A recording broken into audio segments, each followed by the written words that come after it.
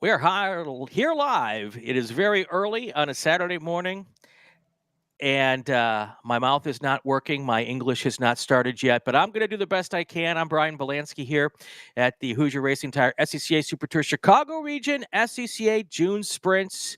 And with me today is Larry Lefty McLeod. How are you, my friend? I am good. It's good to be back virtually in Wisconsin. Ex- I love this place. Who doesn't love this place? And did you get a brat egger this morning? I did. I did not. I got one yesterday. I was Okay. busy trying to learn things in the paddock this morning, and I actually got to take a little track drive around the track to stop at the kink to talk about the changes there. So I'm looking forward to sharing that with everybody this morning.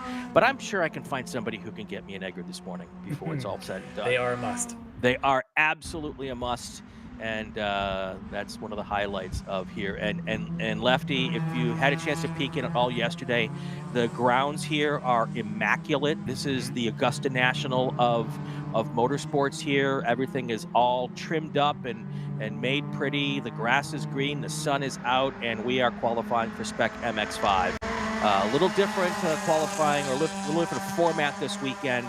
We've got 2 qualifying sessions for each race group and 1 race this weekend for each race group. So this is the first qualifying session for Spec MX5. So you can settle in this morning, Lefty. I don't need Hal to join us just yet to help me with your supercomputer brain. We won't be combining qualifying sessions just yet, but we are doing our thing. Yeah, well, yeah, it's a good thing. I got to finish my coffee before you ask me hard questions like math. So Larry, I have a little technical issue I got to deal with here. If you want to talk for a few minutes Sure. while I work that out, I'll be back with you in a second, okay? Yeah, this is yeah, but look at these shots. Look at these shots here as we go down through the valley. The trees are just gorgeous. There you can see some of that extra runoff that they've put there at the exit of the kink. As Brian said, we'll talk about that in a little while, but just great shots as these Spec MX5s, which are just on their outlap now for their qualifying session. So here we are essentially just doing qualifying so far. We'll finish that up. Started yesterday with earlier classes, and so today Spec MX5 is going to lead us off this morning. I believe we've got 14 cars that are signed up. All 14 appear to be on the track this morning. This should be good with Spec MX5. It's always going to be a great race. And for qualifying, I don't know how important it is to be on pole other than bragging rights. But certainly being on the front couple of rows helps you a little bit for positioning and maybe avoid some potential chaos going into that first corner, first lap. But a lot of hungry drivers, a lot of folks that have been in this class now for a second season, and a lot of them really looking to make a name for themselves. This should be always a fun one. We'll see what they do here in qualifying, if they start to pair up perhaps to do a little bit of draft qualifying with all the long straightaways here at Road America. Important to get some draft and be able to get those speeds up a little bit, maybe even some bump drafting if they can find a teammate or a friend. You can see them now already, a couple of them starting to pair up here on the back straight coming out of turn 3. Place is so gorgeous. Brian wasn't kidding. It just looks amazing today. Just a beautiful late spring day in central Wisconsin. Just doesn't get any better than this. So they're on their first flyer now, I believe, as they've gotten their warm-up in. See how many laps it takes to get these tires warmed up.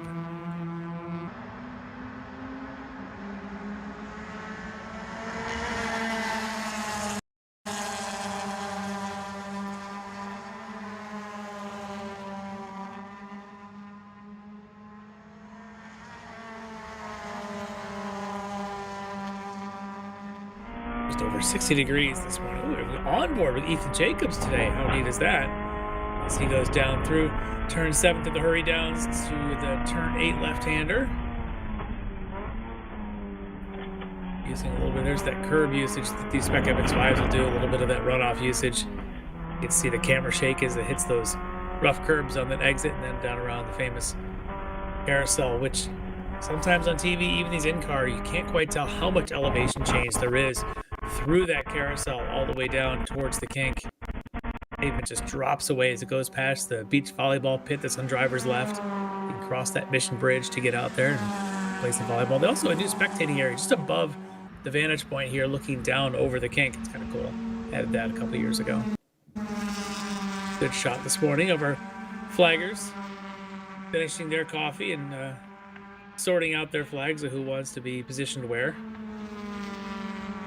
Lots of important people like flaggers working the track. Like, as big as this place is, 4 miles of racetrack, a lot of space to cover. Need all the workers we can get. All right, so we've got first qualifying lap start to come in. Logan Stretch has set an early lead of a 2:35.2.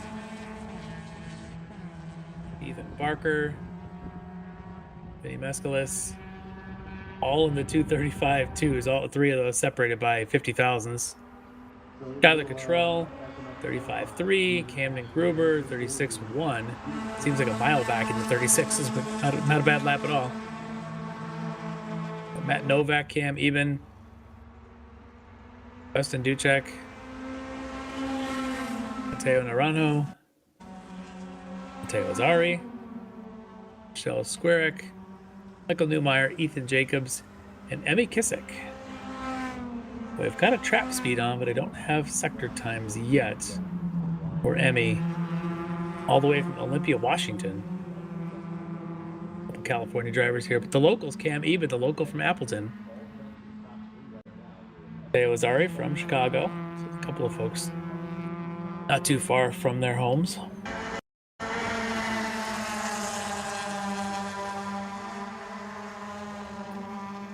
I believe, and Brian will probably confirm, I believe we should be using the timing stripe for qualifying the same way we did for the runoffs, which I believe was down just past Canada, I think, this year. Not sure if it's on the... It's actually down there on the straight leading to Canada, or if it's just after Canada. Oh, it is. So it is just coming out of 13 into 14. If you look at the cones there, just on our right, or as the drivers crest that short little hill before braking for 14, that's actually the timing loop for qualifying. So if you're looking at timing and scoring in the view I have, I can see sectors. That's why it shows the sector 4 starting first, because that's the start of sector 4 of the traditional racetrack. So we're not using the start finish straight for timing here. It allows the drivers to get a good warm up, about 3 miles long of warm up, and then also allows just a quick short cool down without having the entire 4 mile cool down. Speeds things up a little bit. So just waiting for this pack to finish up, and there they are. So 2:34.8, so now into the 34s for Ethan Barker. Skylar Cottrell, 34.9. And the rest of the pack, Logan Scratch, Vinny Miscalis, no improvements for them. They're still 35.2s. And I am back, Lefty. I apologize for that little momentary leaving you in a lurch, but thank you for pulling the slack for me this morning. Not a problem at all. It's just getting the lap in. Everybody's on there, just kind of starting their third laps at this point. As we know from this Spec MX-5 spec tire, it is this third, fourth lap is typically where the tires are their best. It's a little earlier here, Lefty, because these laps are so long. So sometimes it's now lap 2 versus lap 3 or 4. But right now is the sweet spot for these tires. Weather conditions here couldn't be better for qualifying this morning. It is obviously sunny. The temperature in Elkhart Lake this morning right now 61 degrees. Might be a little chilly to get them up to speed that fast, though. Lots of different factors here. Yeah, the track hasn't had a chance to get much sunshine down, as the trees are still blocking, especially down around Canada Corner and all that are pretty dark at this hour. But these drivers, great onboard shots, though. The Ethan Jacobs here, you saw him going through turns 1 and 3, and now kind of letting the pack go around him as he's going down towards turn 5. But really cool Ethan's got the cameras for us today. Yeah. 15 and a half minutes left to go in this 25-minute session here. And everything seems to be moving along. The Spec MX-5 group, they are turning out to be one of the shining lights here. They've put on some great shows, usually pretty good car counts, Lefty. The newest national class here in the SCCA, and there's a little gopher or a squirrel that successfully avoided a early demise. You heard him coming. That's right. So there's those new that new section of not on the racetrack, but just Yeah. off the racetrack at the kink. If we can stay with this camera for just a second, Jordan. So here's what's new, Lefty. The section of curbing closest to the racetrack that was just painted last year. That is Mhm. now actually a rumble strip. Then you've got the original rumble strips, kind of the grayer section. And then I was out there and able to check it out this morning. And basically, what these are, they're like pavers with a hole in the center of them. And they've Mhm. let grass grow through the hole in the center one of every single one of those pavers. And the goal was twofold. One, to make it unadvantageous to drive out there, but to also not let the dust kick up. And it Yeah. was the dust that was the problem for that huge wreck last year during the runoffs. Yeah. So, and watching it yesterday, it seems to have been successful. I did not see any dust yesterday, and not a lot of drivers actually used that portion of the racetrack. So I think they may have hit on something. Yeah, it looks like a great solution there. I think getting rid of that paint helps quite a bit, and then the dust solution for sure, because that Right. dust not only becomes a visual, but all the dust comes back on the track and makes that entire corner pretty slippery and Yep. not the place on the track you'd like to have slippery. You really want to have some pretty good grip there. Yeah, absolutely. So it was funny. I went out with one of our stewards this morning to do that little lap around the racetrack. That was my first time actually on the racetrack at Road America since 1993. So much has Wow. changed here in the last 30 years, and it's obviously people who've been here for a long time. It's like didn't happen yesterday, but for me, it's like my first time seeing this track, and it's so beautiful. It really is. Yeah, no, I've for the runoffs, we've done the track night, the track walks on the Monday evenings out there, which usually the smart way is to get on a golf cart because it is so huge Yes. to get around this place. It's 4 miles. It's just forever. But yeah, we managed to do that. And then I did the time trial event that was there a year ago. I didn't get to the one this past April, but I was there a year ago in my little 2019 Miata and did a time trial there. And it's an amazing track to drive, as you'd expect. It's one of those bucket list places for sure. Yeah, no question at all. No question at all. All right, let's do this. We're at the halfway point of this qualifying session. Let's take a break. I'll do a call to grid. When we come back, we'll have all the action to the checkered flag.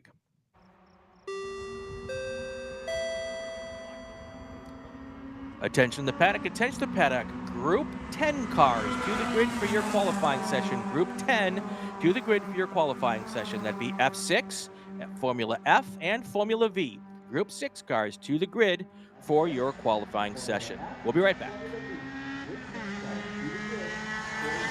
Hoosier Racing Tire is proud to be the presenting sponsor of this year's Hoosier Racing Tire SCCA Super Tour. As the world's largest race tire manufacturer, Hoosier has been at the forefront of motorsports innovation for more than 65 years. From local tracks to the global stage, Hoosier is dedicated to delivering high-performance tires that meet the demands of champions. Whether you're a seasoned competitor or an aspiring racer, Hoosier tires are engineered to help you push the limits. For more information, visit us online at HoosierTire.com or visit us trackside, and remember to connect with us on social media. Hagerty is the official and exclusive insurance partner for SCCA. Hagerty provides affordable off-track insurance protection for motorsports vehicles while in the paddock, in transit, in storage, and at the shop. They provide guaranteed value coverage and even have protection for your trailers. SCCA members can save 5% on insurance through Hagerty. Hagerty, let's drive together.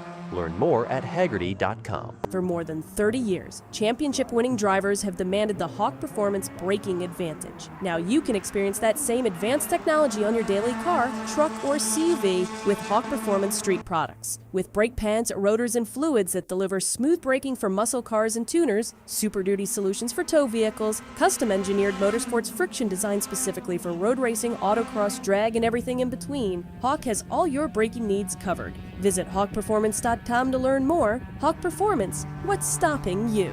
Ready for a new race trailer? Bravo Trailers is the exclusive partner of the SCCA. Owned by longtime SCCA racers, Bravo Trailers work better, load easier, and tow better because they build them with the racers in mind. Visit bravotrailers.com to see your new trailer in aluminum or steel. Tire Rack was established over 40 years ago by an SCCA member with a passion to find the right tires, wheels, and now brakes and suspension products for racers and enthusiasts on both street and track. As official tire retailer of the SCCA since 1995 and sponsor the Runoffs Pole Award, along with the National Solo Program, National Time Trials Program, and Track Might in America, Tire Rack is proud to support the SCCA and its members as they go have fun with cars. If you like what you see today, become part of the action by joining the Sports Car Club of America. Whether you want to drive, flag, organize, officiate, have fun with cars, or meet 65,000 enthusiast friends, SCCA offers plenty to feed your motorsports obsession. Ask someone trackside how to get involved or visit scca.com for more information.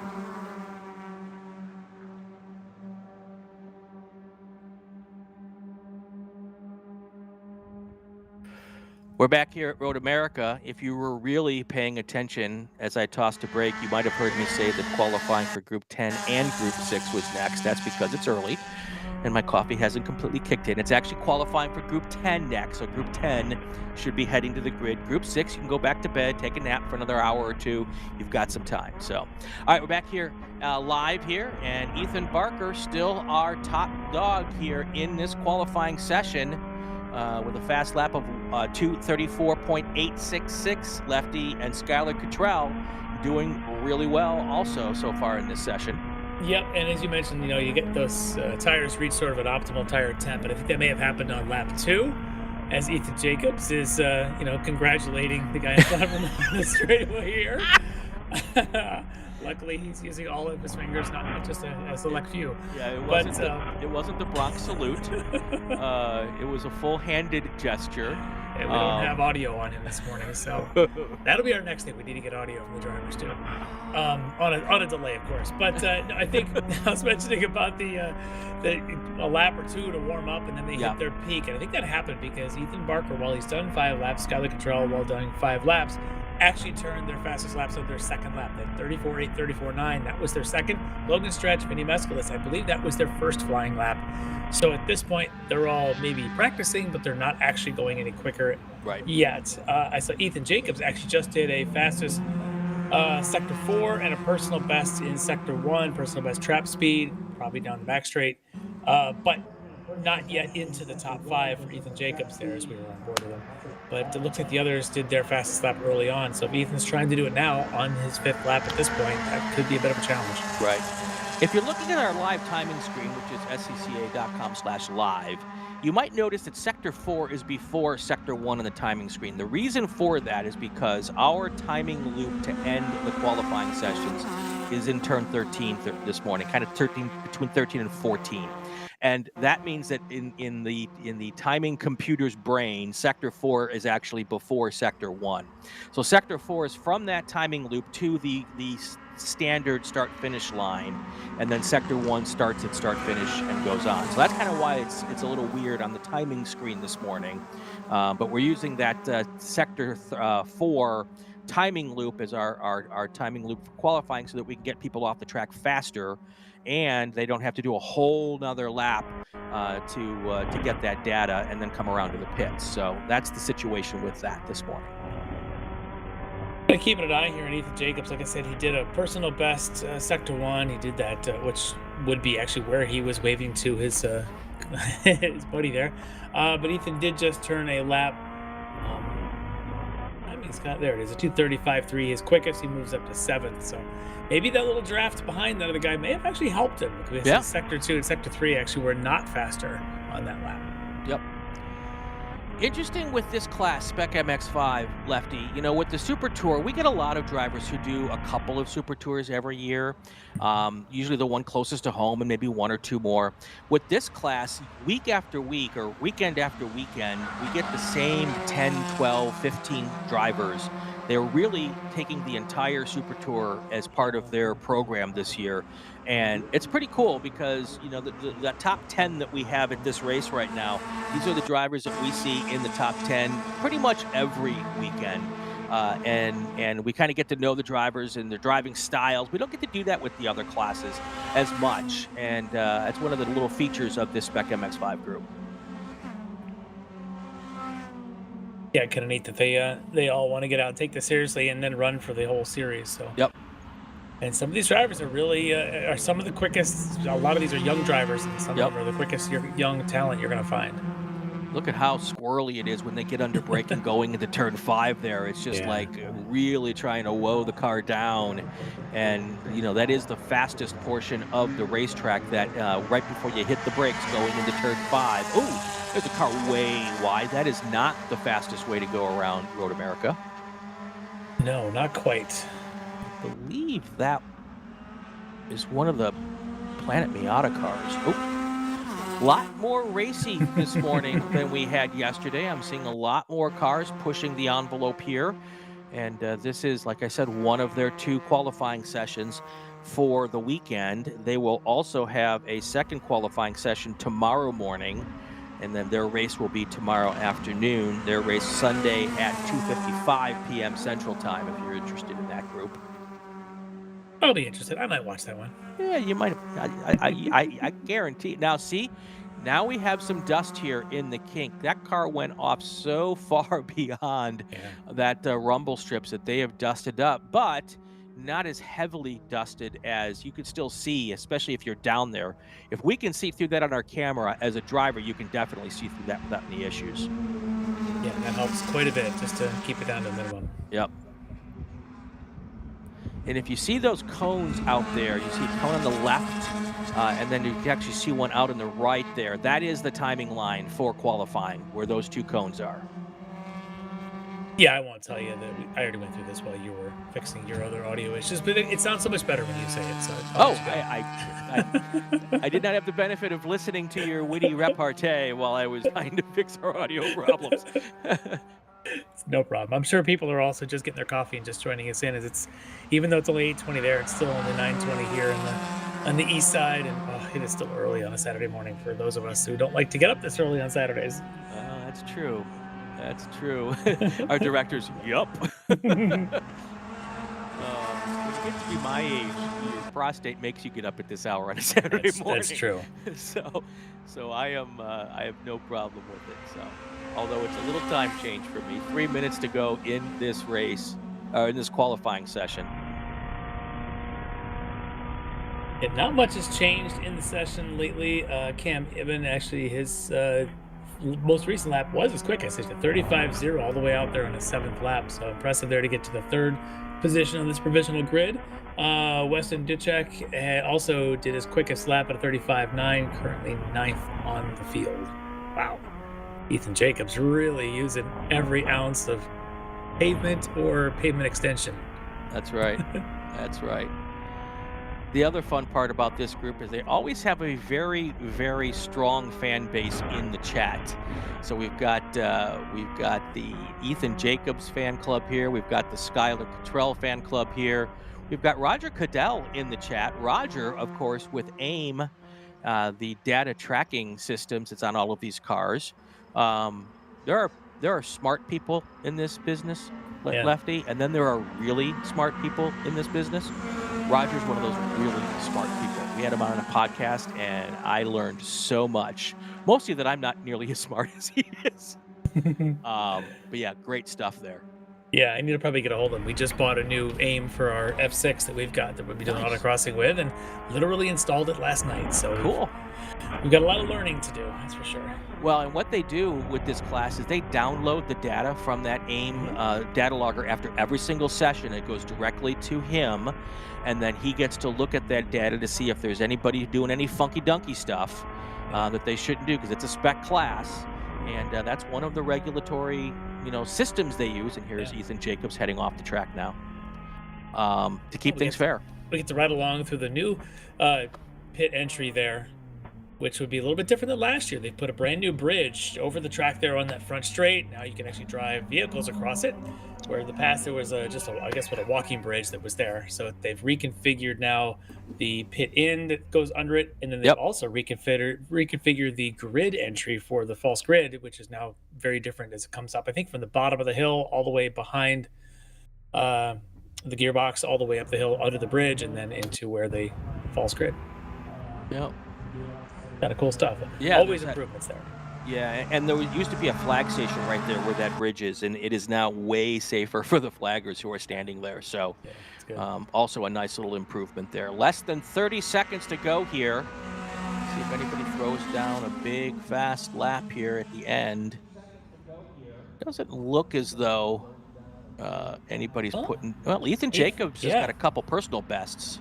And his last lap's the 35.1 to get him up to 5th. We were kind of watching him back in 9th. He got him up to 7th, now to 5th. Matthew Novak kind of the same thing. He's got himself up to 4th. So they bumped Vinny Mescalis down to 7th. Yeah. Good closing laps here out of those guys. There you go.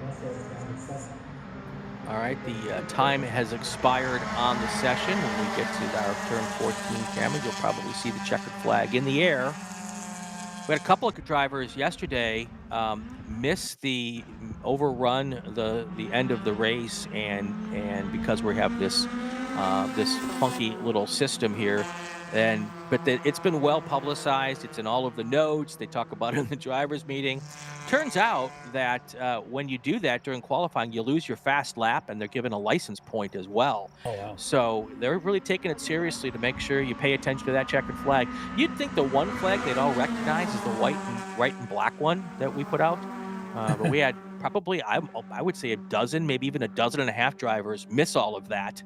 But and they ended up having to have a little discussion with the stewards about it. So Yeah, can't have runners.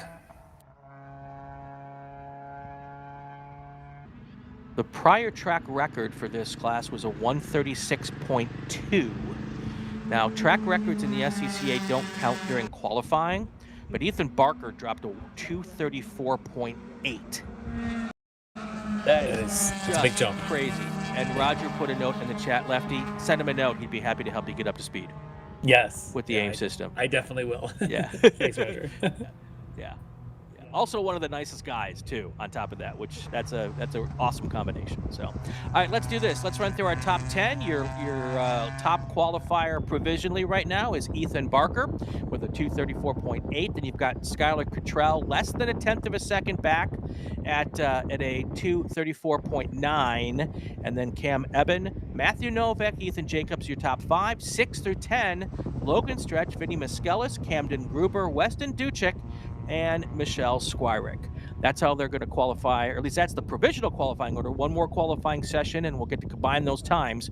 But that's how they stand right now after Q1. Let's take a break and do a call to grid, and when we come back, we'll have some more qualifying action. Attention in the paddock, attention to the paddock. Group 10 cars to the grid, Group 10 cars to the grid for qualifying. Formula 6, Formula F, Formula V. Group 10 cars to the grid for qualifying. Stay with us, everybody. We'll be back in a few minutes.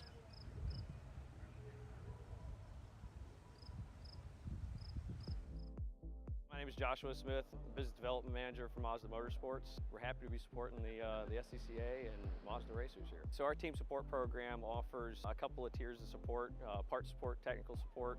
All of this is done through our MazdaMotorsports.com parts store website.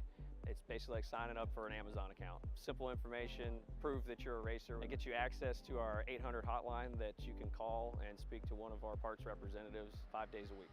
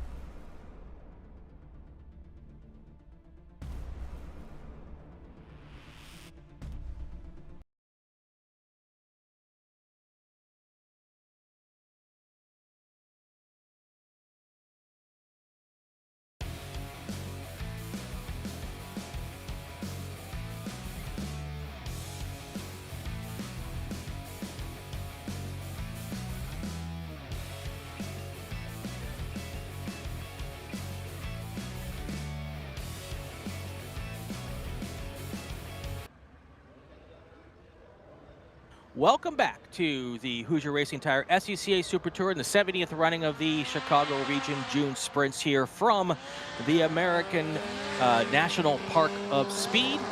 This is Brian Bielanski. Larry Lefty McLeod is with me this morning, and we have our first qualifying session of the weekend for our small bore open wheel group, Formula 6, Formula F, and Formula V. And got a good group of cars this morning. Last time I checked, there was 40 plus on the entry list, Lefty. So this should be rather interesting. I don't play favorites, but I will say this is my favorite. I know it's a controversial topic these days, but I now own one of these F6 cars. Might it have something to do with something in your garage? That may have something to do with what I was doing until 1 in the morning last night. But yes, I own an F6. It's a two-stroke. There are 2 strokes in this field. There are 4 strokes in this field. We'll get into all that stuff. Right. But I've driven Formula Fs, and they are an absolute ton of fun. Great race machines there. They race really well. And of course, the Vs. I've been lucky enough to call the Formula V race at the runoffs now for the last couple of years. It is just some of the best racing. The finish last year, the 3 wide, was unbelievable. And they never disappoint. And I think the people that run them, the families that run in Formula V, are just some of the best people in SCCA. And it's awesome to see them out here. This is another good-sized group. We have plenty of Winstons out there, and the other families that always run, and the Farnhams and all them. This should be a lot of fun to watch all 3 of these guys get their qualifying times in. Let's briefly just tap into the controversy, and we'll get it out of the way. So this group of cars has not been part of the Super Tour for most of the year. They've only been part of the West Coast Super Tours. Changes were made to the way the Super Tours and the runoffs are happening this year. And part of those changes was eliminating this group from the Super Tours. And there was a big push to get them involved here with the June Sprints. They've been obviously part of the June Sprints since, I believe, the first June Sprints, at least the Formula Vs have. And I'm guessing the Formula Fs as soon as they were available to the group. And part of that solution to get them to race here is that we're only having 1 race per class this weekend. Of course, there's people on both sides of whether that's a good or bad idea. But that's the situation we are with this morning and this weekend. They are here, and they came out with a strong group of drivers as far as the numbers, which is awesome. And so we're going to have some small bore racing here at the Sprints like we've had every year. And of course, for those who are old like me, you'll remember when the June Sprints was only a 1 race event for the first 60 years. And so, yeah, that's the situation. And we're here. We're going to have fun with it regardless of what the schedule is. So let's go and do it. 21 minutes into this first qualifying session, and waiting to see our first, our full laps here for qualifying for these cars. Yes, I think starting that first flying lap now again with this timing stripe down there around the exit of 13 before we get to 14. And some of these cars still jockeying for positions. It's a pretty big group, actually, when you combine all 3 of these classes. We got good turnout from all 3 this weekend. So they're going to have to sort themselves out. What you find is the F6s in a straight line are faster than the FFs, but the FFs are faster through the corners. Yep. So they'll have to make sure they're spaced appropriately. And then the Vs are slower than both everywhere. They'll be doing their thing and likely qualifying in packs, as Vs always do. Yep.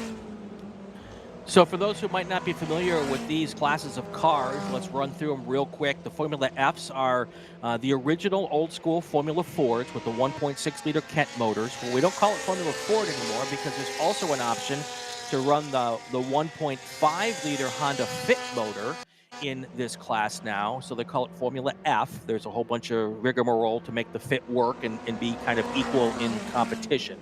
Formula V, of course, that is the 1200cc based VW cars, the front end off of a VW, the rear end off of the VW, and some tubes in the middle. That's how they make a Formula V, and those have been around for a long time. And then, of course, we talked about the Formula 6. Started as Formula 440, and over the years, now it's could be either a 600cc based motor, snowmobile motor, and some motorcycle engines are involved in this class now as well. Some of the 500 two-strokes are still out there as well, running at different weights, and there's a variety of combinations allowed, which is kind of neat. And it seems we finally reached parity between the 4-stroke motorcycle engines, which are typically the 600 Suzuki's, versus the 600cc or 593 two-strokes. Last year's national champ was in a two-stroke. The last couple before that were running in the 4-stroke, so I think we finally got pretty good parity among them, and the drivers seem pretty content with that. It seemed to be good. Yep. Yeah. So, all right, our first lap under power has been in the books, and your fast car is the F6 car of James Weida with a 2:23.822. Sven de Vries, your second fastest car. Jason Martin third. Still probably getting some tire in these heat in these tires with the cooler temperatures, Lefty, and the fact that these cars don't weigh a ton. To get the friction up on these tires, it might take a lap or two to get them to really get up to temperature. Yeah, just a little bit. I mean, we've seen some real quick times out of these guys. What really also helps, especially in the 2-strokes, is the air density, air pressure. These things will want to be rocket ships in a straight line. In these any of these 2-strokes or even the 4-strokes, they really need to be streamed out. They need to be just flying in a straight line. So you're going to see like James Weida, currently quickest time. He's the defending champ. He's in the 2-stroke. De Vries, Martin, Jorgensen might be in a 2-stroke. De Vries and Martin both in a 4-stroke. But then down there somewhere, not running today, will be Cal Stewart. We'll see him in the race tomorrow. He would have been in practice yesterday. Cal, of course, the 2-time champ in this class. Always fast. Takes Saturdays off. Doesn't come out and race. That's cool. But he'll be back tomorrow for sure. And he'll be moving his way to the pack. So it'll be exciting tomorrow in the race for sure. Absolutely. You look at the top 4 cars. Indiana, Michigan, Illinois, Wisconsin. I'm guessing these are guys who've got a lot of experience at Road America, and it's showing. They do. The whole F6 contingent is pretty strong in the Midwest, the Great Lakes area, and it shows. It showed at the runoffs last year with a good turnout. You can see it here for Tune Sprints. Already a big group, and some of the big names. Talked about Cal Stewart, James Weida, Sven de Vries, 2-time champ in this class. Jason Martin, who can forget the battle he had with Cal Stewart. All the way to the finish in VIR a couple years back. So it's really cool. Aaron Ellis has been quick. He's been on the podium in this class. You got some pretty big names here for the sprints. This is really exciting to see this turnout for a class that's been controversial, as you said, for the last year or so with are they in, are they out? And it's great to see them out here supporting. Looking at the Formula F group right now, Ethan Tovo, your fast car with a 2:27.7 on lap 1. Then you've got Jonathan Kotek, Jackson Tovo, and then Dimitrios Konstantinidis is in 8th place overall, 4th in class, Calvin Kautz. So, and I'm going to tell you, Dimitrios, I may never get the name right for the rest of the weekend. I hope I got it right there. So, that's a great name. Dimitrios Konstantinidis is what I'm going with. If it's tinnitus, let me know in the chat. Send me a Facebook message, and we'll get it right for the rest of the weekend. Yeah, that is an awesome name. So at the top of the order right now in FF is Tazio Stefanelli, who's actually your defending champ in this class. Bit of a controversial finish to the FF race last year, but Tazio, your gold medalist there. Another big name, of course, in this field is down the order here. You've got we've got a car stop there at pit entry. Yeah, right there. And they actually went yellow flag yesterday for a car, but it was a little further down towards the racetrack part of pit entry, so I could probably snag this one without going full course yellow. We'll watch that. So I'm sorry, continue on now. No. That's you got to keep your eyes on that. Jonathan Kotek, multi-time champ. He's in this field. He last year actually crossed the line first. There was some penalties issued, and he's, I'm sure, on a bit of a vengeance tour here to reclaim his top spot. Always one to watch here in this field. Calvin Kautz, definitely, son of Tim Kautz there. Calvin very fast in that Piper. So many. I'm looking at the list. You talked about F6 having those from the Wisconsin and Illinois area. Look at this. Demetrius from Chicago, Calvin Kautz from just outside Chicago, Jackson Tovo from Illinois, Tazio, your defending champs from Illinois. You got Cliff Johnson all the way from Stillwell, Kansas. That's the long toe. And then, of course, you got Jonathan Kotek from Florida. So you've got some, but so many Wisconsin and Illinois, again, here in this FF field, strong in this part of the country. Looking at Formula V at the moment, which we could refer to it as either Formula Wixton or Formula Family, if you wanted to get a little funky with the naming here. Steve Wixton is your fast car right now after 2 laps with a 2:46.092. Then you've got Gavin Sweeney. Then you've got Zachary Wixton, and then Ron Wixton. So you've got brother, father in the top 4. Is the other third Wixton brother here this weekend? I do not see him. No. So that's that. That's your top 4, and then you've got John Luxon and Mark Farnham.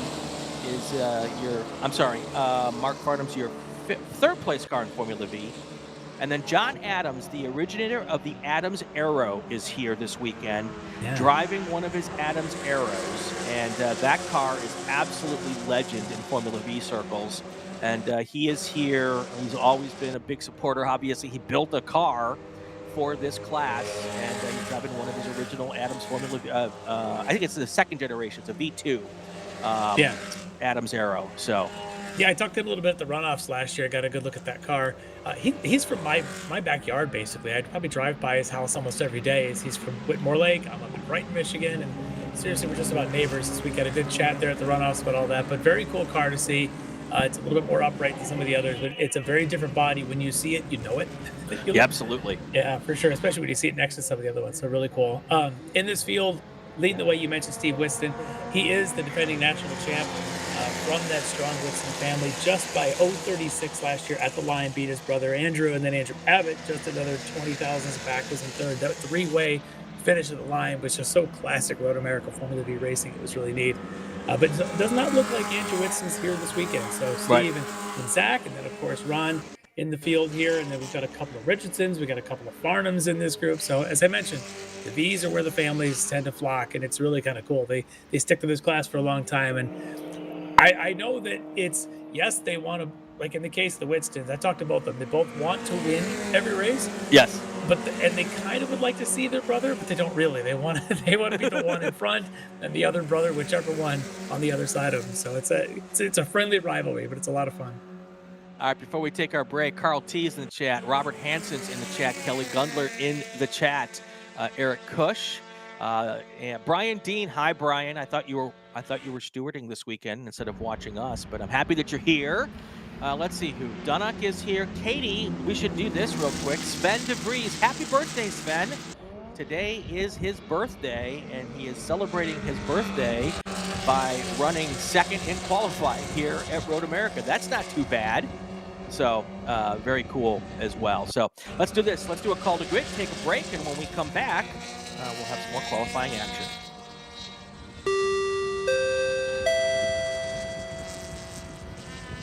Attention to the paddock, attention to the paddock. Group 2 cars, B-Spec cars. I'm sorry, Group 1 B-Spec.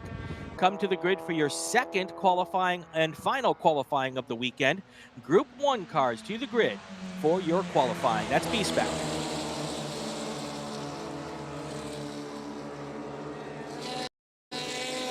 For more than 30 years, championship-winning drivers and teams have demanded the Hawk Performance braking advantage. Now you can experience that same advantage technology on your daily car, truck, or CUV. With brake pads, rotors, and fluids that deliver smooth braking for muscle cars and tuners, Super Duty solutions for tow vehicles, custom-engineered motorsports friction, designed specifically for road racing, autocross, drag, and everything in between. Hawk has all your braking needs covered. Visit hawkperformance.com to learn more. Hawk Performance, what's stopping you?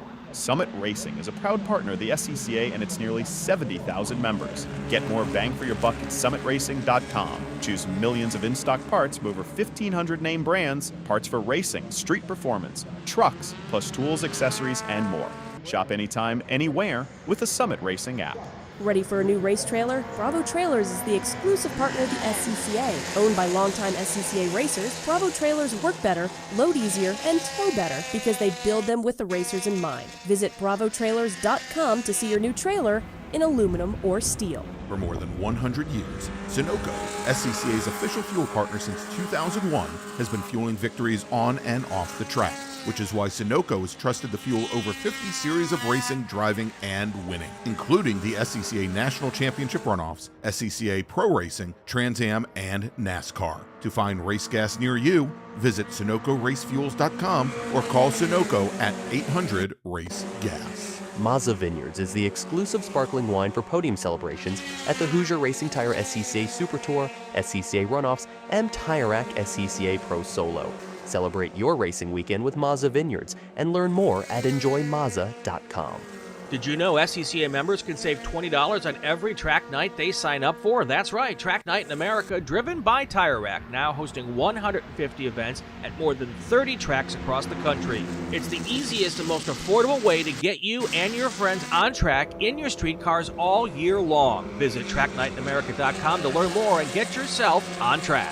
announce the 2025 Hoosier Racing Tire SCCA Super Tour, the premier amateur road racing series bringing together top SCCA road racers from across the country. The Hoosier Super Tour visits some of the greatest tracks in North America, showcasing each of our 23 car classes. From production to GT cars, prototypes to Formula cars, the Hoosier SCCA Super Tour packs a ton of wheel-to-wheel racing action into every event.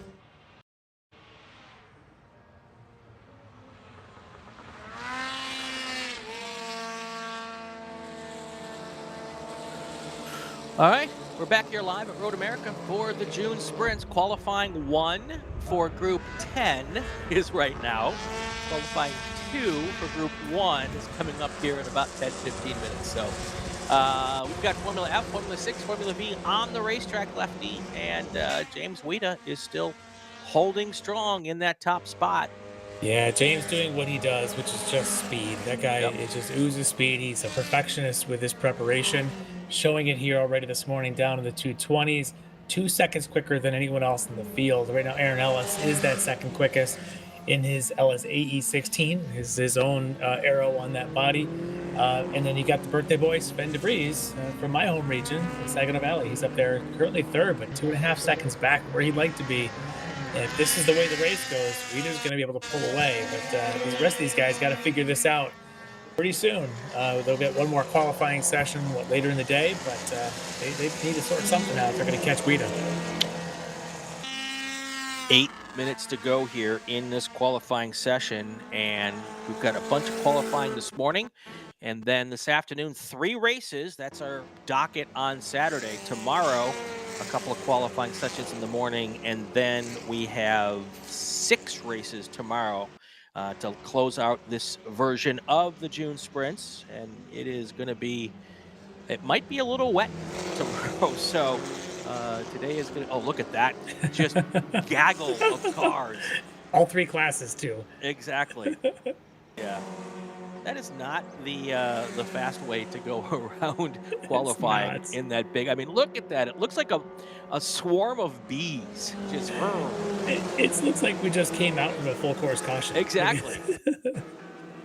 Exactly. This is honestly, though, in without joking, I'm pulling into pit lane right now and just doing a slow drive through to give myself some open track. Yeah. If I'm in that pack of groups. I wouldn't even stop. I would just pull on the pit lane, let the group go by, and then, because if all of those cars are together, there's another part of the racetrack that's nice and clear. Here we are as they're about to go across this time stripe to start a lap, and they've sorted it out.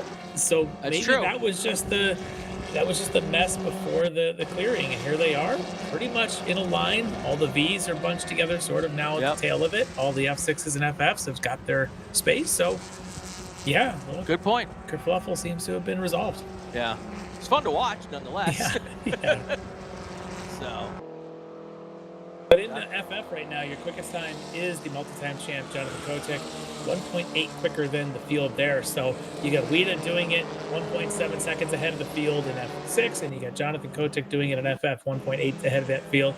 In FF, second quickest, Ethan Tovo, third, Theodore Burns, Jackson Tovo, fourth, and Wesley Gundler in fifth. They're all bunched up. They're all really close on lap times, right in that 224s, but it's Kotick's 222 that seems to have the stranglehold right now on provisional pole.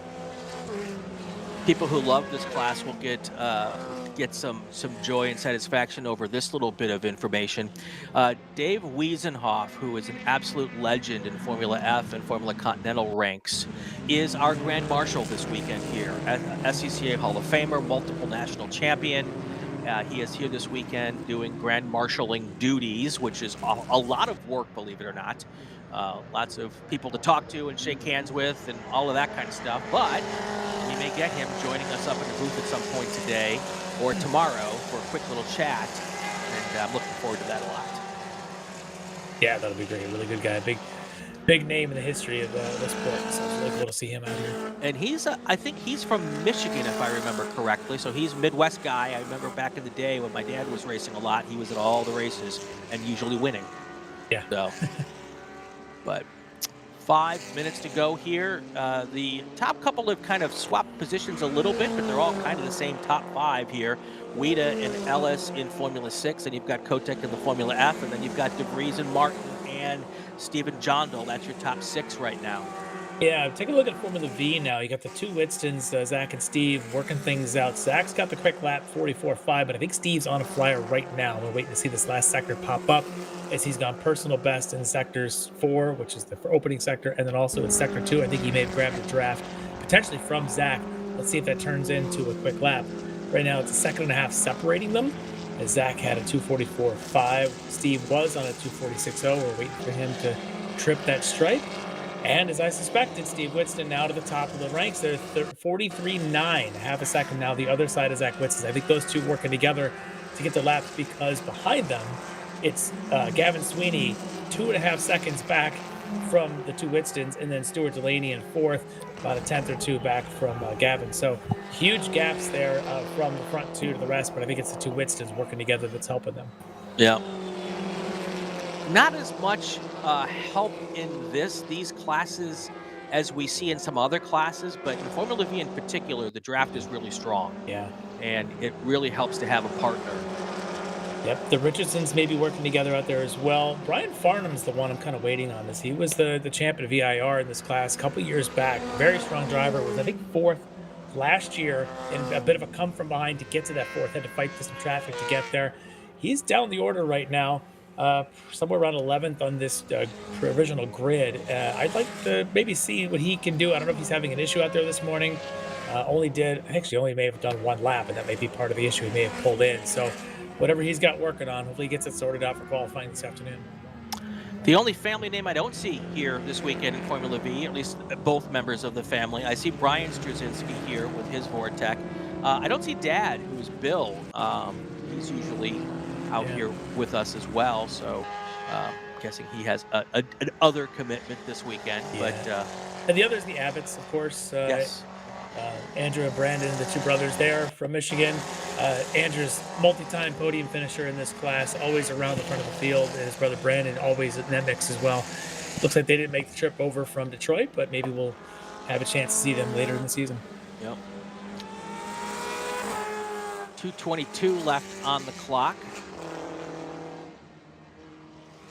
Once we get done with this session, then we start our second round of qualifying for most of the classes that ran yesterday and qualified yesterday. And we will be combining our two qualifying times from the two sessions to determine the starting order for our races here at the sprints. Race. Minute 50 left. Not a lot of moving up and down the leaderboard right now, Lefty. Everyone's kind of where they're going to be. James Weida, he only ran 3 laps. Like, I got nothing. Yeah. Yeah. And it was so quick at the 220.8. Yeah. Aaron Ellis, I think, continues to circulate out there. I think Sven de Vries and Jason Martin may have also come in, as I only see them each with 2 laps. I think that was Aaron Ellis. Actually, we just saw the shot in that red car going on by. But yeah, so some of those drivers deciding that they had had enough at that point. Ellis still out there turning laps, maybe just doing some other testing and keeping things going. Kind of the same story in some of the other classes, like Jonathan Kotick, I think, put in 5 laps. I don't think he's gone any more since then. The rest of that field, though, seems to still be out there trying to chase him. Yeah. Jason Martin put in 2 laps and was happy with his 5th place on the grid starting spot. So, yep, some getting out there, and they all get another shot at it as well. So, yeah, if everything felt good for this one, they'll hold the car, be ready for tomorrow. So, yeah. Now I think is this one race group then as well, or all 3 of these racing together? All 3 of these are racing together tomorrow. Yep. And there'll be is it a combined start F6 FF with the V's then split? I haven't heard, but that's traditionally what happens. So. You'll get the V's and the Formula F, or the Formula F and the Formula 6 up front, and then the V's will do their own little thing in the back. So. Okay. And do they mix the 6s and Fs? I believe so. Okay. I will find out. Yeah.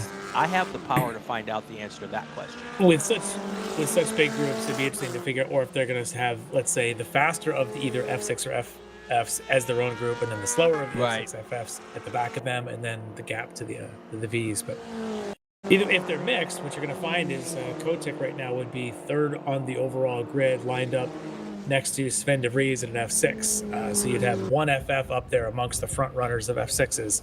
So I'd be curious to see if that's how it ends up at the race. That is information I will seek to find, and then we will report that back to you during the next qualifying session for this group. That's All a right, checker. let's take a look at the top 5 cars in each class at the moment. Let's go to start with Formula 6. James Weida, your pole sitter provisionally at the moment with a 220.888. Then you've got Aaron Ellis, Sven de Vries, Jason Martin, and Stephen Jondal. That's your top 5. Now to Formula F. Jonathan Kotek is your top car in Formula F with a 222.516, followed by Wesley Gundler, Ethan Tovo, Jackson. Oh, Ethan Tovo just pops up to third. Actually, who just? Oh no, let's start over again. It's still Jonathan Kotek, but Wesley Gundler has now moved into second place on the provisional grid, with Ethan Tovo now dropping down to third. Theodore Burns in fourth, and Jackson Tovo is your 5th fastest car in Formula F. Moving on to Formula V, Steve Witston, your pole sitter provisionally at the moment with a 2. Oh, wait, Zach Whiston takes the top spot here on the final lap with a 243.906. There's going to be some elbow nudging in the paddock after that one. Steve Witston down to second place now, followed by Gavin Sweeney, Stuart Delaney, and Ron Witston, the proud papa, looking at all the guys up front having fun. He is your 5th fastest car at the moment. So let's take a break. When we come back, we'll have some more qualifying here from the June Sprint. Stay with us, everyone.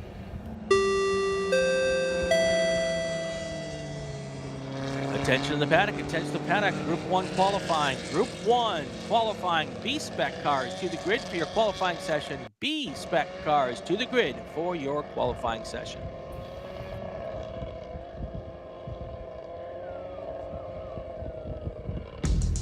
We're not supposed to be out here. Outside expectations. Built for the outdoors. With the capability to climb this high, we're not supposed to be out here. Which is exactly why we are. The off-road ready Mazda CX-50. We're looking for outsiders. Picture your perfect garage. How many cars are in there? Great, great. Now picture reality. How many cars can you actually have? Me too.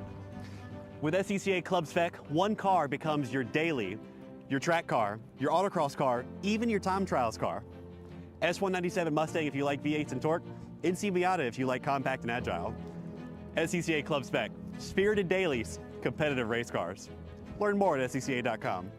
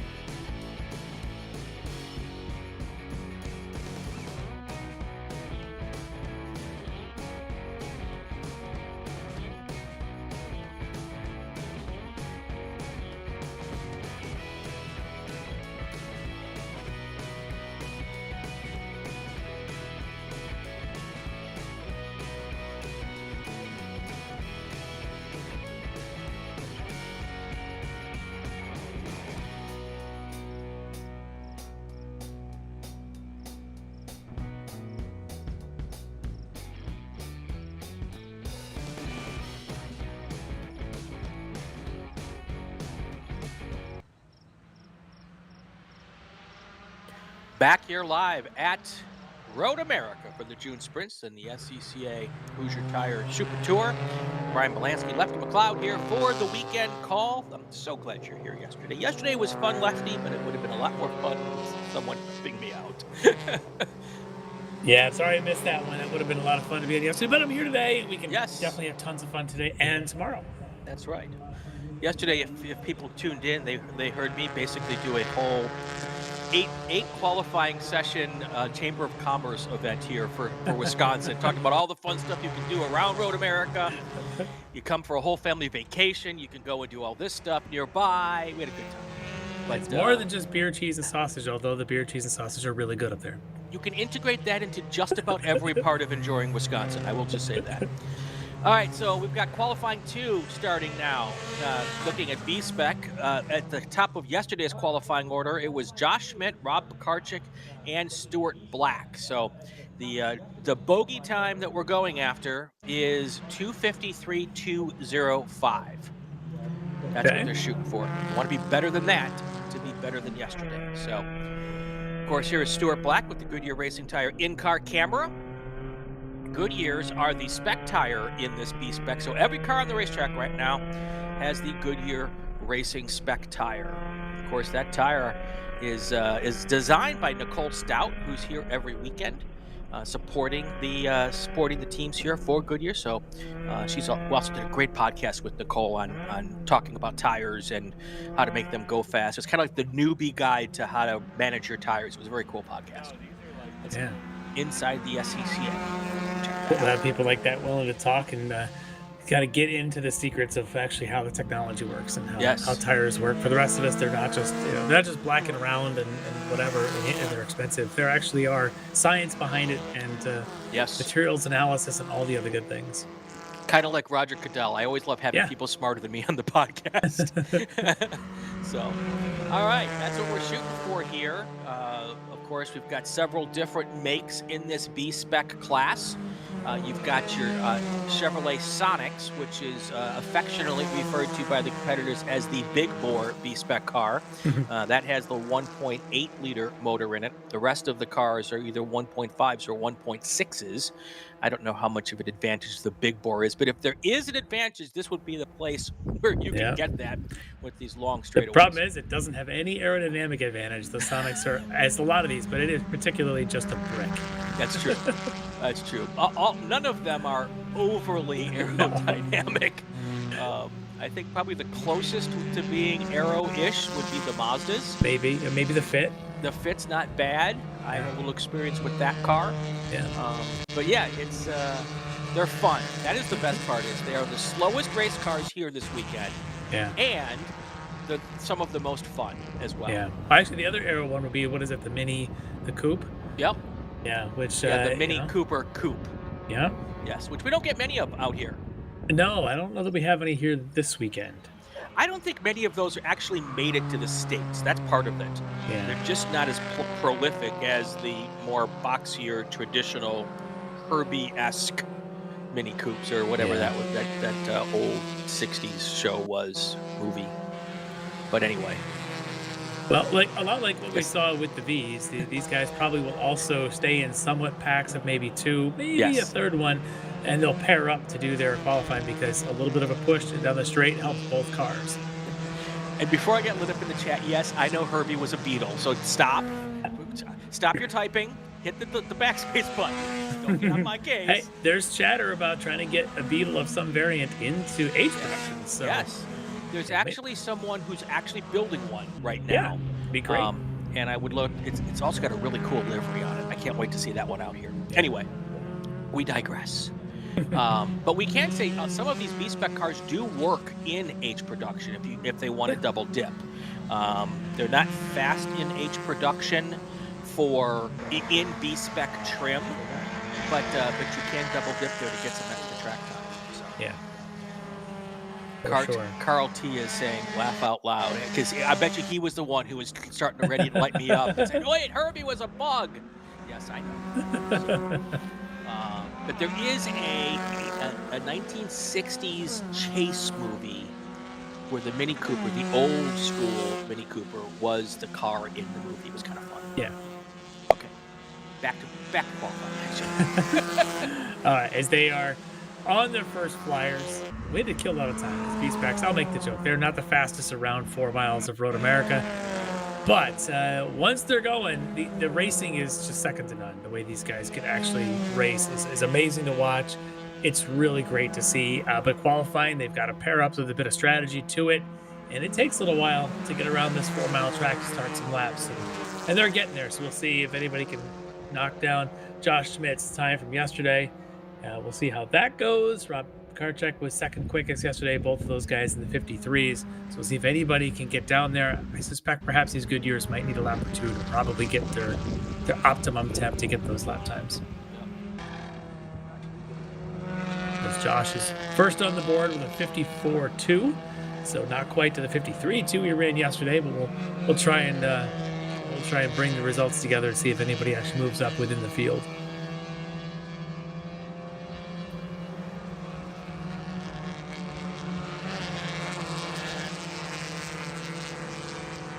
Gail Corley, also, by the way, Gail Corley delivered us some donuts in the booth this morning.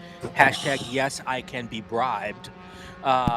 He's in the new Mazda 2. He rolled that car. He rolled his original car at Hallett, and that was a very interesting situation there. It was a brand new car, and he's out here, and obviously the new car is doing something right. He is right now second on the leaderboard. Yep, so far today, I don't know that anybody yet has gone faster than their times yesterday. He was fourth quickest at a 54.4, so sitting there right now at a 55.4, but it's Schmidt, Corley, John Allen, and Chris Taylor. So far, the quickest this morning, but still waiting to start beating yesterday's times, and I suspect we're seeing a lot of green on our timing screen. Green is personal best, and then the purple's, of course, session best overall, which everything right now is either green or purple. Rob Karchek seems to be quickest out there, with the quickest first sector and quickest trap speed of a whopping 109.0 miles an hour. There you go. 17 minutes, 15 seconds to go here. Joshua Biddle in the chat. Good morning, Josh. We're asking who are the announcers. Well, I'm Brian Bielanski. Is Larry Lefty McLeod. So bringing you all the action today. If you don't like what we're saying, we are Gregg Ginsberg and Hayward Wagner. Exactly. Exactly. Never a bad thing to send the Hayward lovers. Anna Crispin's in the chat. Good to see you there. Can't wait to see you at the runoffs, Anna. Carl T here. I did not get a chance to look at your Toyota SRF picks, so I will try to take a picture of those probably when I get back home at the end of the weekend. Unfortunately, lots of stuff going on here at the racetrack, but I look forward to seeing them. Josh Schmidt waiting for his second lap to register here. Now, I will tell you, Chris Taylor's out there this morning. He missed qualifying 1 because he had a rapid unintended disassembly of a motor during practice, and he was spending all day yesterday putting a new lump in that Mazda 2. And when I saw him this morning, bump drafting. There you go. There's Stuart Black. Right behind him is, I believe that's the 99 car of Rob Pekarczyk. Trying to read the flipped around numbers. They're making life difficult for me this morning. Rob Karchik right behind him. Anyway, I saw Chris this morning, and he was out taking the car up and down the street in the paddock, making sure that nothing's leaking. And he was obviously happy enough, so he's back out here. So we'll see how that car is. Went down to the grocery store and picked up some lunch meat for later. I mean, these cars are we always joke about that. They are race cars, but they are essentially just your Econo Box B type of classification of car with a couple of bolt-ons, roll cage, racing seat, your safety equipment, and that's about it. There really isn't much to these that makes them much for beyond what you would be able to drive on the street. In fact, there are probably people who race locally in their B-Spec cars and drive them to and from the track. Absolutely. And there's nothing preventing you from taking them to, driving them as your daily driver. Other than the roll cage that, sort of in there a little bit. Yeah. As we got, again, Stuart Black getting that bump a little bit from Pekarczyk, these two working pretty well together. Yeah, it's, I don't know that I'd want to do it, but you could certainly do it if you wanted to. John Lakatos on the chat this morning. Patrick Lipsinick is here as well. Apparently it's raining in Oklahoma. Here they go, down into turn 5. That's about as good as you can do turn 5 there. Yeah. Hit the apex nicely. Yeah, Under the bridge at 6. The always, for me, most challenging corner is 6, just because the change, the way it's uphill, and as soon as you get to the bridge, it's kind of a blind entry, and then the pavement just goes flat, almost negative camber for you, and the back end just wants to go loose. And these front drive cars, you got to turn in early, and then just get back on the gas and hope you don't run wide into the grass on the exit of 6. The rest of these, a lot of the corners like this one are in and out, turn 8, have a little bit of more banking positive for you at the apex if you get down to it. Or they're big fast corners like Carousel here, where it's just sort of this downhill spiraling, and for a B-Spec car, just hug that white line all the way through it and minimize the distance and keep your speed on that exit. But I love seeing these two working really well together. They're pretty quick. The car check right now is 53.9, quickest in the session, just a hair slower than his 53.9 yesterday. He's in the fit trailing of that twosome. See if Stewart can go quicker into the 53s than they've done so far. Yeah. Turn 6, not so much of a big deal in this car, but if you're in a car that's faster, you actually lose a little bit of weight off the front of the car when you crest that hill. And you've got to make sure that you let that settle before you make the turn in. And I can tell you from experience that if you don't, there's a beautiful little sand trap out there that you're going to get a very up close and personal visit with. Yeah. So let's see if the car check goes any quicker here, as he and Stewart sort of swapping positions right at the end. Did not go fast for car check, but Josh Schmidt, 53.260 now is your new. No, it's not. It's so close. He was at 2:05 yesterday. Yeah. So 55 hundredths of a second is the gap now between first and second place on the grid. Yeah, those two remain as they were on their times from yesterday, but Gail Corley's gone a little bit quicker. This morning was a 54.4 yesterday. Gale's at a 54.1 now, which would put him third on the grid so far. Yep. All right, 2:20 to go here in this qualifying session. Let us take a break, and then when we come back, we can take all of the qualifying to the end of this session. Stay with us, everybody.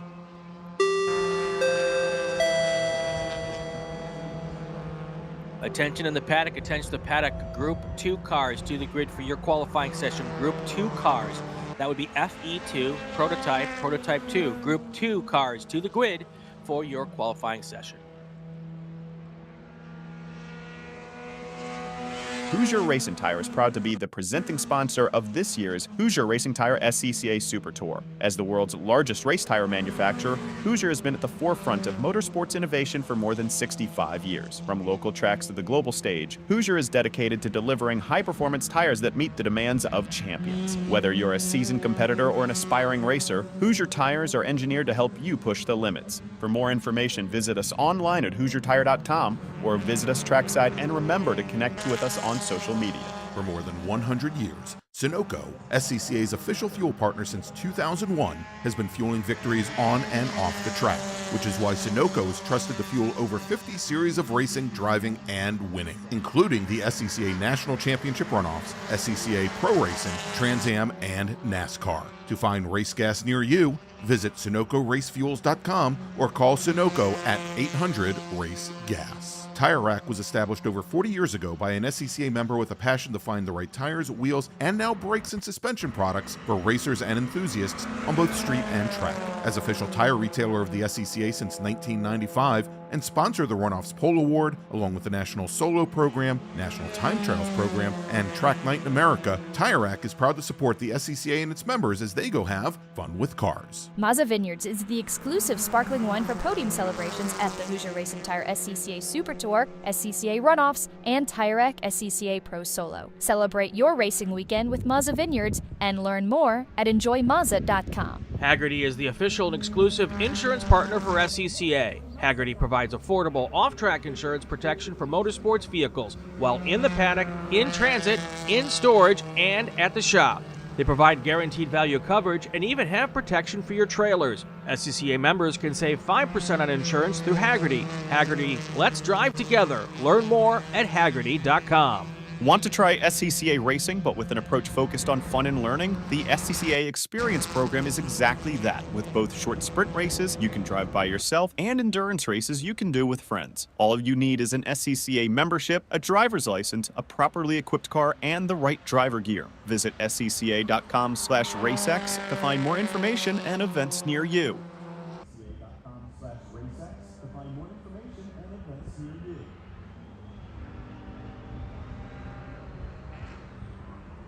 Back live at Road America for the Hoosier Racing Tire SCCA Super Tour, the June Sprints here, the Chicago Region June Sprints, the 70th running of the June Sprints.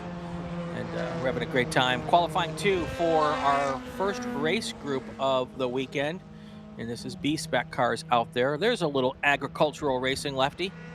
Yeah, a little wide there in 3. And I want to say that might have actually been John Allen, who I know a little bit. I've called a lot of races in the virtual world that he's run, a very fast sim driver, but also a vast real world driver as well. Traditionally runs a lot of Mazdas, but not the 2s. Tends to run a lot of Miatas, a lot of spec Miata in his past. So great to see him out here this weekend here at the June Sprints running in one of those Mazda 2s. And if that was him, hopefully he enjoyed his excursion there at turn 3.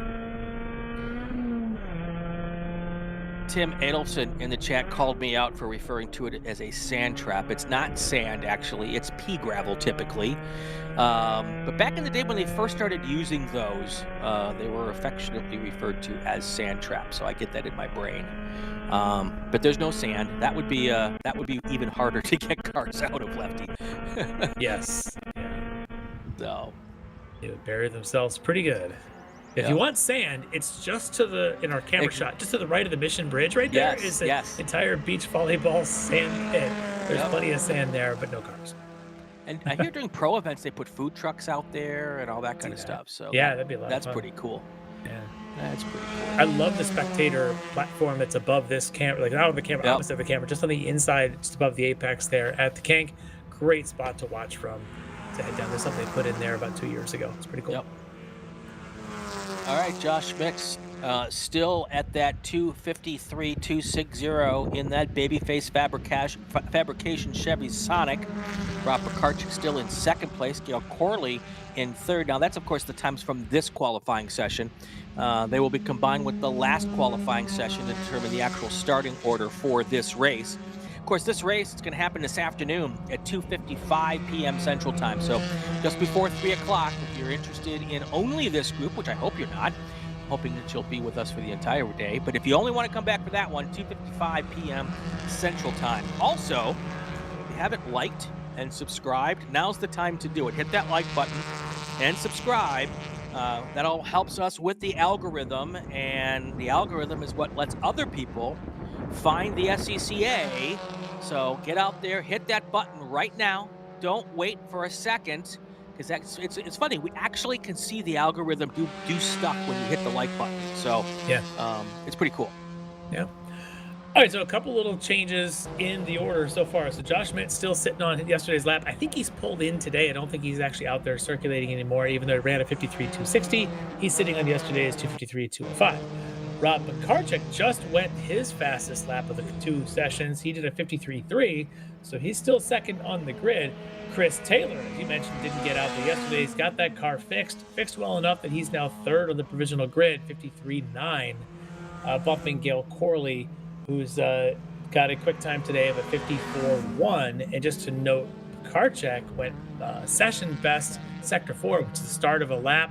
We'll see if he's able to carry that through the last 2 sectors. So he's not done yet. Well, it looks like Josh Schmidt might be. Pekarchik's still on the move. And don't count out Thomas Pendergrass in that Mini Cooper. He put on an absolute great performance at NOLA this year. He doesn't get to come out as often as some of the other folks, but when he does come out, he is always in the discussion. So let's keep an eye on him. He's out of San Marcos, Texas, and always great to see him out here. Yeah, Stuart Black not able to go as quick as he was yesterday. Yesterday he was third quickest at a 54.3. Now that would put him about 6th on the grid, as Pendergrass actually has gone, sorry, take that back, Pendergrass 54.5, but I think he's 5th on the grid right now for Stuart Black. But with Chris Taylor moving up into the top 3, that bumps Stuart down a little bit. John Allen's gone quicker today than yesterday, but I think he would still be in that potentially 7th spot on the grid. 54.8 his quickest lap today. 4.5 minutes to go here. And I just put the announcer's curse on Thomas Pendergrass. We're getting word from our flag net that he is going slow on the racetrack at the moment. Sorry, Thomas. And Stuart Black was just talking about how he had not improved. He just did 53.9 to now move up to that might be good enough for 3rd now, back on the grid, bumping Chris Taylor to 4th. Karchek's last time by no quicker, but yeah, so now it's Schmidt, Karchek, now Stuart Black again, 3rd on the provisional grid, Chris Taylor 4th. And then I think you've got Corley, Pendergrass, and John Allen following them, and then Stephanie Anderson. I think yesterday was a 55.0, Stephanie today at 54.8, so a little quicker. So Pekarchik and Black have the benefit of working together right now. You can see him pulling up the big hill. If you saw just about 15 seconds, actually we'll see it right here. The orange and blue car, that's Chris Taylor. What does he not have? A drafting partner. That's why Pekarchik and Black are able to move up in the order right now, and Chris Taylor's moved down to 4th. So now, would you, Lefty, let these guys catch you and then be part of this drafting fun? I think that's exactly what Chris Taylor's doing. Looking at his lap times, he was 4 seconds slower his last lap than what everybody else is running. He was almost 3 seconds slower on the sector to start the lap that everybody's on right now. I do suspect he's going to let these guys go by and maybe try and catch one lap at the end of qualifying here. Yeah, look at him. He's already pulling left on track to let them through. Yep. So that would be the smart move here, or just let the car, the first place car, I believe, is that red car. I want to say maybe John Allen? John Allen's in the white the white with the blue side stripes on it. Oh, see, now the whole group's down. He'll duck in right there behind him and then get himself up to speed. He'll pull in right behind Pekarchek and then see if he can take advantage. Now, here's the thing. If you knew that you were in front of him right now, wouldn't you just slow down and let him pull? Perhaps, yes. You just might. You know? But I see in that group, I see the Yaris in there. I want to say that's probably Joe Gersh. Yeah. In that white with the traditional Toyota colors there. He's currently 10th today, but he's there you see 2nd in the shot. And then you got the Fit, another one of the Mazdas, and then I think John Allen's the last in that group. Well, and it didn't work out maybe as well as Chris Taylor had hoped, because he's not close enough to the car in front of him to get a draft at the moment. He may be setting up, depending on what he thinks that car in front of him is going to do when they cross the end of the lap stripe. If he can get a toe up the main Road America straight, that might be enough to get a good lap in. So we'll see, because he doesn't look like he's too far back from that Fit. But he's getting a draft here, but of course right now he's probably not on any kind of a lap. Sure. He'll need to get the draft on the next lap, which he'll have time for, as there's a minute left or so here before the clock runs out, so flying laps will count. Definitely some strategery here. Honestly, if I'm one of those first week cars, I'm pulling to the pits right now and letting Chris Taylor do it on his own. That's how my brain works. Probably not the most friendly thing. He's a threat. Yeah, you got to consider threats. I mean, he's a threat who's 4th on the grid. So no matter what they do now, he's going to be in that mix. Yeah, but let's not let him be first. That would be my thought. But hey, what do I know? He's getting a toe here as he starts a lap. 49 seconds until we go check her in the session. And there you go. The first car in that field. And Chris Taylor just pulled in, bailing out. Maybe he realized he wasn't going to be close enough to get a good enough toe, and it wasn't worth making that final lap. So, all right. 30 seconds left in the session. And I don't know very many cars that actually went faster today than they did yesterday. A couple did. Josh Schmidt did not. He pulled in early. Karchek is a little faster, but he was already in 2nd anyway. Yep. So I think the only real change at the top, and we'll wait till this, is that Chris Taylor is going to be in 4th, and that's going to push Gail Corley and everyone else back a spot, essentially, what the end result's going to be here. Yeah, so. I think yesterday Stephanie Anderson was 5th with a 55.0. Today she's done a 54.8, but John Allen and Tom Pendergrass have also gotten into the 54s, which yesterday they were not. So Right. she's dropped down a little bit despite going faster. Pendergrass and Allen both moving up. So I Yeah. think the order you see on the screen there likely is the order of qualifying, depending on what happens here on this last 2.5 miles or wherever they're at. Yeah, the two cars that we're following right now are the two cars with the best chance of improving their times and making a difference at the top of the order. So we will keep a look at these two here. Is that Stuart Black? Actually, one of them? I believe the second car is Stuart Black in the 40, and I believe that's Rob Pekarchik right in front of him in the 99. Yeah, they continue to work together. They've been at that the entire session. So we'll know here as they come through the kink, they're going to hit Canada Corner and then be about, I would say maybe the 1/8 of a mile from the timing stripe here for qualifying. And there, of course, is that Goodyear Racing camera and on board with Stuart Black. Look at this draft. You can see it. Absolutely. He's going to pull right up to the rear bumper here at the end. That's the draft talking. Yep. Make the quick turn in, tap the curb on the entry, tap the curb on the exit, just off the curb. Not as close as I would have expected. Yeah. Maybe already Stuart knowing this isn't going to be a great lap, but I would have expected him to be through the apex, right on the tail of Rob, but not so much. Yeah, neither one of them setting any kind of flyers here. All right, so let's look at the top 10 here in B-Spec before we take our break. Your provisional pole sitter right now, Josh Schmidt, Rob Pekarchik should start on the outside of row number 1.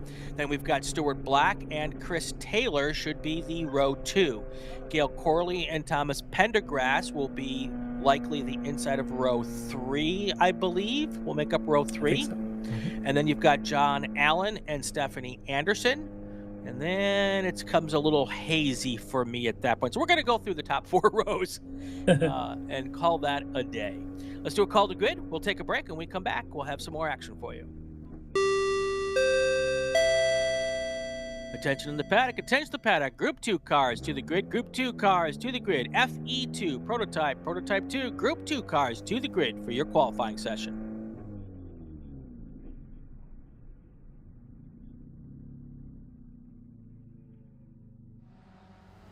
Mazda's been very supportive of racers within the SCCA and all the other grassroots organizations for many, many years. Really, their support for racing and our type of racing is unmatched from any other manufacturer. They've been a great partner for many, many years. Mazda, hands down, is the best company to work with for sports car racing. Factory support is second to none. It just feels right. You feel connected.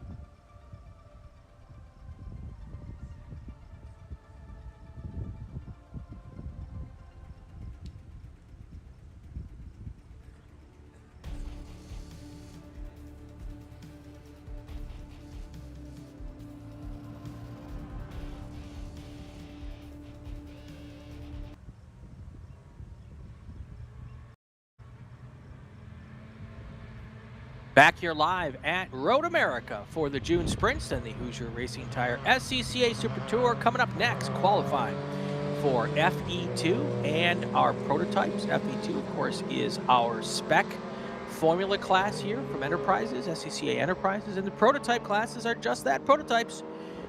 And we've got, this should be our fastest cars on the racetrack this weekend, Lefty. They definitely should be. These prototypes will just be screaming around here. And of course, you got the hometown boy I always like to talk about in the win first. Jason Miller will be out there, but a whole lot of Elans and Stores and other prototypes going super fast. And then, of course, FP2s, spec open wheel with wings, SCCA style, and great racing among these guys, too. So, two really cool classes to see. Absolutely, absolutely. The fast times yesterday that we're looking at trying to possibly have beaten today. Bart Wolf, the 202.5, and then that's your prototype fast car. Your FE2 fast car is Gin Buffamante with a 213.202. So those are the hot laps from yesterday that they're hoping that they can catch.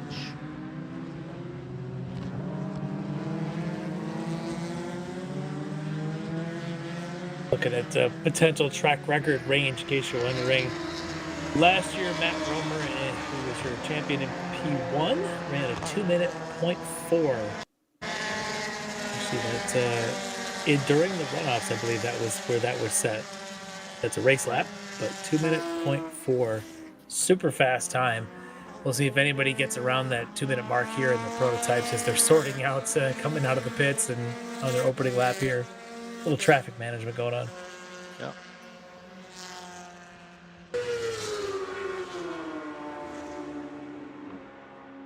These cars also all slick tired cars, so getting those temperatures up to speed in the tires is sometimes a little bit slower in a slick tire. Right now, 66 degrees ambient. So, and yeah, it's good conditions. Yeah. And the B-Spec cars don't put a ton of heat into the track. They do not. So, yeah. But taking a look at the rest of the track records while I have that. D Sports Racer, let's talk about Scott Tucker and his West from 2012. A 159.6, which I think is the fastest race lap ever here at Road America at an SCCA event. So that's screaming around here. Yeah. Is that not the fastest race lap ever? I'm sure it is at a SCCA sanctioned event. Okay. Obviously, you've got IndyCar and other classes that have run here, but yeah, I think I thought they're in the 140s or low 150s around here. I have to go check. Yeah. But that's quick in an SCCA sanctioned prototype amateur race. Yeah, no question. Yeah, these are amateurs, folks. These are not professional drivers in most cases. So turning anything sub 2 minutes around a 4-mile track is just flying. Speaking of professionals, or at least maybe a former professional, we found out yesterday that racing and Spec Racer Ford this weekend, Lefty, Memo Gidley. Oh, wow. Yeah. The name popped up, and we're like, is that the Memo Gidley? Like karting legend, Memo Gidley. Yes. Yeah. Literally wrote the book on karting. Wow. I might have to get that book. Is there literally a book? Yeah. Oh, cool. I'll give you the title in a second. I'll give him a little bit of a promo for it. But yeah, when I got my first shifter cart, somebody had talked to me like, hey, I never did get the book. But, okay.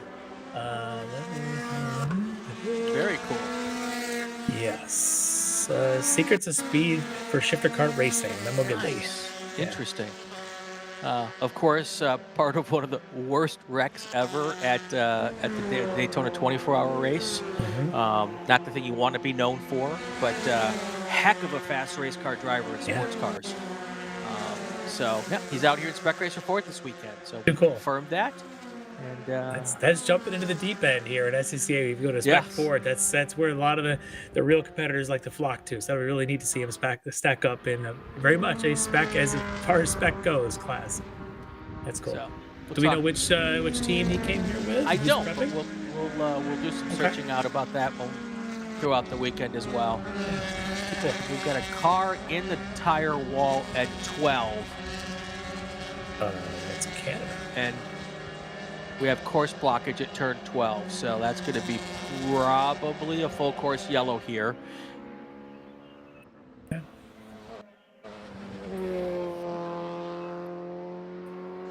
And at the moment, your fast car, Todd Vanacore, with a 2:03.3, still almost a second slower than the fast car yesterday. So the good news is early in this race, qualifying session, if we do have to go full course, there's time to get the thing cleaned up and get back out there. So yeah.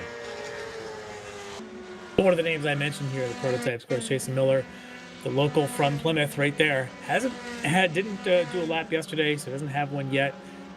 Doesn't have a complete lap here now, but we'll look and see what kind of time he had turned. He was actually on a quick one, I think, when the local yellow is popped up. So we're going to keep an eye on Jason Miller, always quick right around the podium at the runoffs. And if you haven't seen it, it's a 6-cylinder 2-stroke. You'll hear it. It's amazing. It does really amazing things. And yeah, those guys make that win first go fast. Yeah, no question. No question. Jason Miller is on a crazy lap right now. He's going purple in Sector 4 and in Sector 1 at 160-mile-an-hour trap speed. Yeah. And ends up with a 2:03.4, and that's with, I believe, that local yellow down there at Canada Corner, because his Sector 3, which is at where that is, was a much slower lap than anybody else in there, and still does a 2:03.4. The rest of his lap was moving. Now, these drivers, if they don't want to have to go full course yellow, they need to mind that yellow flag, that local flag at 12. A lot of times, we try to do it on a local yellow, but the drivers overdrive that yellow flag. You can see actually right there is the incident. That's our camera from 13 looking down towards Thunder Valley. Yeah, we don't know who the car is. We don't know anything. We're just like all y'all, just kind of waiting for more info. But at this point, the fact that it's just a local yellow is always actually a good thing, as we're watching some traffic management there going up the Road America Straight between FE2s and some of our prototypes. So it's car number 29. Josh Godin is the car off on the side there. He's one of those Elon DPO2s.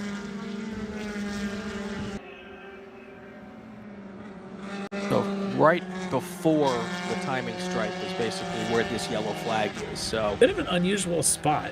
Actually, you don't see a lot of cars that are to drivers right there coming out of 12 so often. Yeah, I'm wondering if they put a wheel off on driver's left and it just snapped it towards the inside wall, or the outside wall, I should say. So yeah, we'll see what the crew can do about clearing that one, so we can get back to full course green here pretty soon. But for now, as you mentioned, Vanacore, Jason Miller, the 2:03s, neither one faster than Bart Wolf's 2:02.5 that ran yesterday. Bart today so far only at a 2:07.0. Now this is one of those classes, race qualifying yesterday, Lefty, where I suggested that we'd get the fastest laps in the first 2 or 3 laps, and then it would be kind of done. And I was proven wrong continuously because Bart Wolf kept on putting a faster lap after lap after there lap. You go. And I believe that his fast lap was on lap 9. Every lap was a purple lap until lap 9. And then he If said, he does I'm that done. today, I'm a little worried, because his second lap was a 2:02.2, which is new provisional pole time for Bart Wolf. So Bart, right there, again, local to Elkhart, he's got a shop practically across the street from the track. And so very cool to see him now back on the top leaderboard. Vanacore, Miller, Lee Alexander, your next ones. And I think we're still waiting to get confirmation that the turn 12 incident's clear yet. So these things could get quite a bit quicker as they go. I don't want to, there you can see actually the it is not vehicle. So I don't want to ignore FE2. Now I know in that field, those tires do take about 3-4 laps to hit their peak. They're only now finishing the third laps. John Buffamonte so far with a 2:13.1. Caleb Schrader, Steve Winston, Eric Wisniewski kind of down the order there, all in the 13s. So we'll see what happens when they get that incident cleared there at 12, how quick they'll go. But you got drivers like Darrell Wills, Dean Opperman, Tom Burt also in that mix.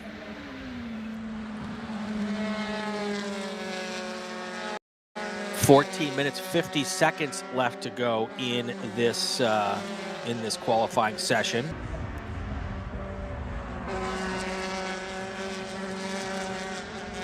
Yeah, Yeah, Jason Miller's trap speed, quickest in the session. I believe this is down the back straight coming into 5, 161.7 miles an hour. Yeah, you know, they're slacking. Over Yeah. 161. That's moving. That's moving, but those F6s, they'll hit over 140 in an F6. A little 4-cylinder 600 four-stroke. That's right. But 161 is quite a bit quicker here with aero. So the speeds around the carousel of one of these prototypes is astounding. Yeah. Oh, Bart Wolf, 2018. Wow. Now, quickest in qualifying so far. Again, Bart doing it. Trying to get into those 159s, and he's already on his next lap, off to a good start. But Todd Vanacore just ran a 2:01.7. So Vanacore now to the top of this list here. There you see it on the timing tower refresh. So Vanacore and Wolf putting on a show.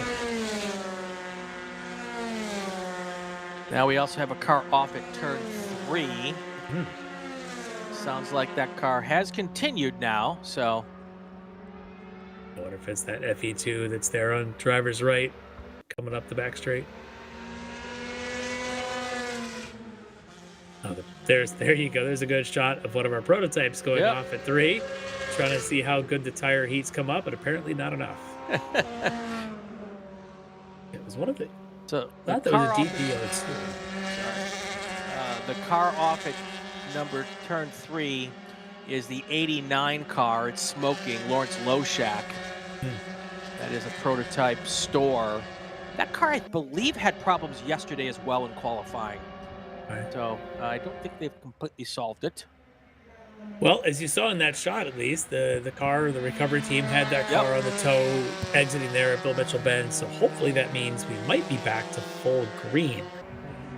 It does seem to be. Let me look over at Flagtronics. They still are showing a yellow at 12.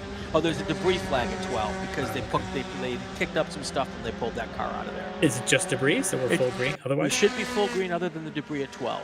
Okay. All right. Well, we'll start to see Sector 3 times drop. And with Vanacore and Wolf both in the high 201s, and yet I would suspect either one's turn to fast Sector 3, this could get interesting. Absolutely. So. And that's a critical corner for a lap as well. It's obviously the last hard braking zone of the lap. You've got to then get a good exit to get up around the bend for where the timing stripe is. But if you're early on the brakes going into Canada, your lap time is going to drop pretty quickly. Yep. So let's see what they do here. The Alexander maybe just ran a 23.6 in that last sector where Canada would be included. So I think that's what we're going to be seeing here. And we'll keep an eye on them as well as over at FP2. See if Buffamonte, Schrader, Winston can start getting into the 212s.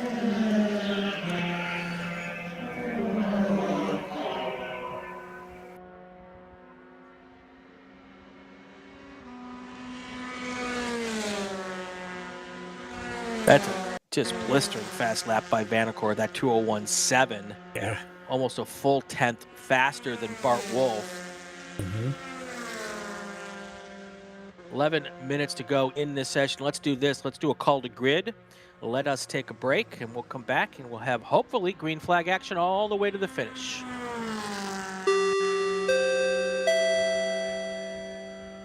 Attention in the paddock. Attention to the paddock. Group 3 cars to the grid. Group 3 cars. That is E, F, and H production. If you drive a production car, go to the grid now. Group 3 cars to the grid for your qualifying session.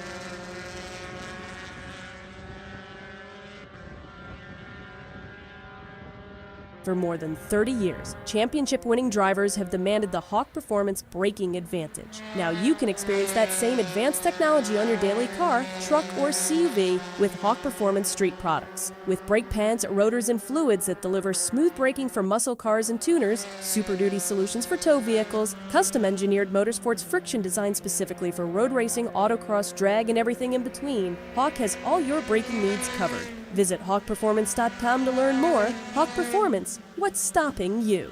Tire Rack was established over 40 years ago by an SCCA member with a passion to find the right tires, wheels, and now brakes and suspension products for racers and enthusiasts on both street and track. As official tire retailer of the SCCA since 1995 and sponsored the Runoffs Pole Award, along with the National Solo Program, National Time Trials Program, and Track Night in America, Tire Rack is proud to support the SCCA and its members as they go have fun with cars. For more than 100 years, Sunoco, SCCA's official fuel partner since 2001, has been fueling victories on and off the track, which is why Sunoco is trusted to fuel over 50 series of racing, driving, and winning, including the SCCA National Championship Runoffs, SCCA Pro Racing, Trans Am, and NASCAR. To find race gas near you, visit SunocoRacefuels.com or call Sunoco at 800-RACE-GAS. Hoosier Racing Tire is proud to be the presenting sponsor of this year's Hoosier Racing Tire SCCA Super Tour. As the world's largest race tire manufacturer, Hoosier has been at the forefront of motorsports innovation for more than 65 years. From local tracks to the global stage, Hoosier is dedicated to delivering high-performance tires that meet the demands of champions. Whether you're a seasoned competitor or an aspiring racer, Hoosier tires are engineered to help you push the limits. For more information, visit us online at HoosierTire.com or visit us trackside, and remember to connect with us on social media. If you like what you see today, become part of the action by joining the Sports Car Club of America. Whether you want to drive, flag, organize, officiate, have fun with cars, or meet 65,000 enthusiast friends, SCCA offers plenty to feed your motorsports obsession. Ask someone trackside about how to get involved or visit SCCA.com for more information. It's the 2025 Hoosier Racing Tire SCCA Super Tour, the premier amateur road racing series bringing together top SCCA road racers from across the country. The Hoosier Super Tour visits some of the greatest tracks in North America, showcasing each of our 23 car classes. From production to GT cars, prototypes to formula cars, the Hoosier SCCA Super Tour packs a ton of wheel-to-wheel racing action into every event.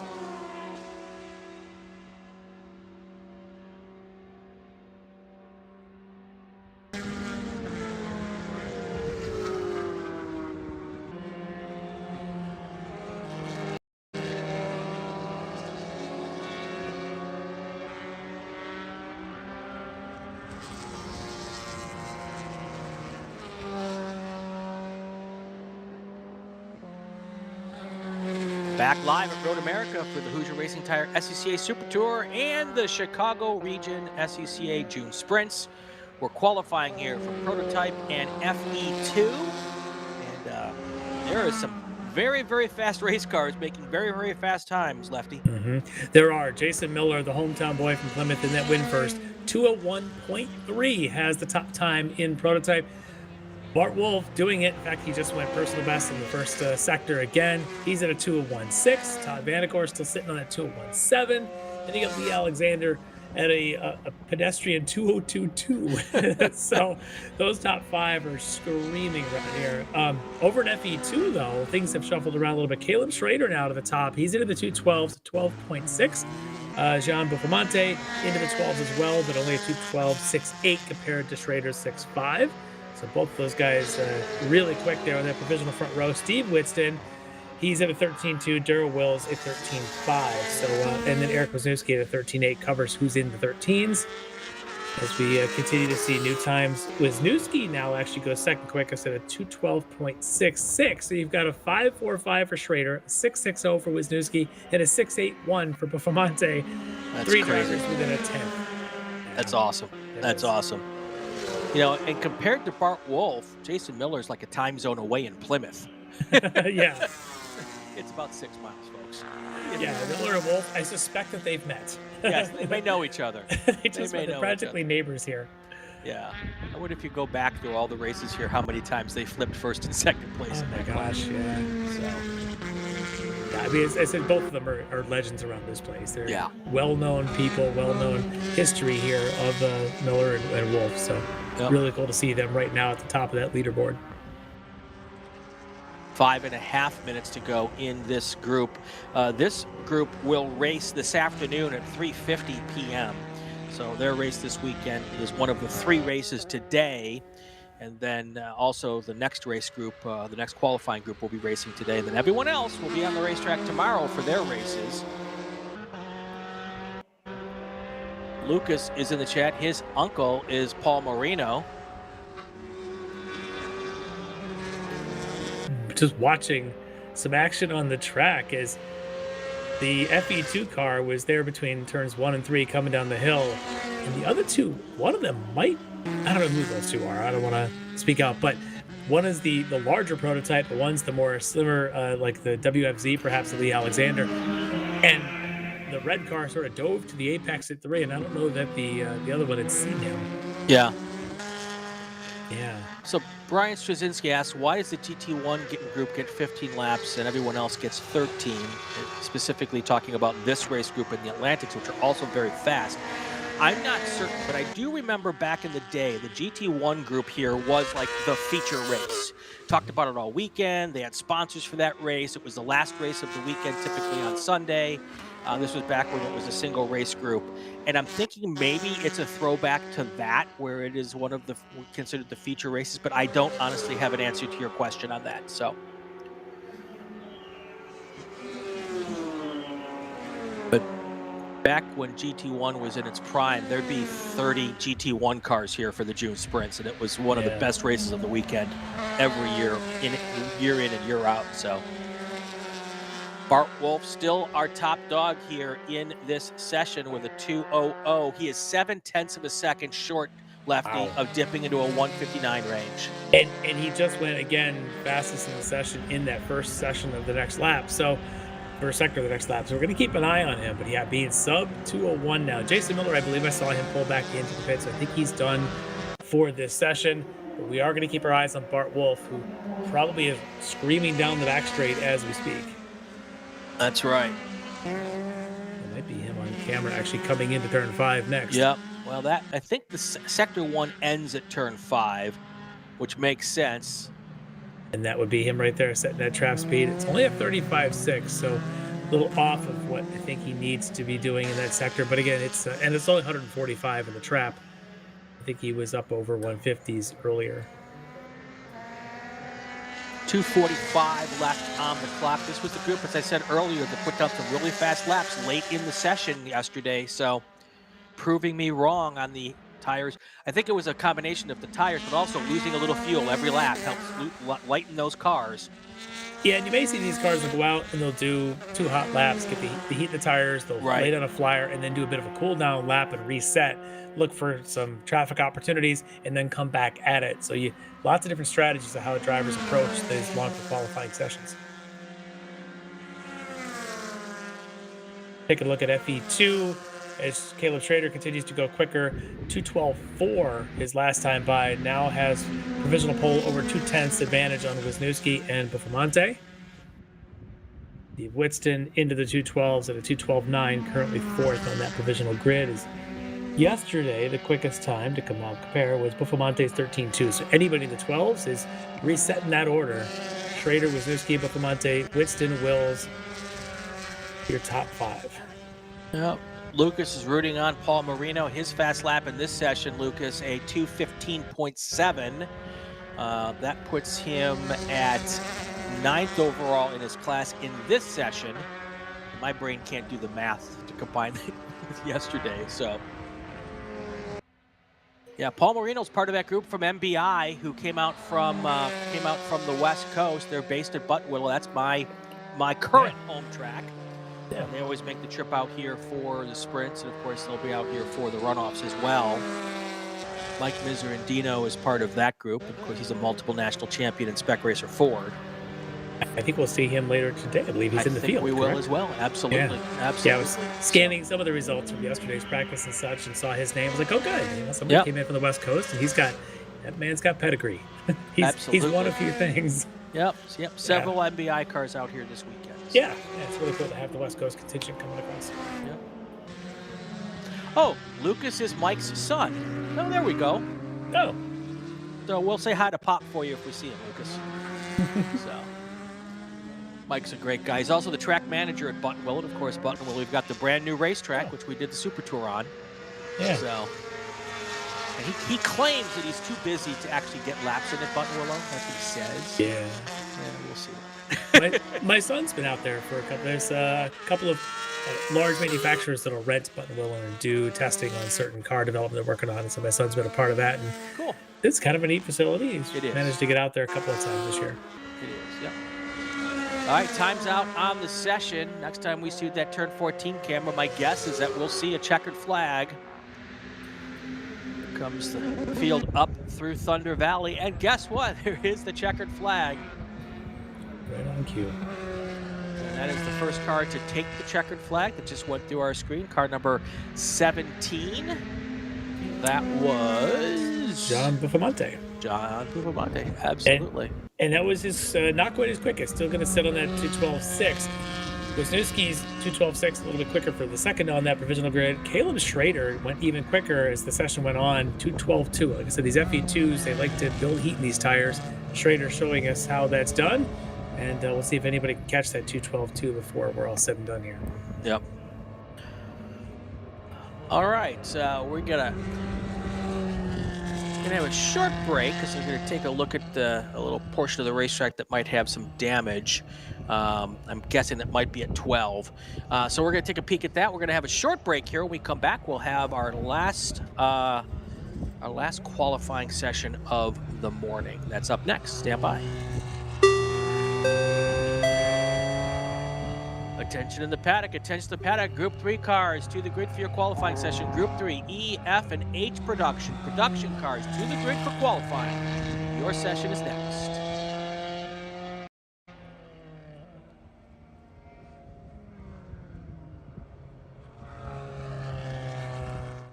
My customer experience with Mazda has been absolutely fantastic. I'm probably not the richest person out here, and they're extremely reasonably priced, and you can buy parts easily, and it's a class that fits both what I want from a racing standpoint and what I can afford. We got into Mazdas largely just because it's a fantastic platform, and Mazda Motorsports has some of the best support for the grassroots racer in parts and technical advice and everything else, so they make it easy for us to run these cars.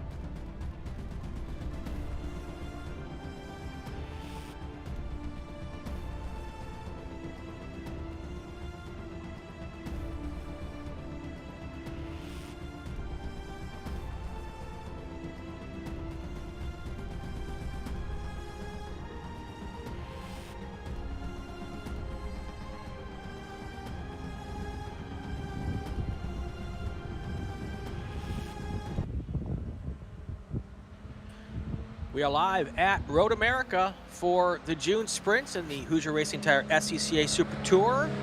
I'm Brian Bielanski. Lefty is here with me there, Lefty McLeod. How you doing there, sir?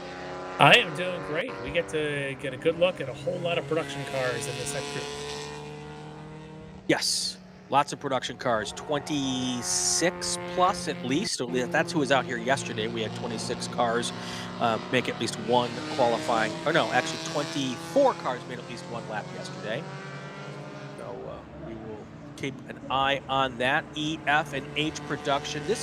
I enjoy this group, Lefty, because there's so many different types of cars, different makes, and you got some old school and some new school, and the little Fiat X19s, which I absolutely love. Yep. So it's a great mix and mash of stuff, and makes multi-class racing really interesting. Yeah, I've grown fond of these, specifically the H-Prods for me, as it's really it's the grassroots of take an old car and keep it running and try to make it fast with a huge parity and mixture of cars. Steve Sargis, who's got more championships than probably the rest of the field combined. He's at 9 or 10 at this point in that Triumph Spitfire these days. He'll be in H-Prod against what you mentioned, X19, a couple of them in this field. And then you got William Traynor and his big old Volkswagen Scirocco punching a massive hole in the air for these other little Triumphs and things behind. And Jacob Clark running a Mini Cooper. So you got a huge mixture of cars and types in there. So I think it's just makes a fun class. Great people, they build these cars for the long term, and it's great to see them out there running. And then you get in like E-production a whole lot faster. You get things like the Porsche, the BMWs, and a whole bunch of Miatas thrown in there. And then, of course, you got Miatas in F production, just with a little bit different power there as well. But some pretty good mixture of cars, and the racing is just fantastic among them because they all have different strengths in different places.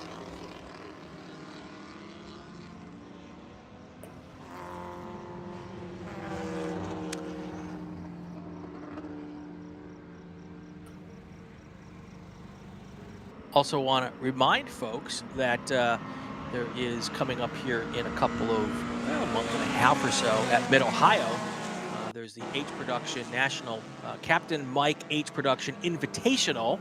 They have a run group just for the H Production cars. There's also a bunch of social stuff going on that weekend.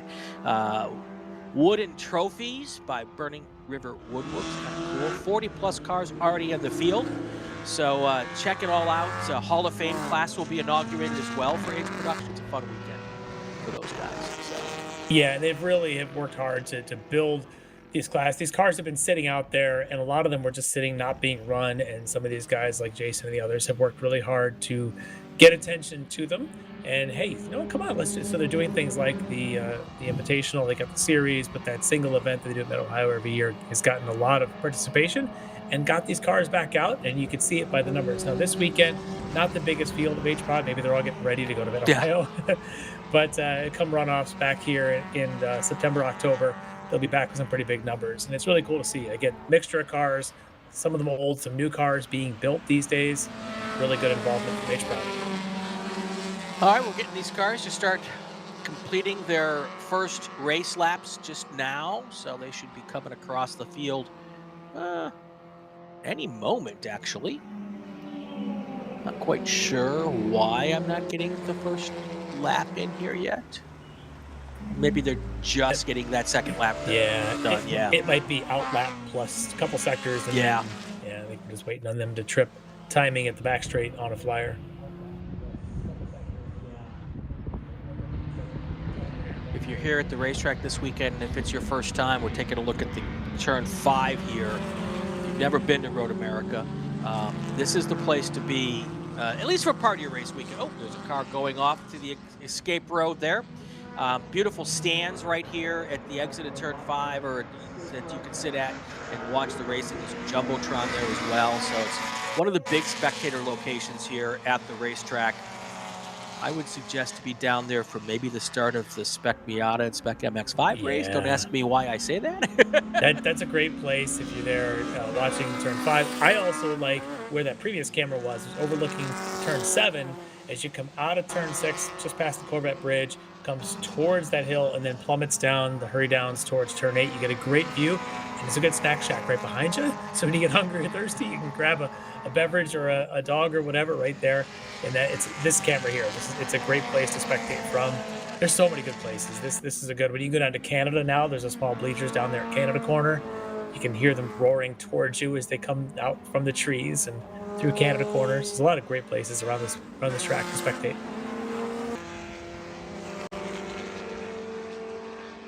Is the carousel there?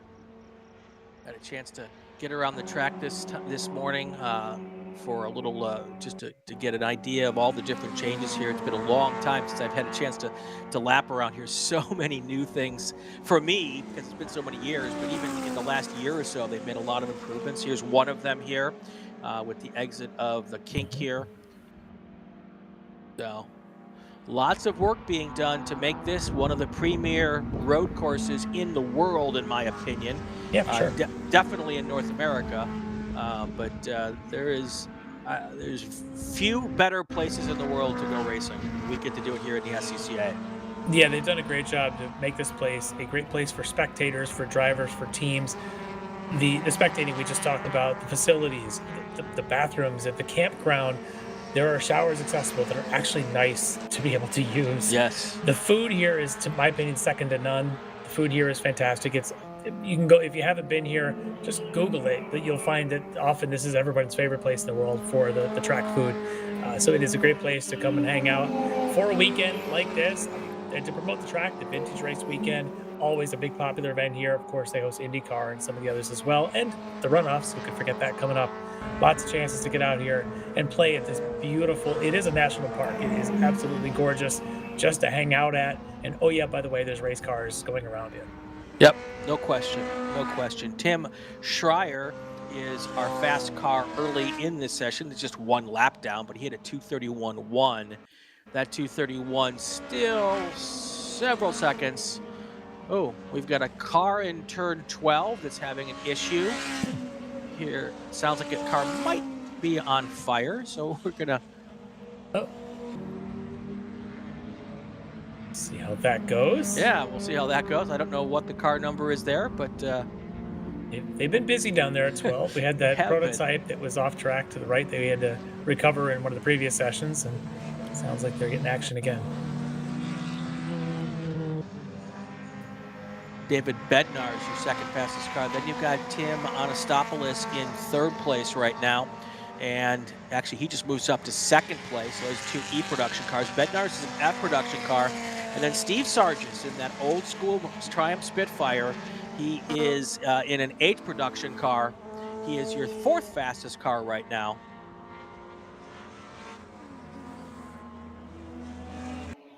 Yeah, yesterday he finished the day 7th overall, quickest, fastest of the H prods at a 2:38.3, I believe that says yesterday. So already under that time here today at a 37.3.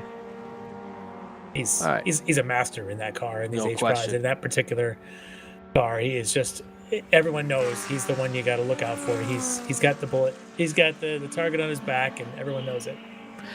I don't know which car number is having the problems in turn 12, but I do know that the driver is out and safe, so that's the best news. Cars can be replaced, yeah. And but the driver's all good, so that's the most important part.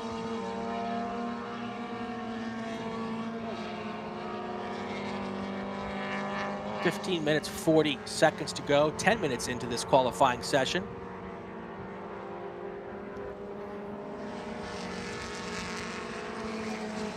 This camera shot keeps showing the gearbox snacks. Yep. And I'm just getting hungry for some cheese curds, and it's tempting me. Yeah, there's a car that pulled off here at the end of the pits, but it looks like it made the turn into pit lane, so no worries there. Don't know which car that is. It was a yellow car, I'm hearing. Narrows it down.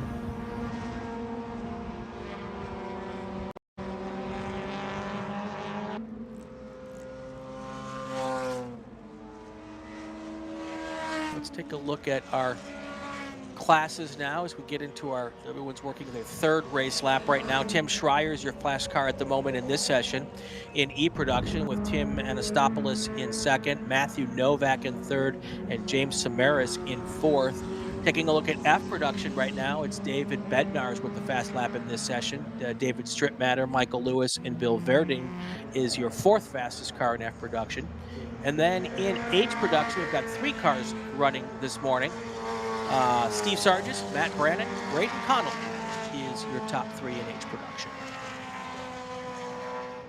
We have been waiting for John Brackey to set a lap, which he probably has. It's only a 41.9 there in his E-Prod BMW. Currently 5th, but he seems to be getting that wheel spinning. So let's see if he can move up here as the laps go on. His first sector, the next lap, looks pretty good. We'll keep an eye on Brackey. He was quickest yesterday at a 2:28.4. Needs to get ahead of that. And right now, quickest today is, as you mentioned, Schreier with a 31.1.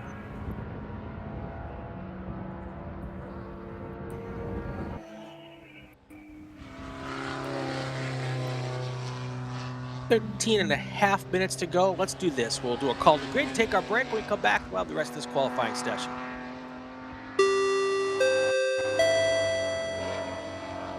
Attention in the paddock, attention to the paddock. Call the grid for group number 4 qualifying. Group 4 qualifying, Spec Miata.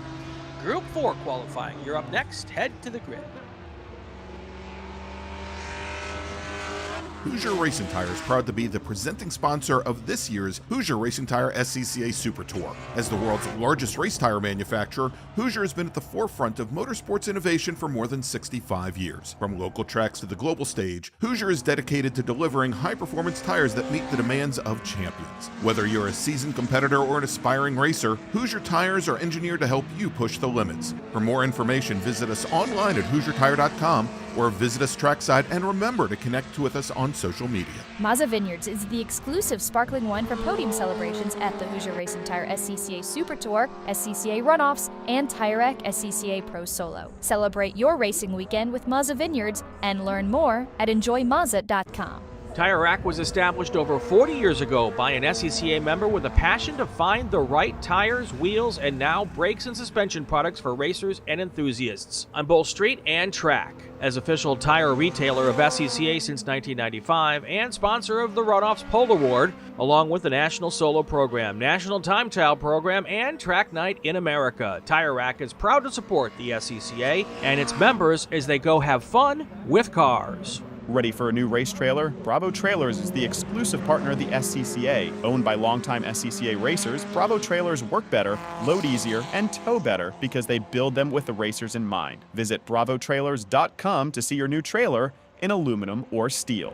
Summit Racing is a proud partner of the SCCA and its nearly 70,000 members. Get more bang for your buck at summitracing.com. Choose from millions of in-stock parts from over 1,500 name brands. Parts for racing, street performance, trucks, plus tools, accessories, and more. Shop anytime, anywhere with the Summit Racing app.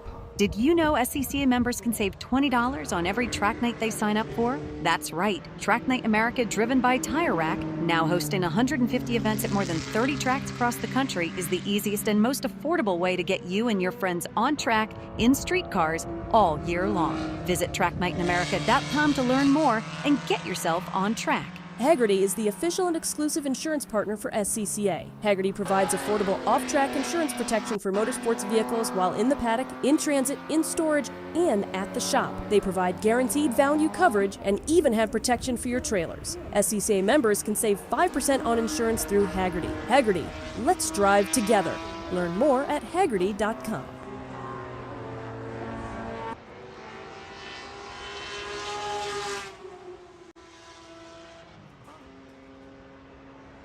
All right, we are back here with qualifying, second session of qualifying for Group 3, E-Prod, F-Prod, and H-Prod. And we've had some changes in the order here. John Brackey finally got that thing moving, and he's continuing to. He's now to the top of the list for today's times in his BMW at E-Prod. He's at a 230.0.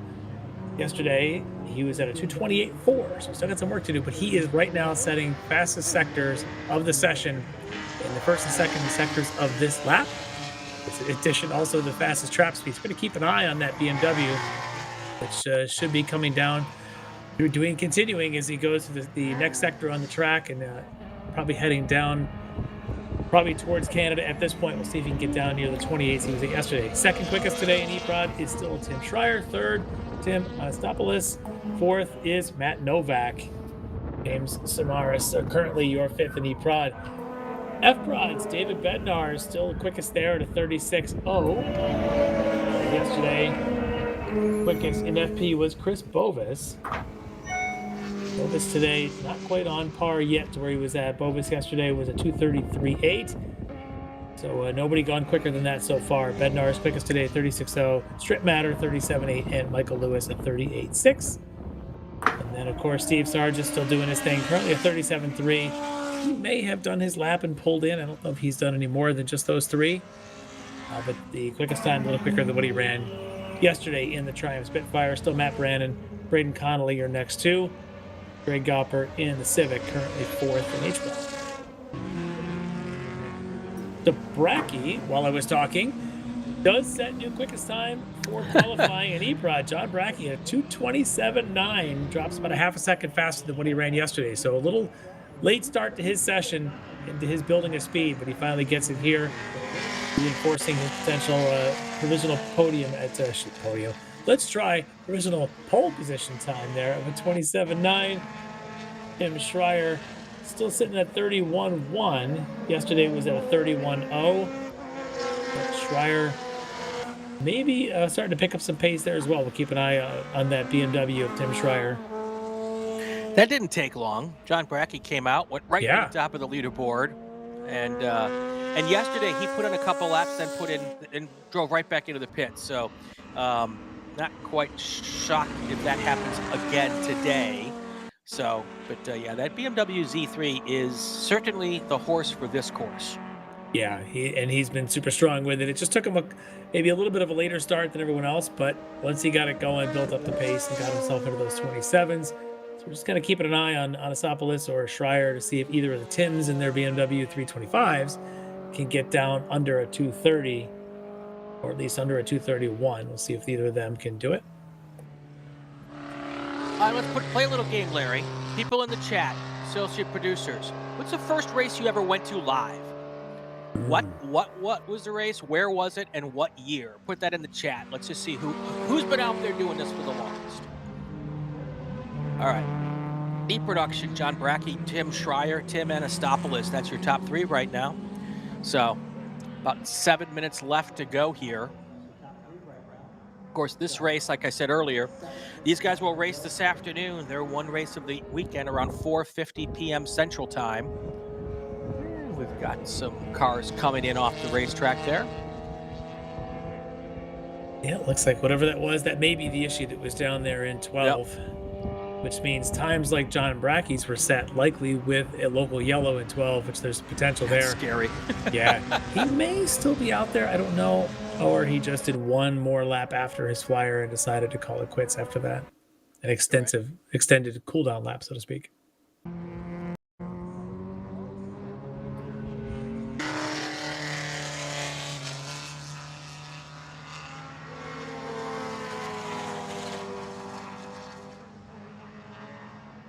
Coming up on 6 minutes to go. H Production fast car, Steve Sargis. He has got a nice little gap over the second place car in H Production of 5.69 seconds. Yeah. So he's got that Triumph Spitfire hooked up. I do love the X19 Fiats though. Those are really cool little cars. They are. So Matt and Braden out here doing their thing in their matching Fiats. It's very cool to see those here in H-Prod. Over in F-Prod, we'll keep our eyes on Chris Bovis, who had the quickest time yesterday of a 2:33.8. No one's gotten that range yet today. Bovis himself is at a 37.6, which he just ran, so he may start to be building speed here late in the session. David Bednar seems to be still at the 36.0. Bill Verdeen at the 37.2. And that's a pickup of time. Yesterday, Bill was only at a 39.3. So Bill now. Nice. Yeah, quite a bit quicker. Bednar's today, 36.0, is just a touch quicker than he was at yesterday. So he'd still be second on the grid with that. Verdeen, I think, would now be third on the grid. For yesterday, he would have been somewhere around the 5th of the FPs. Of course, Verdine is in a Mazda Miata. Mazda Motorsports, one of our partners here for the broadcast. Appreciate all that they do for us. Nicole Anderson says, that's my dad, Jeff, in the 01 car. Cool. We'll wave to him when he goes by. Yeah. Gonna do a quick message here. Stand by, everybody.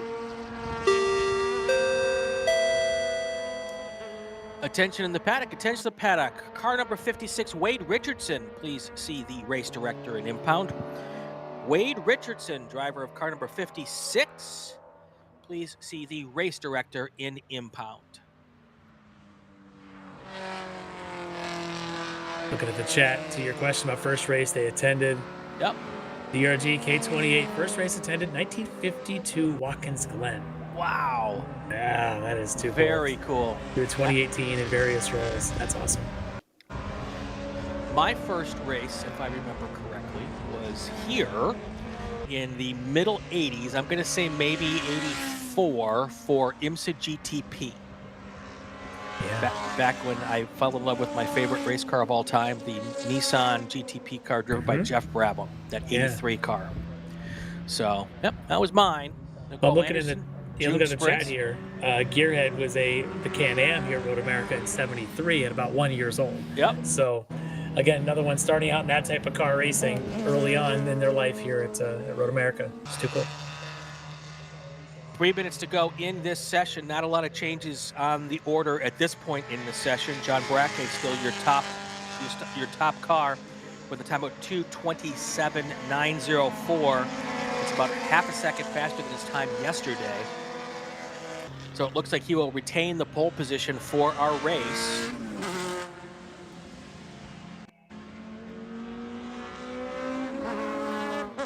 It's often kind of surprising when there's that big of gaps between first and second in these production classes. Usually they're not as tightly spaced together as our spec classes are, but usually 3 seconds on the pole to second place and 5 seconds in H production. That's pretty hardcore. Yeah. Yeah, well, when you get guys like Steve Sargent, he is the benchmark in that class, and his name is always around pole position. Obviously, he's got the stack of gold medals at home. So if you're one of the other guys, coming out here, what Steve Sargent is capable of. You could probably look at the record books and see what lap times he runs around here. He is a Wisconsin guy, so you know what you're up against, and everyone else loves that. They love the benchmark. Even if you're 5 seconds back, you like to know, okay, can I get to 4 seconds the next session? Can I get to 3 seconds behind someone like Steve Sargent? It's a great benchmark for everyone else to measure against. Yeah, no question. And that's why people want to come to these races, even if you don't have the fastest car out there, even if you're not the fastest driver at the moment, you want to get out there and race against the fastest drivers, so you know what you're up against, where you need to try to improve. And this is the June Sprints, the Super Tour. In most cases is where we get our finest SCCA drivers out there, and then we have the newbies out there as well, getting a chance to race on the track with these people, maybe follow them around for a lap or two and learn a little something. So it's a pretty great opportunity. Yeah, it really is. And what I like also about events like this is the paddock of an SCCA event is it's not as hardcore competitive as pro races would get. So one of the reasons you may come here is not only to see where you are measuring up on the track, it's to go meet these other people off the track and go see how do they prep. Maybe you get questions on something, maybe they got a similar car. You get to meet people you don't normally get to see at an event like the June Sprints, which brings people from all over. We were talking about people from California, Washington, Florida. It brings them from all over. Now you can actually face-to-face with these people that maybe you've seen in event results, and you can learn a lot, or make some new friends. Yeah, absolutely. And there are a few friendlier places than an SCCA paddock. Everybody's there. They love talking about their cars. The only thing race car drivers like doing more than driving cars is talking about their cars. Very much. So that's why we're here. Exactly.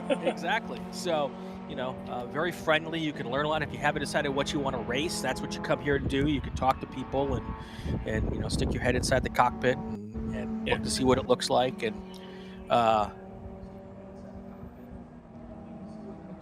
found in going to these different races that often, as long as a driver doesn't have their helmet on, they're generally willing to talk to you, even if you don't think so. If you're just a spectator walking through paddock or whatever, especially at a grassroots event like this, you talk to somebody. If it's the end of the day, they might even like hand you a beer because that's how these races are. That's how these people are. Like, hey, come on over. We're just fixing something here. Have a beer. They are really great people, and it's great to hang out. That's why I love coming to events like June Sprints, or even some local races, and certainly the runoffs back here in a couple of months. All right, checkered flag is in the air. We've got another qualifying session coming up. But Lefty, this is where you are an expert in melding these times together for us. So how's it going to look when we get to race time? All right, looks like in E-Production, John Brackey been cooking today. He will be on the pole there in his BMW at a 2:27.9. Second quickest will be from yesterday's time, Tim Schreier to 31.0. Third quickest should be yesterday's result of Tim Anastopoulos at that 33.0. And I'm looking further down the EPs, Matt Novak yesterday, actually today, he's on a 37.7. So that's your top 4 in E-Prod. But in F-Prod, you've got yesterday's time of Chris Bovis. He's actually 4th quickest overall in the combined field. He's the fastest of the FPs. David Bednar's went quicker today than yesterday. He'll still be 2nd in that field, likely somewhere around that 5th or 6th spot in the full running order. Bill Verdeen moved himself up quite a bit today with that 37.2. He jumped up from what was 11th yesterday to Verdeen today, somewhere around the 5th spot. So good jump there for Verdeen. And then you got David Strittmatter in his Acura Integra getting into the 37.8s yesterday at 38.3. Some good improvements there. And then, of course, in H-Prod, we talked about Steve Sargis, quicker today than yesterday, 37.3. He'll be on pole for that group. Matt Brand and Greg Galper, 42.2 and 42.4. Whereas yesterday, I believe they were 42.0 and 42.1. So they're actually quicker for both of them. Yesterday, no help today. All right, we're going to take a break. When we come back, spec me out of qualifying. Stay with us, everybody.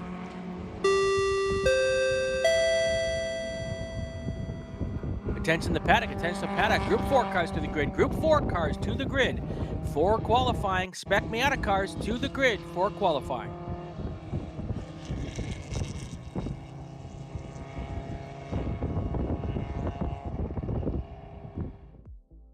Joshua Smith, Business Development Manager for Mazda Motorsports. We're happy to be supporting the SCCA and Mazda racers here. So our team support program offers a couple of tiers of support, part support, technical support. All of this is done through our MazdaMotorsports.com parts store website. It's basically like signing up for an Amazon account. Simple information, prove that you're a racer. It gets you access to our 800 hotline that you can call and speak to one of our parts representatives 5 days a week. Picture your perfect garage. How many cars are in there? Great, great. Now picture reality. How many cars can you actually have? Me too. With SCCA Club Spec, one car becomes your daily, your track car, your autocross car, even your time trials car. S197 Mustang if you like V8s and torque, NC Miata if you like compact and agile. SCCA Club Spec, spirited dailies, competitive race cars. Learn more at scca.com.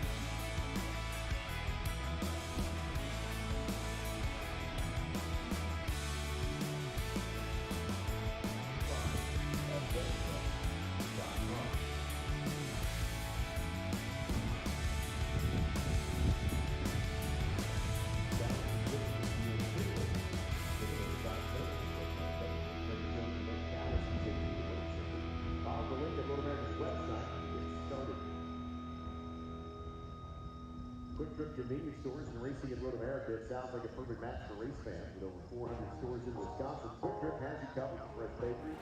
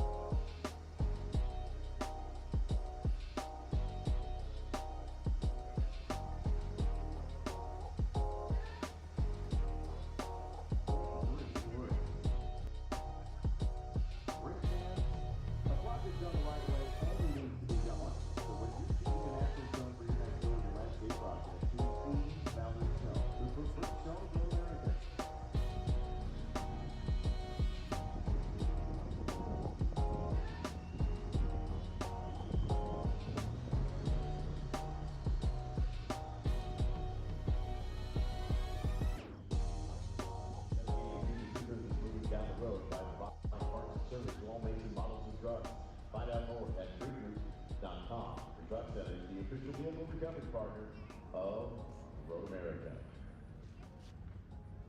Tire Rack here at Road America. We try their easy-to-use tire decision guide for personalized tire recommendations, fast free shipping, free road hazard protection, and a network of over 10,000 recommended installers. TireRack.com. The way tire lines should be.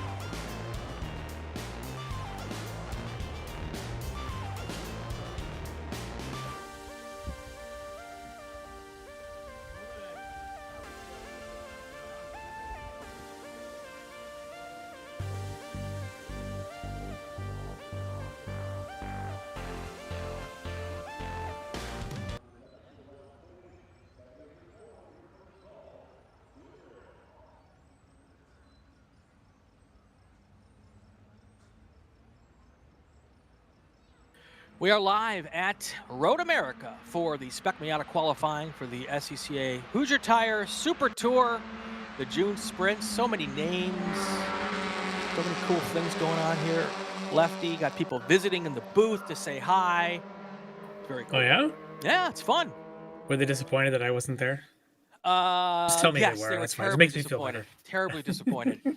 So yeah, the parents of the first ever guest on Inside the SCCA just stopped by to say hi, which is kind of cool. And one of our stewards, Matthias Bonnier, one of our volunteer stewards. If you want to become part of the SCCA and help volunteer, go to scca.com, find your local region. So so much cool. Spec Miata here. Hit the like button, folks. Hit the subscribe button. This is a big one. Always one of our funnest and fastest and craziest races of the weekend. So much talent in this Spec Miata field. What do we got? About 29 cars here for this weekend. Yep. Which relatively is kind of small. Still a really big field when you think about it, Spec Miata. And it doesn't change how the front 10 or so will just be all over each other trying to get that position and trying to figure out how to lead the last lap when it comes to race time. But got to finish qualifying, and that'll be just as competitive here. And the East Street team is out in full force with Brett Kowalski and Preston Pardis currently leading the way in qualifying. Absolutely. So still some great race cars out here, some great race car drivers, and whether you're at your local regional or whether you also have all of the Wheels America racing drivers out here as well. Max Stallone and Logan Stretch are here this weekend. And so plenty of great race car drivers. But even at the local level, Lefty, if you go to a regional race anywhere in the country, you're going to find some great Spec Miata racing. Of course, yeah, that's what it's all about. It's where a lot of folks say, I want to get into that because the racing is really good. And, these aren't exactly the cars you just want to go lap by yourself. These are cars you want to be positioning, you want to be drafting, you want to be passing every single corner. And that's what we'll see in the race tomorrow. Yep. And here in qualifying, you're going to see some of that same strategy come into play because they'll, again, want to get the right position behind the right person to draft. They want to get the right start of a lap, watch for traffic. There's a lot of strategy in this field, and we're going to see how that plays out. And you saw a bunch of cars pull onto pit lane. This happened yesterday. I noticed it for the first time. A bunch of cars pulled onto pit lane, and after they were released from the grid, they pulled over like they were making a pit stop. And they grid cars by time here for the Super Tour. And that might not mean that you're hooked up with the driver that you want to dance with out there, with your drafting partner. So what a lot of drivers have done is they pull over on a pit lane and wait for their partner so they can get hooked up together, and also maybe wait for some free track to go out as well. And now you'll see pit lane is empty, but all those drivers that look at 2 by 2 by 2. Yeah. That's kind of the theme that we're doing here, and that's what was going on pit lane early in this session. Yep, and the 2x2 you see at the front are the two teammates, Brett Kowalski and Preston Pardis, provisionally on that front row. And then you can see the matching paint schemes there. I believe that's Max Stallone and Logan Stretch, who also are teammates there, both out of Texas. They're paired up, and look at them. Each of these two pairs wants to push the pair along because 2 cars together is faster than 1 by itself. And in fact, if you look at what Max Stallone and Logan Stretch have done, they've positioned themselves, as we're on board with Max here, where they're almost within draft of Brett Kowalski's yellow Miata right in front of them. So they may actually be not only pushing each other, getting a draft from Pardis and Kowalski out in front. It's kind of the best of both worlds. You get that awesomeness of having a partner right behind you, and you still get a little extra advantage of that duo in front of you. And I would not be surprised if those 2 cars go very close to the top of the leaderboard here quickly, if not right to the top. Yeah, we'll see how they do. Now, of course, Preston Pardus, we always talk about him, multi-time national champ in this class. What is it, up to 3 now or 4? I forget how many. I've run out of fingers. Yes, he is very fast. He runs a lot of other race series as well. This guy's all over the place in motorsports, and that's a large cloud of dust there at the exit of 3. I don't see a car in the shot. Maybe they've continued. Yeah, it said they are continuing. Oh, there it is. Yep, there they are. We'll see who that is, as a pack of 4 cars are just now coming into 3. And hopefully that car will not get in the way of the cars coming up behind him much faster. Yeah. So, there you have it. Yeah. Well, interesting to watch. Again, we talked about the teams here with the East Street team, very strong, a string of national championships coming out of that garage.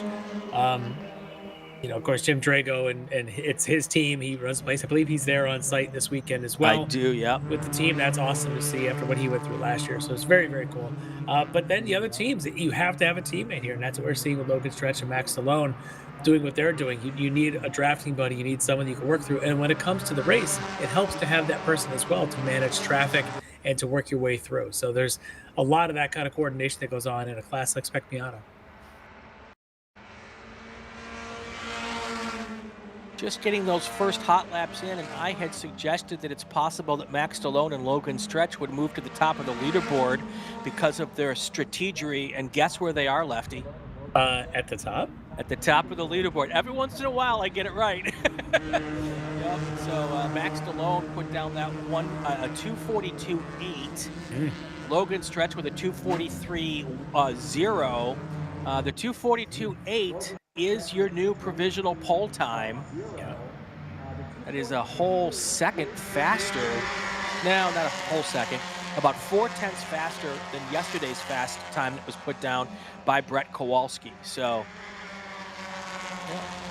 our guessing worked as to how that was going to help them, being just a little bit behind those 2 cars and working well together. We just had to call what we saw. Those guys had the hard work to do, and they executed that first lap pretty darn well. We'll see how that continues on the next lap. I think Pardus and Kowalski learned their lesson about giving that draft. Exactly. They have gone significantly slower the back straight, about 10 miles an hour, so I think they have let Stallone and Stretch to go on by. Hashtag, let's not do that again. Yes, exactly. That's going to be how they put their YouTube video up when it's over. So. But yesterday's times, a whole bunch of laps in the 43s. Talked about Kowalski and Pardus, Stallone and Stretch, but also Jason Knudsen, Beckett Friesen, Andrew Devoto, Jonathan Davis, Tyler Brown, Center Smith. All that top 10 were in the 43s yesterday. So far today, it's only the front 4. Stallone and Stretch. Talked about Pardus and Kowalski. They're in the 43s, not faster than yesterday yet. So still building speed. Let's see if we get some other drivers to crack that 43-second mark. The 09 car's having some sort of a mechanical issue. The Andrew Devoto car. He yesterday was up there in that top 10. He was 7th quickest yesterday. Yeah. Preston Pardus putting down a pretty good lap, but Max Stallone still holding on to that top spot now.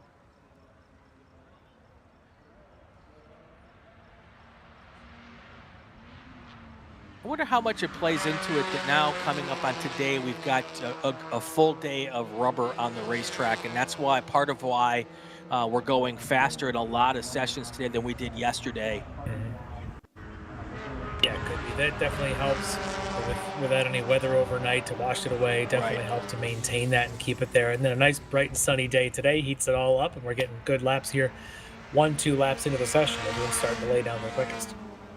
Yep, high temperature today is supposed to be around 72. We're just shy of the 70-degree mark right now. Ken Sutherland has put down a purple 4th sector time and a personal best in the 1st sector, so he is on a really good lap now. Yeah, that's good. Yesterday he was down in 16th at a 44.2. He's already today at a 44.0, and as you say, he's on a quicker one now. So yeah. Keep our eyes on Sutherland.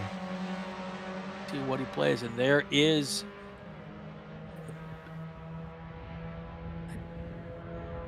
Is that the, no, it's not the Pardus Kowalski duo that we were just looking at coming up the hill. I'm trying to figure out who that was. The other one I'm looking for is Tyler Brown, who was into the top 9 yesterday. Yeah. also basically looks like did an outlap and came back in. So I wonder if there's some coordination. I don't know if Tyler came back out. Maybe we did a run through the pits or something. So we'll keep our eyes for the 07 of Tyler Brown. Yeah, but Tyler Brown from Muskego, just south of here, down in the Milwaukee area. Road America is nestled between Green Bay and Milwaukee, and the beautiful Kettle Moraine Forest. All right, let's waiting for this third sector for Ken Sutherland here to see if he goes up a little higher on the leaderboard. He had his personal best in the speed trap, personal best in sector 2 as well. Just waiting for the third sector time. The long racetrack. Yes. It doesn't. Oh yeah, no, he improved to third on the grid with a personal best 243.4. So he is certainly getting it done here.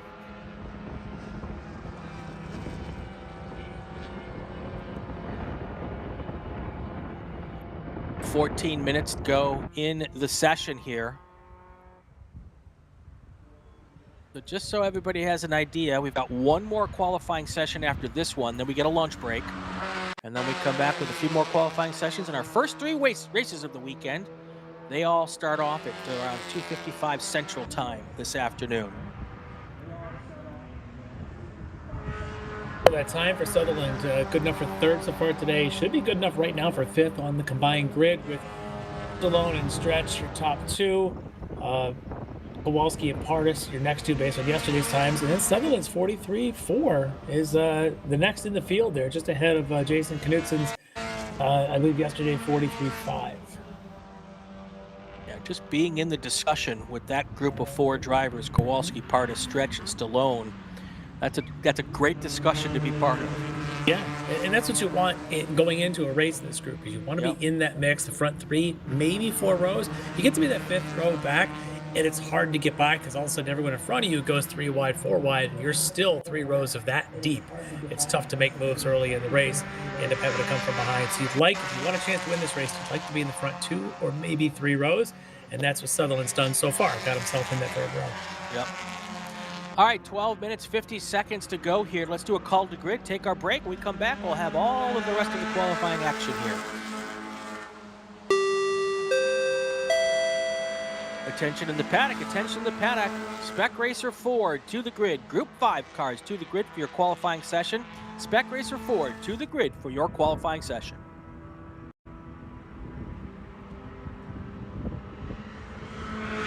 For more than 30 years, championship-winning drivers have demanded the Hawk Performance braking advantage.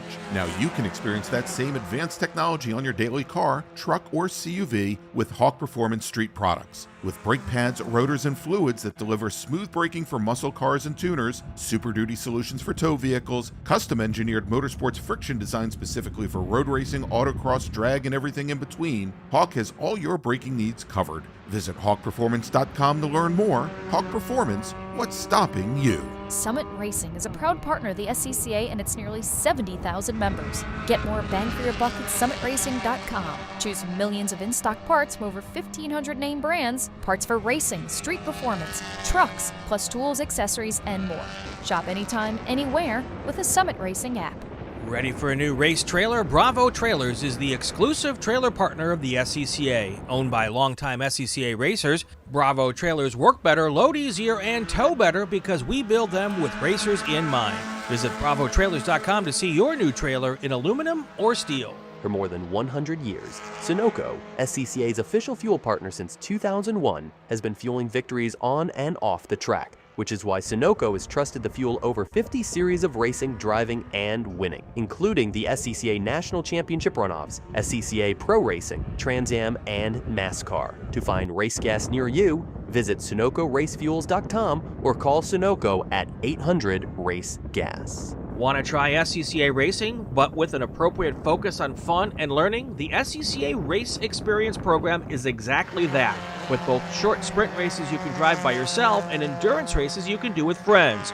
All you need is an SCCA membership, a driver's license, a properly equipped car, and the right driver gear. Visit scca.com/racex to find more information and events near you. It's the 2025 Hoosier Racing Tire SCCA Super Tour, the premier amateur road racing series bringing together top SCCA road racers from across the country. The Hoosier Super Tour visits some of the greatest tracks in North America, showcasing each of our 23 car classes. From production to GT cars, prototypes to Formula cars, the Hoosier SCCA Super Tour packs a ton of wheel-to-wheel racing action into every event.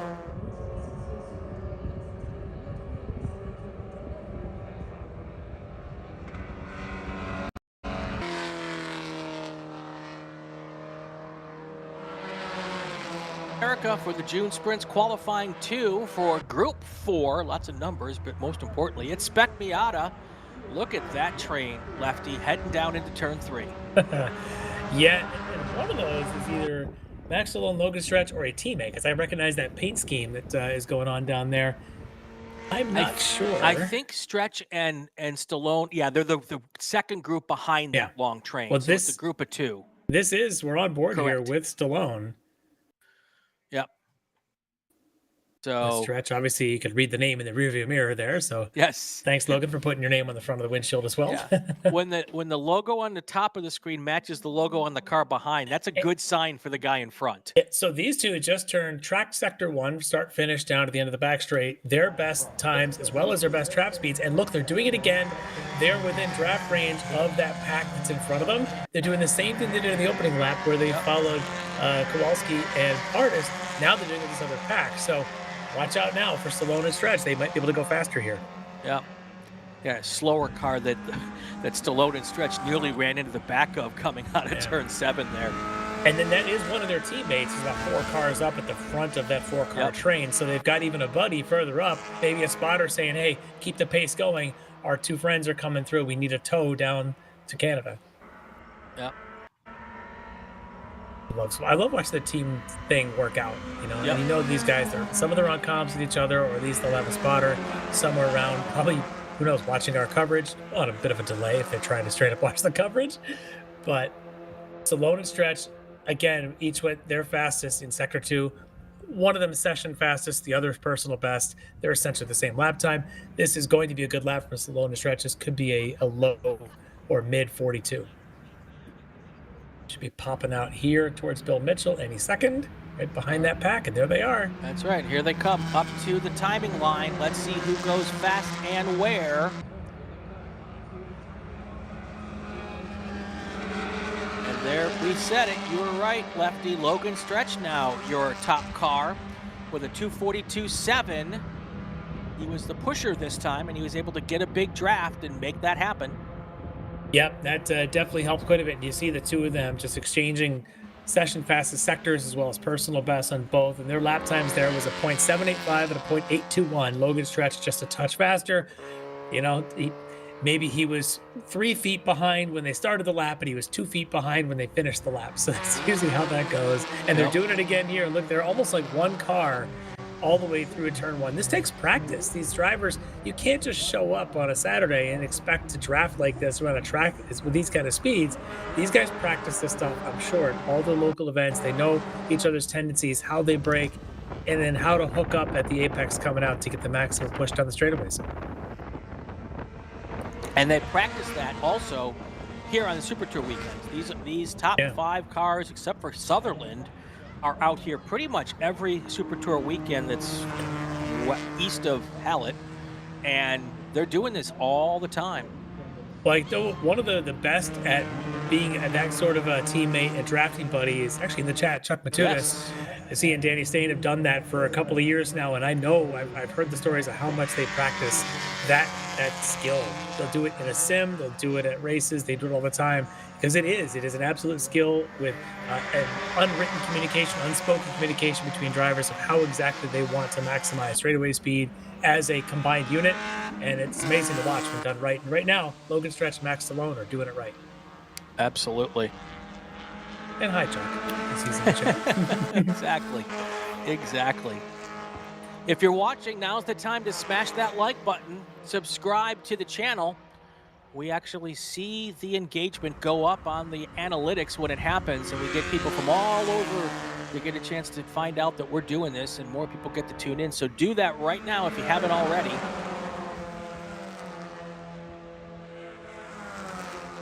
Coming up on 5 minutes to go here.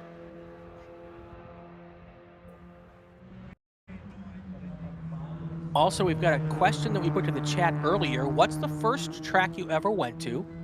When and for what event? When you actually went to a race in person for the first time? Put your answers in the chat. That's really cool answers coming back for that. A couple of folks have gone to IMSA races. We got Watkins Glen back into the 50s. We got races here into the 70s. People here, 1-year-old, their parents who loved them so much, brought them out here at 1 years old, head to a racetrack. And look, they're still into motorsports, 50 years later. It's really incredible to see. And yes, I know I just called one of our viewers 50. I understand. I was born in 73. I also am beyond that hill. But it's really cool to see these people and their interest in how they've been able to keep that up over the years. Starting at an early age definitely helps. Has it helped you and helped some others too? That's right. 382 people watching, but only 95 have hit the like button. So that means over 200 of you, almost 300 of you have not liked the stream. So please do that. I don't understand it. I don't understand it. Come on, people. I'm throwing my Catholic guilt out at you. So, 4 minutes to go. One of the first races I went to, and I was so young, living at that point somewhere in Illinois, Chicago suburbs, it was some oval race of like late models or something that my neighbors across the street actually had a team, and they took me out there. I was probably 5, and I just never forgot it. I don't know where it was. I just know that I was at a racetrack. There were loud sounds of cars going fast, and I was immediately hooked. Absolutely. That's all it took. Taylor Hyatt's in the chat. Her parents met at some point in the 90s. I've been there ever since. Taylor, I know, broke her ankle at a race last weekend. Got a whole bunch of surgery and all that stuff. Speedy recovery, Taylor. We're thinking about you. Yeah, that kind of stinks. Obviously, she's one of the in her region does a lot of working and as well as driving. I've actually the first time I ever actually was driving at VIR a couple of years ago. So speedy recovery there from that injury. Also does a ton of social media engagement. Oh, big car off. Didn't even lift. You look at that. Just went right back on the racetrack. Anna Chrisman, first time at the racetrack, Charlotte Motor Speedway, 1985. Gina Kazmarek, Superior Speedway, Superior, Wisconsin, dirt tracking. Yeah. Just a little north of here, or a lot north of here. All right, 2 minutes, 49 seconds to go. Your top 5, Logan Stretch, Max Stallone. Center Smith now moves up to 3rd on the list. That's a name we haven't talked about yet today. Brett Kowalski in 4th, Sean Barwig in 5th, and Ken Sutherland has dropped down to 6th. Both Varwig and Center Smith, those were 10th. Center Smith was 10th yesterday, and Varwig was 12th. So they're definitely having good runs here. Yeah, so we talked about Stretch and Stallone and doing what they're doing. They are currently on the provisional front row. I believe that's still Kowalski and Pardis your next two. Yesterday they were a .128 and a .152, which puts them just ahead of Center Smith's 190. Yep.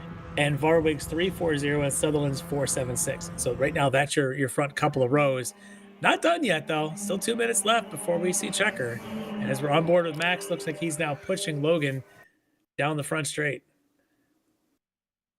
It's so hard, that trailing car. It's such a skill and trust in the car in front of you that they're not going to do anything different. Look at this, under braking from 120 miles an hour or whatever it is, and never more than 1.5 feet off the bumper of the car in front of you. That's trust. Yep. Through the apex. Good shot there through 3. They're essentially hooked up at the apex, which I'm told that's the fast way around. Minute 12. So let me make a quick announcement here.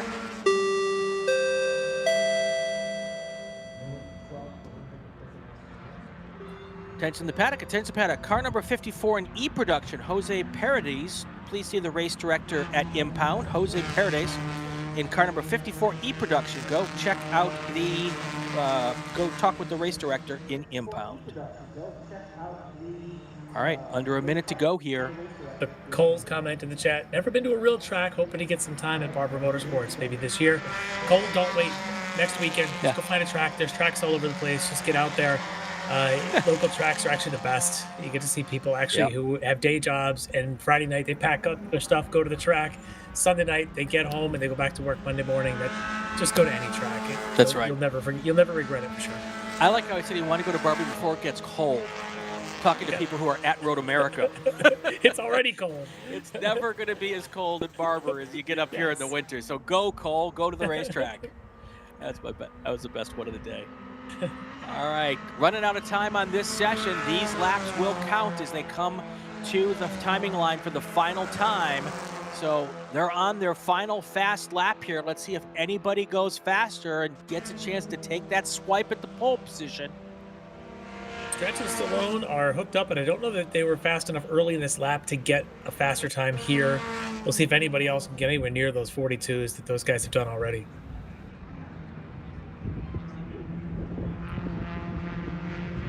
Here they come across the line for the final time. And they are not faster. High 43s, which is still a very good lap. That's still a good time, absolutely. Yeah, getting through some traffic. And a lot of times at that point, you're still practicing managing traffic. And those guys will be a force to be reckoned with when we get to that race. Ken Peterson, La Crosse Interstate Speedway, 1975. Ken, I went to Winona State University, and I have spent more time at La Crosse Speedway than I care to admit to. Great little short track here. Lots of NASCAR stuff. Dick Trickle was racing at La Crosse Speedway when he was there. One of the best names in the history of motorsports. Yeah. Made famous by Sports Center, and no one will ever. Anybody who grew up in the 90s knows who Dick Trickle was. Absolutely. Every Sunday night Sports Center, you got. Even if you weren't a racing fan, you would know it. Yeah, that's right. All right, let's go through our top 10. You've got this because you do the math, Lefty. All right, so we believe that Logan Stretch is on the pole with that 242.7 pushed along or dragged along, with teammate Max Stallone is going to end up on his outside at that 242.8. Then we get to yesterday's times. I believe Kowalski and Preston Partis couldn't quite get the lap they wanted today. They're going to start in the second row. Third row is where we've seen some changes here, as Center Smith with the 43.1, and then Sean Varwig should be the 43.3 on your third row. Ken Sutherland should be on the inside of the fourth row, with Jason Knudsen, I believe, from yesterday would be on the outside of that row, and then Beckett Friesen, Andrew Devoto, both from yesterday. Tyler Brown, who didn't get a lap in today, he'll be starting back there in somewhere around that fifth row. Today, none of those guys able to go any quicker. The next in the order will be Jason Rollins, who got down to a 44.0, helping his cause a little bit, but probably going to be back on that sixth row. And then it's kind of a rough guess here. Kyle Greenhill, Tom Brown. We already talked about Friesen and Knudsen. Samantha Silver at a 44.2. Jonathan Davis at a 44.2 as well.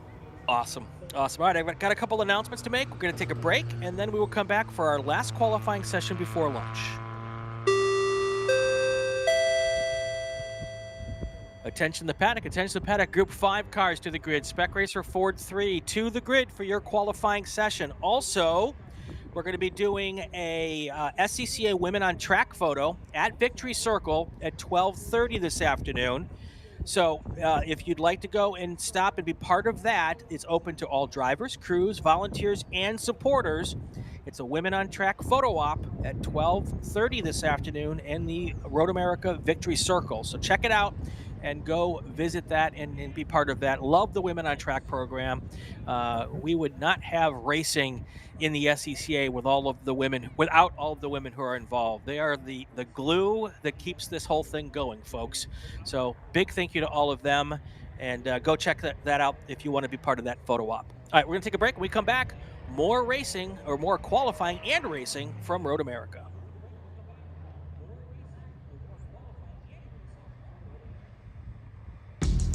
We're not supposed to be out here. Outside expectations. Built for the outdoors. With the capability to climb this high, we're not supposed to be out here. Which is exactly why we are. The off-road ready Mazda CX-50. We're looking for outsiders.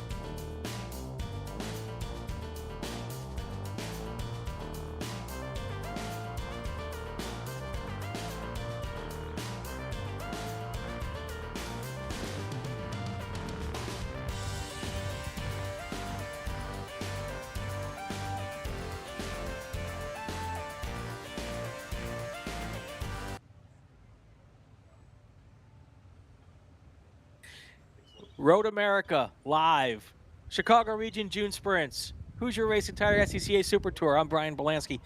Lefty McLeod is here with us this weekend doing the race calls, and it is awesome to have you here. Thank you. Director Jordan Worth is pressing the buttons, and Ryan Bauer is making sure the cameras look pretty. What's that? No? Oh, Ryan West, I'm so sorry. I'm a horrible human being. Ryan West is here with us this weekend. Wow, I'm a bad guy. Well, let's fix that problem. Let's talk about Spec Racer Ford. I'm going to shut up with everything else. I mean, it could be worse. You could have said he was from Florida. That's true. Oh, goodness gracious.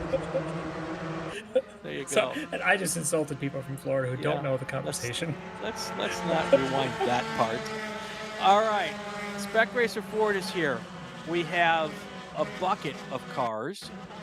Stand by. Let me look at the list. It's a long list. 40 cars? Is it more than 40? We have two pages? 59. 59. In timing and scoring. You know it's a big race group when the qualifying grid is 2 pages long. That's how I measure things. So, yep. Because you can count to 2. Exactly. That's about as much as I can count to. 2 pages, 59 drivers took a turn yesterday of a wheel here on the racetrack. The guy out front right now on our screen, that's Brian Schofield. He's a national champion. I ran through the list yesterday, Lefty. I believe there's 7 national champions in this race. Yeah, and some of them have multiple gold medals to their names. Yes. So this is always a great race, no matter what racetrack you're at or what weekend it is. But when you've got 60 of them and it's the June Sprints, it takes it up another notch. It does, and these guys all know it. This is prep also for runoffs this year. June Sprints by itself is a big event, but when it's in the year of a runoffs also at Road America, it's just got a little extra. Are we all right, Brian? We're good. We're good. Okay. All right. Well, these guys are still on that out lap, get to beat the tires. These cars generally need maybe 2 laps, 3 laps or so to get full heat and be able to also spread out, because that pack is very tight, like it's a race start. No one's breaking apart. You don't have like a pack of 2, a pack of 3, except I suspect at the back where the strategic ones might just say, let's let the field do their thing and we'll wait at the back. We'll have to see. It's a big field, though. 4 miles starts to actually fill up when you got 59 of these out there. And here they come across the start-finish line for the first time. So this is their first hot lap. They have taken that warm-up lap, and they are ready to go. Got Bobby Sachs fan club in the chat as well. Both of them? Yesterday? Both of them. Wow. If Bobby were listening, he'd be laughing so He would love now. that. That is true. That is true.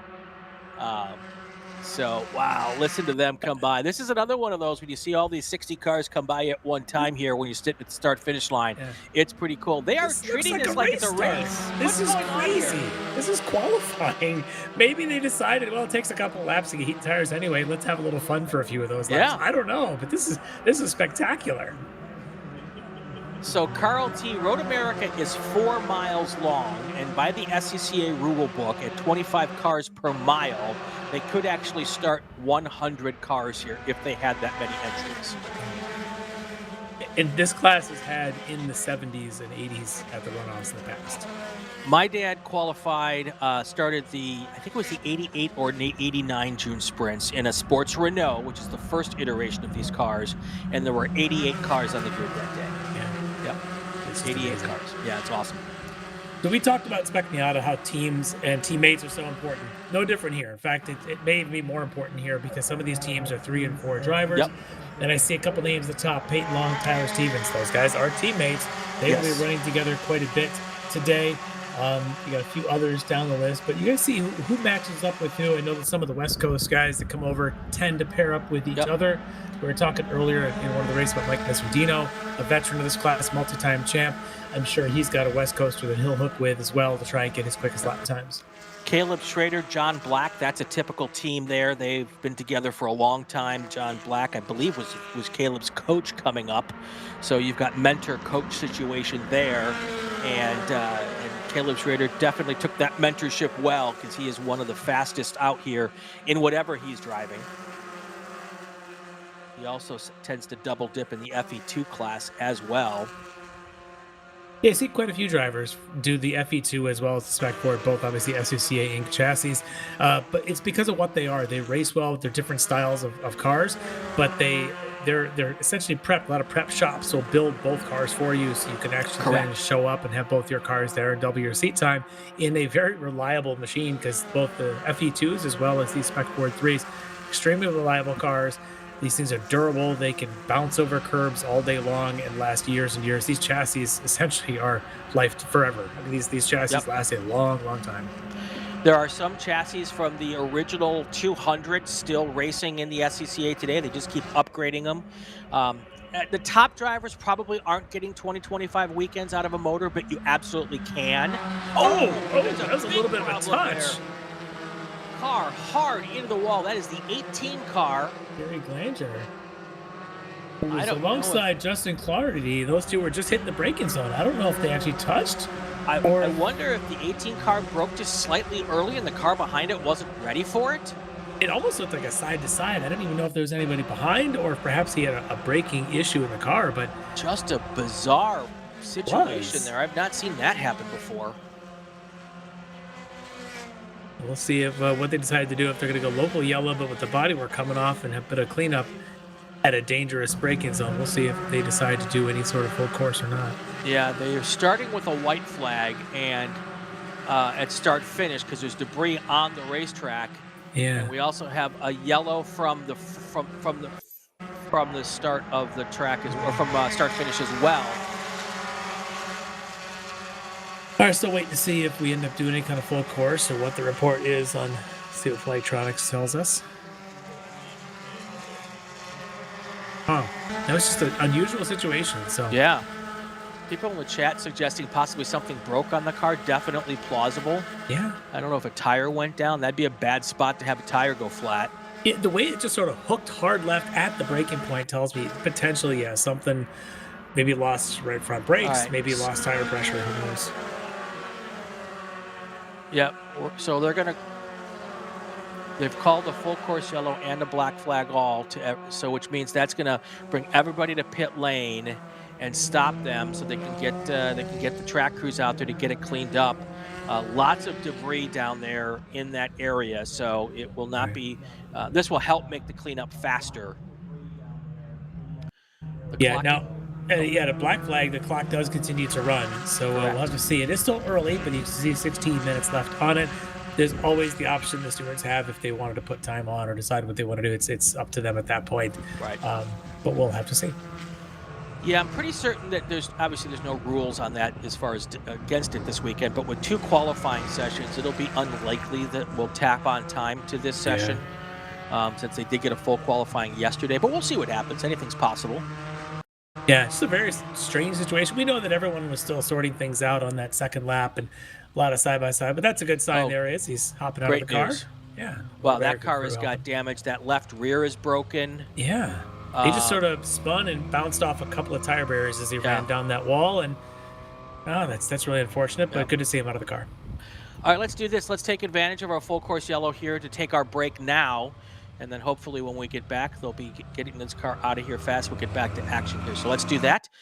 We'll take our break and we'll come back in just a few minutes.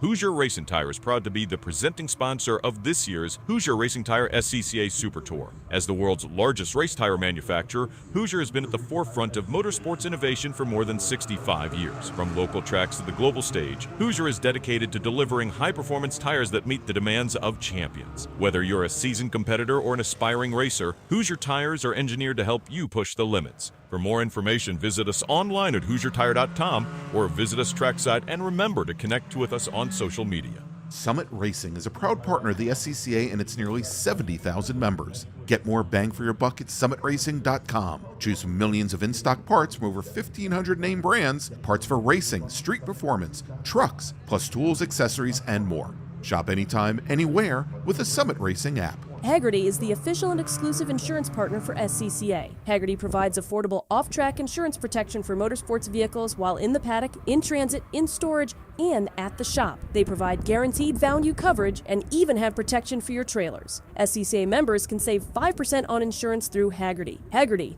let's drive together. Learn more at Haggerty.com. Mazza Vineyards is the exclusive sparkling wine for podium celebrations at the Hoosier Racing Tire SCCA Super Tour, SCCA Runoffs, and Tire Rack SCCA Pro Solo.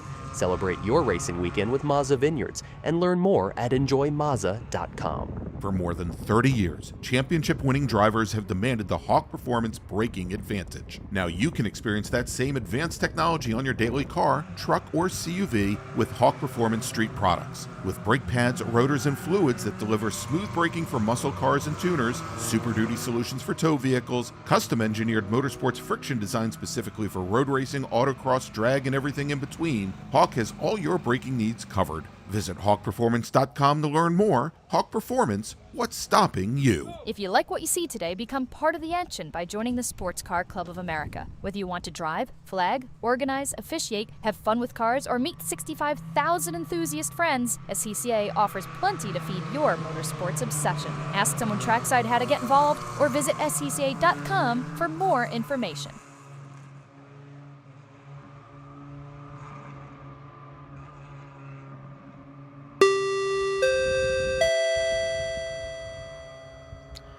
Attention in the paddock. Attention to the paddock. Want to let everyone know that there's going to be a women on track photo op at Victory Circle, Road America Victory Circle, coming up at 12:30 this afternoon during our lunch break. So if you would like to be involved with that, please head to Victory Circle around 12:15 for that photo op. It is open to drivers, crews, volunteers, and supporters. So head on down. We've done one of these at most of the races this year. It's a really cool opportunity for everyone to get together, have a little camaraderie. And that's pretty awesome. So check that out at around 12:30. Okay, back here live, still under full course yellow conditions, Lefty. We could see our the progress being made at the moment. They've got the car up in the air. That's a good sign, yeah. So I think we should be able to get back to action here not too long down the road. The good news was most of the debris was off the track. Yeah. Right there behind that track truck that we're looking at. There was a way to get this truck off the track about 100, 200 yards upstream. So that's where they're heading with it right now. There's a little cutout on the right side. Or they could take it all the way to pit lane at this point. Yeah, we'll see where they end up going, but at least they've got that. We did see Gary climb out of the car on his own, so that's a good thing too. Don't know the whole. It seems like we're getting reports. Patrick Lipsenik in the chat says he backed it up and looked like there was no contact with anybody, so the car may have veered left on its own. You can theorize all sorts of things. Tire debris. Maybe the tire went down quickly, brakes, something like that. But good to see he's out. And, my guess is they'll take that car around the outside just in case it's leaking anything. Yeah. And they don't have to worry about putting it across the front straight there. So. And they had just got the rest of the field to come into pit lane under the all black here, so just in time for the incident to be cleared, and everyone should queue up and be heading back out in a second. Still 11 minutes on the clock, so a couple laps still feasible, even if they don't add any time. Yeah, no question. No question. If you're watching right now, hit that like and subscribe button. We want to get all those likes up. Last time I looked, there were like 200 people who were watching who hadn't liked it. So please do that. That helps us a ton. After this race, after this qualifying session, we'll have about an hour break for lunch. Then we'll come back, 3 more qualifying sessions after lunch, and then 3 races after those sessions. And that's how we're going to wrap up our day here at Road America. Tomorrow, we're back at 8 a.m., and we will be here for a couple more qualifying sessions, and then 7 races tomorrow to finish up our day here for the June sprints. So 8 a.m. Central Time. Correct. 8 a.m. Central. Whereas if you're Central Europe time, it's like 2 in the afternoon, just in case we got viewers over there. That's right. And, of course, at the end of the month, we've got the final Super Tour of the year from Watkins Glen on my birthday weekend. So I will spend my birthday weekend with all of you, which I cannot wait to do. And great racing always at Watkins Glen, so we'll check that out as well. There is the new bridge there across the front straight right there at the entrance to pit lane. That's pretty cool. A lot of work being done here on the spectator side. We've seen some track changes. Here's one of the track changes, Lefty. Those little new rumble strips, and then the stuff on the outside of the rumble strips to keep the dust down. So, and look at this. What are those cars? The best thing I've seen the last 5 minutes, cars. Yeah. Carl T, Road America spent money. Yes, they did. Yes. They always seem to be, or at least recently. Continue to invest in what is it, the best place. Drivers like it, teams like it, spectators like it. It's just a great facility. It's just a fun place to hang out for a weekend.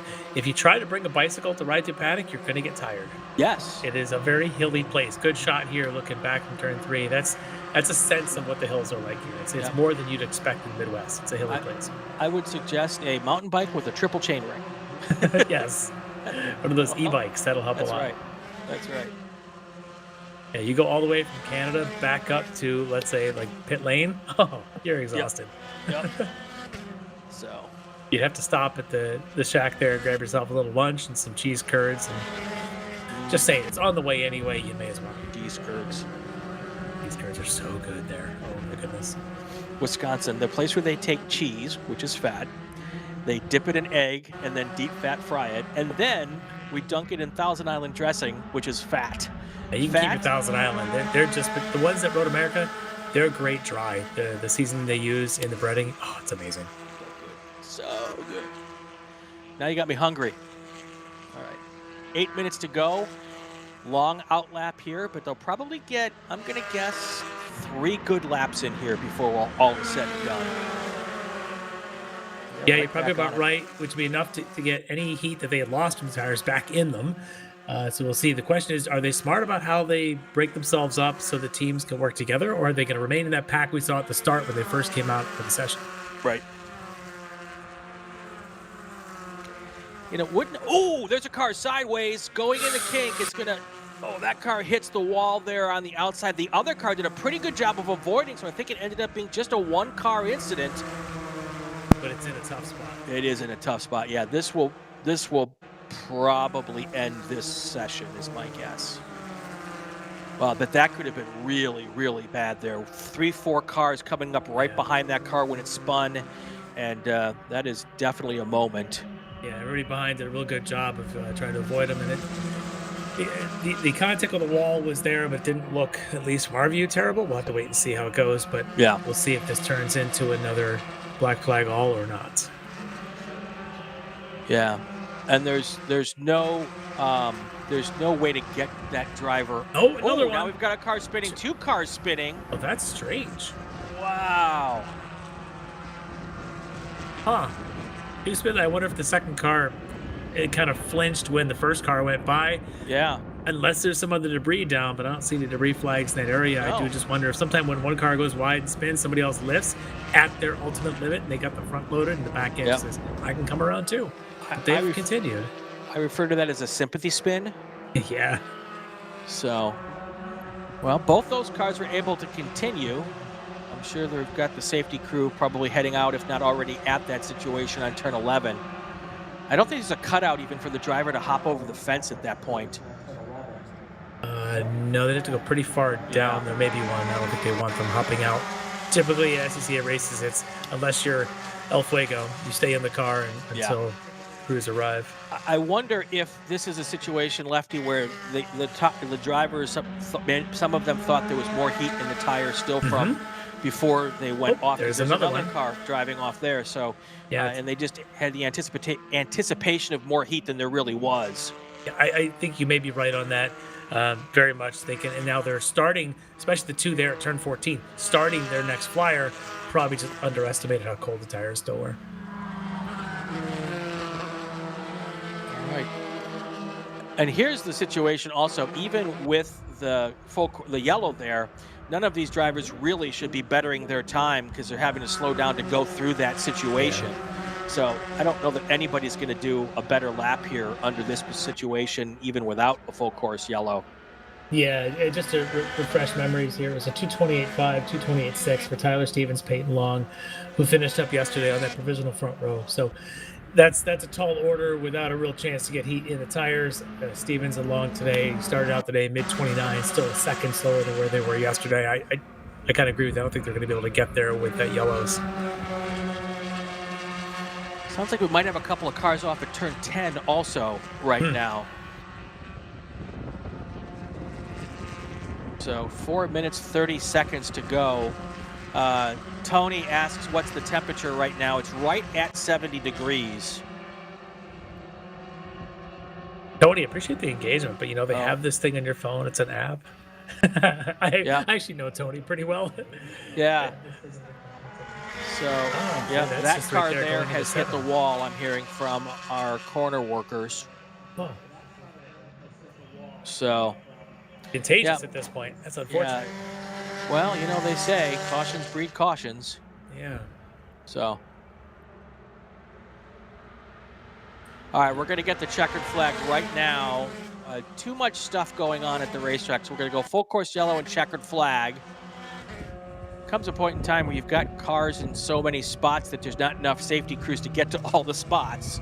Right. Yeah, strange session. Yeah, definitely. So, all right, so what has this done for our starting order, do you think, Mr. Lefty? I don't believe it's changed anything. Certainly I don't not think in so the either. top 10. I think Yeah. we're still going to see on that front row to start the race Tyler Stevens, Peyton Long. Second row, Brian Schofield, Caleb Rothel. Third row, Caleb Schrader, Bobby Sack. Fourth row should be Gary Granger and John Black. And then you've got Justin Claudery and Jace Petty. And I don't know that anybody even went, because they were already the 29s yesterday. You get outside the top 10, we're still the 31s. Perhaps down the order, someone improved, and hats off to them if they did, but didn't change the front 5 rows. All right, well, let's do this. I'm going to make another announcement on our women's on track situation. We're going to come back to racing here right around 1:05 p.m. Central Time. That should be our start time. I haven't gotten the official word, but we're ending this early, so there's no real reason to not start on time. So let's go with 1:05 p.m. Central Time to get going here for our rest of our qualifying this afternoon. 3 more qualifying sessions and then 3 races. That's still ahead, so stay with us, everybody.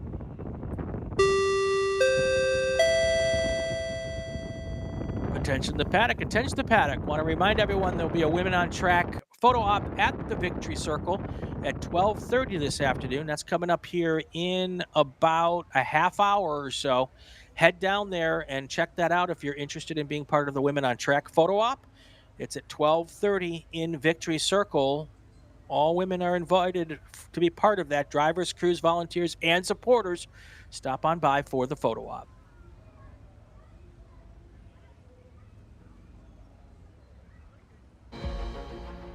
My customer experience with Mazda has been absolutely fantastic. I think they kind of cater to the whole crowd of people. They got the SUVs for the soccer moms and stuff like that, but then you got your Miatas and your Speed 3s for your car enthusiasts, so I think they cater to all crowds, and so I think that's something that everyone can get behind.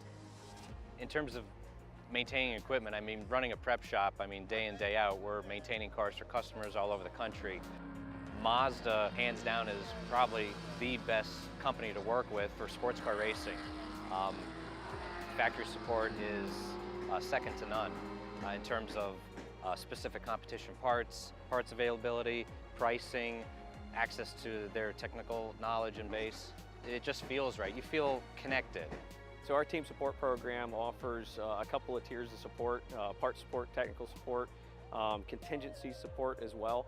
All of this is done through our website and the team support program and the Parts 800 number. We have 2 main ways that customers can acquire parts from Mazda Motorsports. It's through our MazdaMotorsports.com parts store website. It's basically like signing up for an Amazon account. You know, simple information, prove that you're a racer with a race result. It gets you access to our 800 hotline that you can call and speak to one of our parts representatives basically 5 days a week. We got into Mazdas largely just because it's a fantastic platform.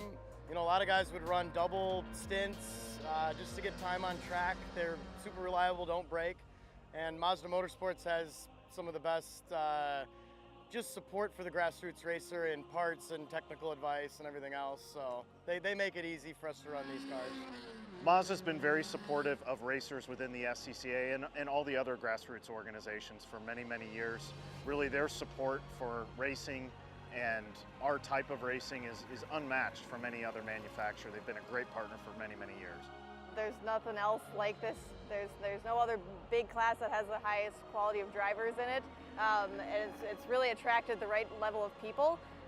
The other aspect is I'm probably not the richest person out here, and they're extremely reasonably priced, and you can buy parts easily, and so it's a class that fits both what I want from a racing standpoint and what I can afford. It's one of those things that once you get hooked into it, it just never leaves. Really helps understanding where they come from. It helps the communication between customer relations. You can very much understand their needs of the day. May not necessarily be the same each day, but you know how to adapt to it, and you know how to best serve the customer is really what it comes down to.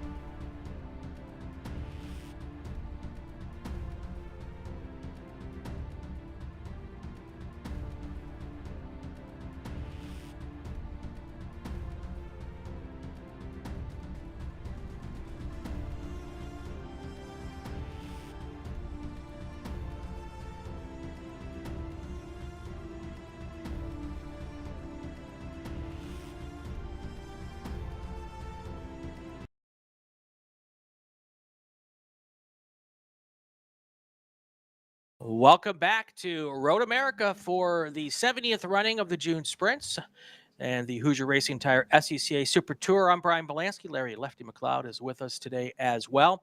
And we have our qualifying session getting ready to go for our touring and super touring groups. So we have T2, T3, T4, STU, STL, and of course GT3U. They're part of this because they are merging with the STU class next year. And so that's how they're putting these two classes together this weekend. And before we get into the deep qualifying session, it is an absolute honor to have with us on the microphone for a few minutes this morning. I guess it's this afternoon now. An absolute SCCA legend, Dave Weizenhoff, a 7-time national champion, Hall of Famer. And this weekend, you have the honor of being our Grand Marshal at the June Sprints. Welcome. How are you? I'm doing fine, and it's a great honor to be selected for this. So how many June Sprints did you race in? Because it's been a bunch, hasn't it? I think I've won 15 of them. I don't remember exactly how many I actually raced in. The important number is the 15 wins. Yes. 15-time June Sprints winner, Formula Continental, Formula Ford over the years. You've got your national championships in both of those classes. Been involved in racing for more than 50 years. Things have changed a bit in 50 years. Tell me what's changed from the first time you were here at Road America to today. Well, the first time I was here at Road America, I was half awake because I drove all night to get here. Okay. And it was a regional in a Formula V. Okay. And it took me a while I never did figure out the course the first day because all the square corners looked the same with my lack of sleep.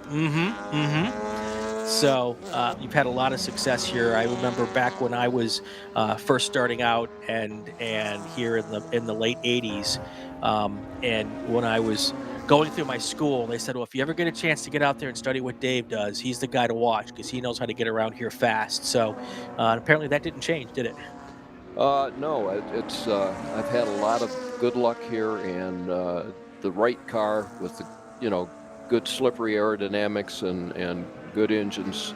So I've been very lucky to be racing all that time. Lefty, I love how the guy with 7 national championships and 15 wins puts it all on the car.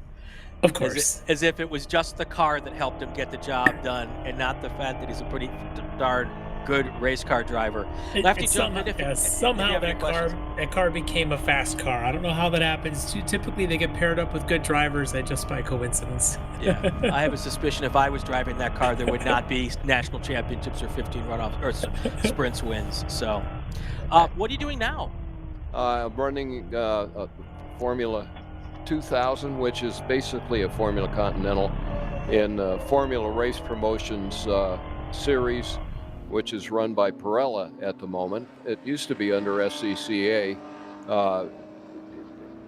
Next week, in 2.5 weeks from now, we'll be back here if my car's ready. I'm lacking a part, but other than that, I'll be back here again in a couple weeks. Cool. What's your favorite memory, first of all, of this place? I guess the favorite memory is 1977 in Formula Ford when there was 100 Formula Fords in the race, and I went out, drove my Zinc Z10 around in qualifying, and I came back and told my wife Sherry, man, this car didn't feel good. Where did I qualify? She said, it didn't feel good. You're on the pole. Yeah, because back in that time, there were no in-car radios, right? There might have been a pit wall stand, but even that's hard to communicate at the time. Yeah, she was probably on the timing stand, and somebody was holding out a little thing, but I didn't know what place I was in. That's awesome. All this time with the club, obviously in a Hall of Famer, national championships. What is one of your best memories overall as part of your SCCA world? The friends I've made, the competitors that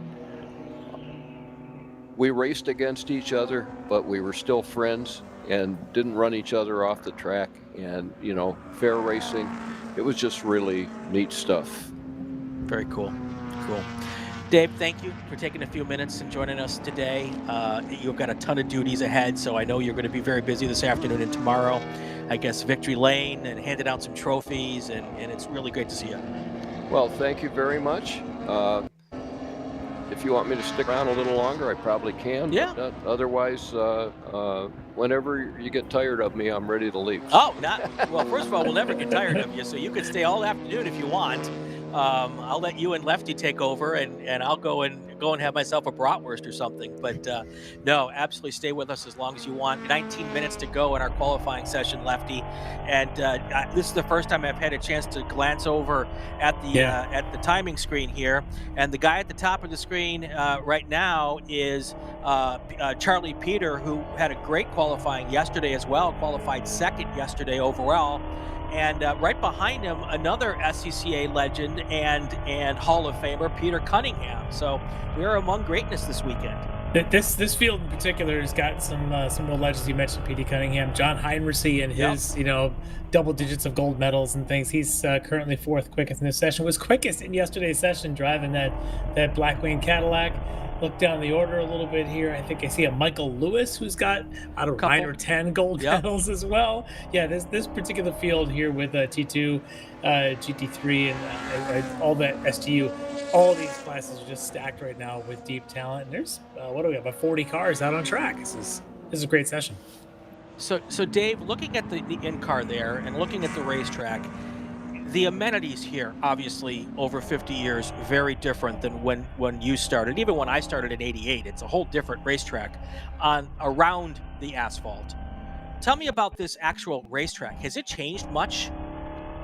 The actual driving surface hasn't really changed a lot, and I'm kind of a really focused guy when I'm at a racetrack. I could be racing on the moon and I wouldn't be paying attention to my surroundings. Right. So it's kind of the same thing here. When we had some free time, we get out and look around at the place, and it's really absolutely astounding how much the stuff around it has continued to improve over the years. It's really beautiful now. It is, and I'm sure you've been to a lot of racetracks around the country over the years, as have I. And there are a few places in North America where the fans are taken care of as well as they are here. So they've done a really nice job with that. 16 and a half minutes to go. Charlie Peter in that BMW M2 still at the top. Peter Cunningham is in a time of 2:26. Now, of course, they're two different classes. So Charlie Peter in that T2 class, that STU car is the Peter Cunningham car. And is Charlie's time faster yet than Heinrichsey? 2:24.7. Oh yeah, that would be the new pole time. Yeah, Charlie really hooking up right now in that BMW. And he's continuing to go faster. First sector of the next lap, again, personal best. So we'll see if he can turn that into a couple more sectors and crack into maybe a 23. We'll look to 3, and we'll see if Heinrichsey's got anything to respond. Heinrichsey in the Cadillac on the back straight. Trap speed, 147.9 miles an hour in a Blackwing CT4 Cadillac. Oh, that thing is just screaming. If you haven't had the chance to see this thing, it literally looks like they took a Cadillac Blackwing off the showroom floor, threw a roll cage in it, and John's driving it. It really does look that way. There's some of the interior trim still in it. It's a beautiful car and so fast. And the shocking part, it's probably the heaviest car on the racetrack. Oh, by far. I can't imagine anything, and they haven't been given a lot of balance of power, and he keeps asking for help with the car, and SCCA hasn't given it to him much. But that said, yesterday he was on the pole. Today he's in fourth place at the moment. But that's a guy kind of like the guy sitting next to me. Doesn't matter what he sits in, he's going to drive it fast. So it's pretty cool to have him out here with that. So yeah, very much. He's fast in anything, just like Dave there. Always fast in anything he steps into. It's kind of cool to see a guy out on track like Heinrichsey doing what he's doing, going personal best in another sector. Who knows, this lap may turn into something quick as well for him, and see if he can take Charlie back down. We're on the PA system and the Jumbotrons here around the racetrack, and I hear there's a huge contingency of fans in turn 1 and in turn 3. So a big shout out to the people there watching, listening to us on the PA. And if you're having a hard time hearing the PA, just pop your YouTube on. We'll be a couple seconds behind. but you'll at least be able to hear the coverage on the SCCA YouTube channel. Of course, if you're at home, like, subscribe. We love it when you do that. That certainly helps us out here and gets more people to find out what the SCCA is and what we're doing, so that maybe they come out and have some fun with us here. 14 and a half to go here. Dave, I got a question. When you come to a place like Road America, where's your favorite place to watch the start of a race? Besides behind the wheel, of course. Well, yeah, usually I'm so busy. The only place we get to watch the start of a race is either on the near the pit lane, so it's near the paddock spot, or we might be able to get down to corner 5 up above that in the grass there. Yeah. Larry, when we were racing here, the first year we came in, we were right up on pit lane, and it was great to be up there. But my dad's like, we need to be down by turn 5 so we can run to turn 5 for the start of every race and then come back to work on the car. So that was our plan. We would always paddock down there right across the street from turn 5. Yeah, just up and down the hill. Yep. At the start of each race. So, pretty good stuff.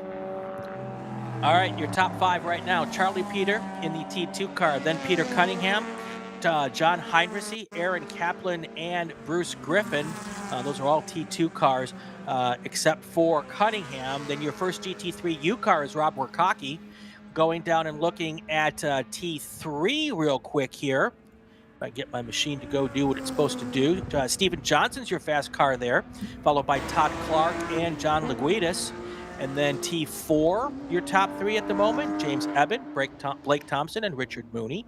And if I missed anybody, STL, it's David Palfiner, Mike Taylor, and John Sewell. So let's do this. We're right at the halfway point of this session. Let me do a call to grid. We'll take our break, and when we come back, we'll have some more qualifying action here for our Super Touring and Touring classes.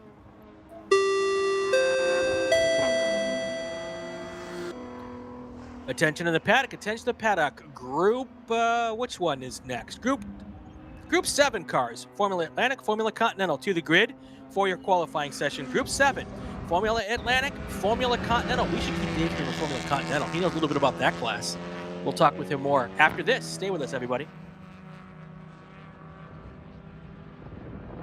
Hoosier Racing Tire is proud to be the presenting sponsor of this year's Hoosier Racing Tire SCCA Super Tour. As the world's largest race tire manufacturer, Hoosier has been at the forefront of motorsports innovation for more than 65 years. From local tracks to the global stage, Hoosier is dedicated to delivering high-performance tires that meet the demands of champions. Whether you're a seasoned competitor or an aspiring racer, Hoosier tires are engineered to help you push the limits. For more information, visit us online at HoosierTire.com or visit us trackside, and remember to connect with us on social media. Hagerty is the official and exclusive insurance partner for SCCA. Hagerty provides affordable off-track insurance protection for motorsports vehicles while in the paddock, in transit, in storage, and at the shop. They provide guaranteed value coverage and even have protection for your trailers. SCCA members can save 5% on insurance through Hagerty. Hagerty, let's drive together. Learn more at Hagerty.com. For more than 30 years, championship-winning drivers have demanded the Hawk Performance braking advantage.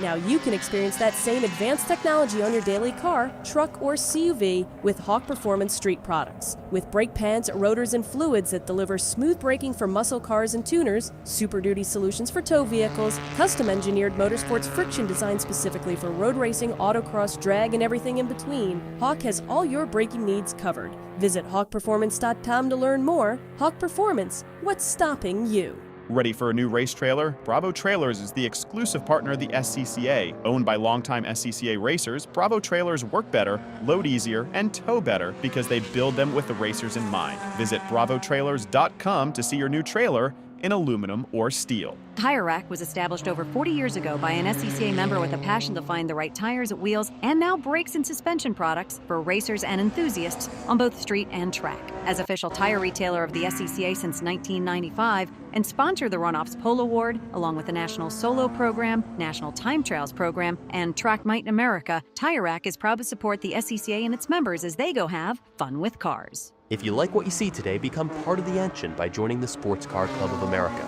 Whether you want to drive, flag, organize, officiate, have fun with cars, or meet 65,000 enthusiast friends, SCCA offers plenty to feed your motorsports obsession. Ask someone trackside how to get involved, or visit scca.com for more information.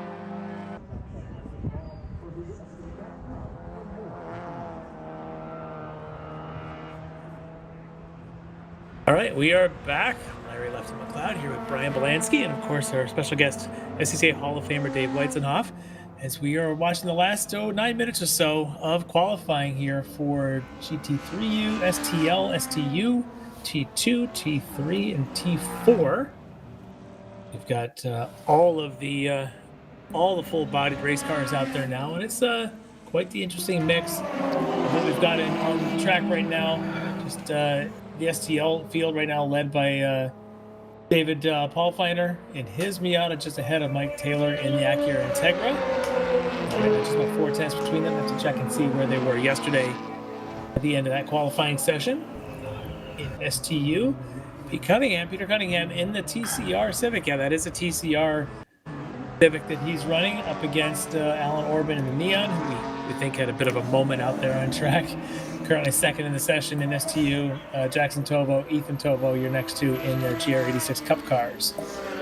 The 19 car of Nolan Elder had a little off-track excursion, but he's been able to continue, so that's cleared itself. We've had a couple things this session. Been able to collect it and get it back going, so that's been nice to hear. 8 minutes left here in this session. A couple more qualifying sessions, and then we go racing here. So after this, we've got our Formula Atlantics and Continentals. Then we've got our big bore cars to qualify, and then we start racing. So we've got 3 races today before we head out of the track for this evening, and then a whole bunch more racing tomorrow. So I believe it's 7 races tomorrow. I try to not keep track of the numbers, Lefty, because then my brain does like, oh, we got to get through 8 races. So. And then you start calling like Group 12 to third qualifying or something, and it just doesn't work. So, yeah, all I'm thinking about is whether I'm going to have a voice at the end of tomorrow. So, good time for everybody. Charlie Peter Cunningham, John Heinrichsey, Aaron Kaplan, Bruce Griffin. That is your top 5 as they stand here on the racetrack. So they've made some changes, Dave, here to the exit of the kink here. You see those extra little rumble strips there. And so what's interesting, Dave, right there is that first whitish curbing was not a rumble strip. Now it is. And then they've put that the funky grass brick things on the outside to keep people a little bit off there, but more to keep the dust from being there. And from what I've been able to tell this week so far, that's a pretty good improvement. So... I was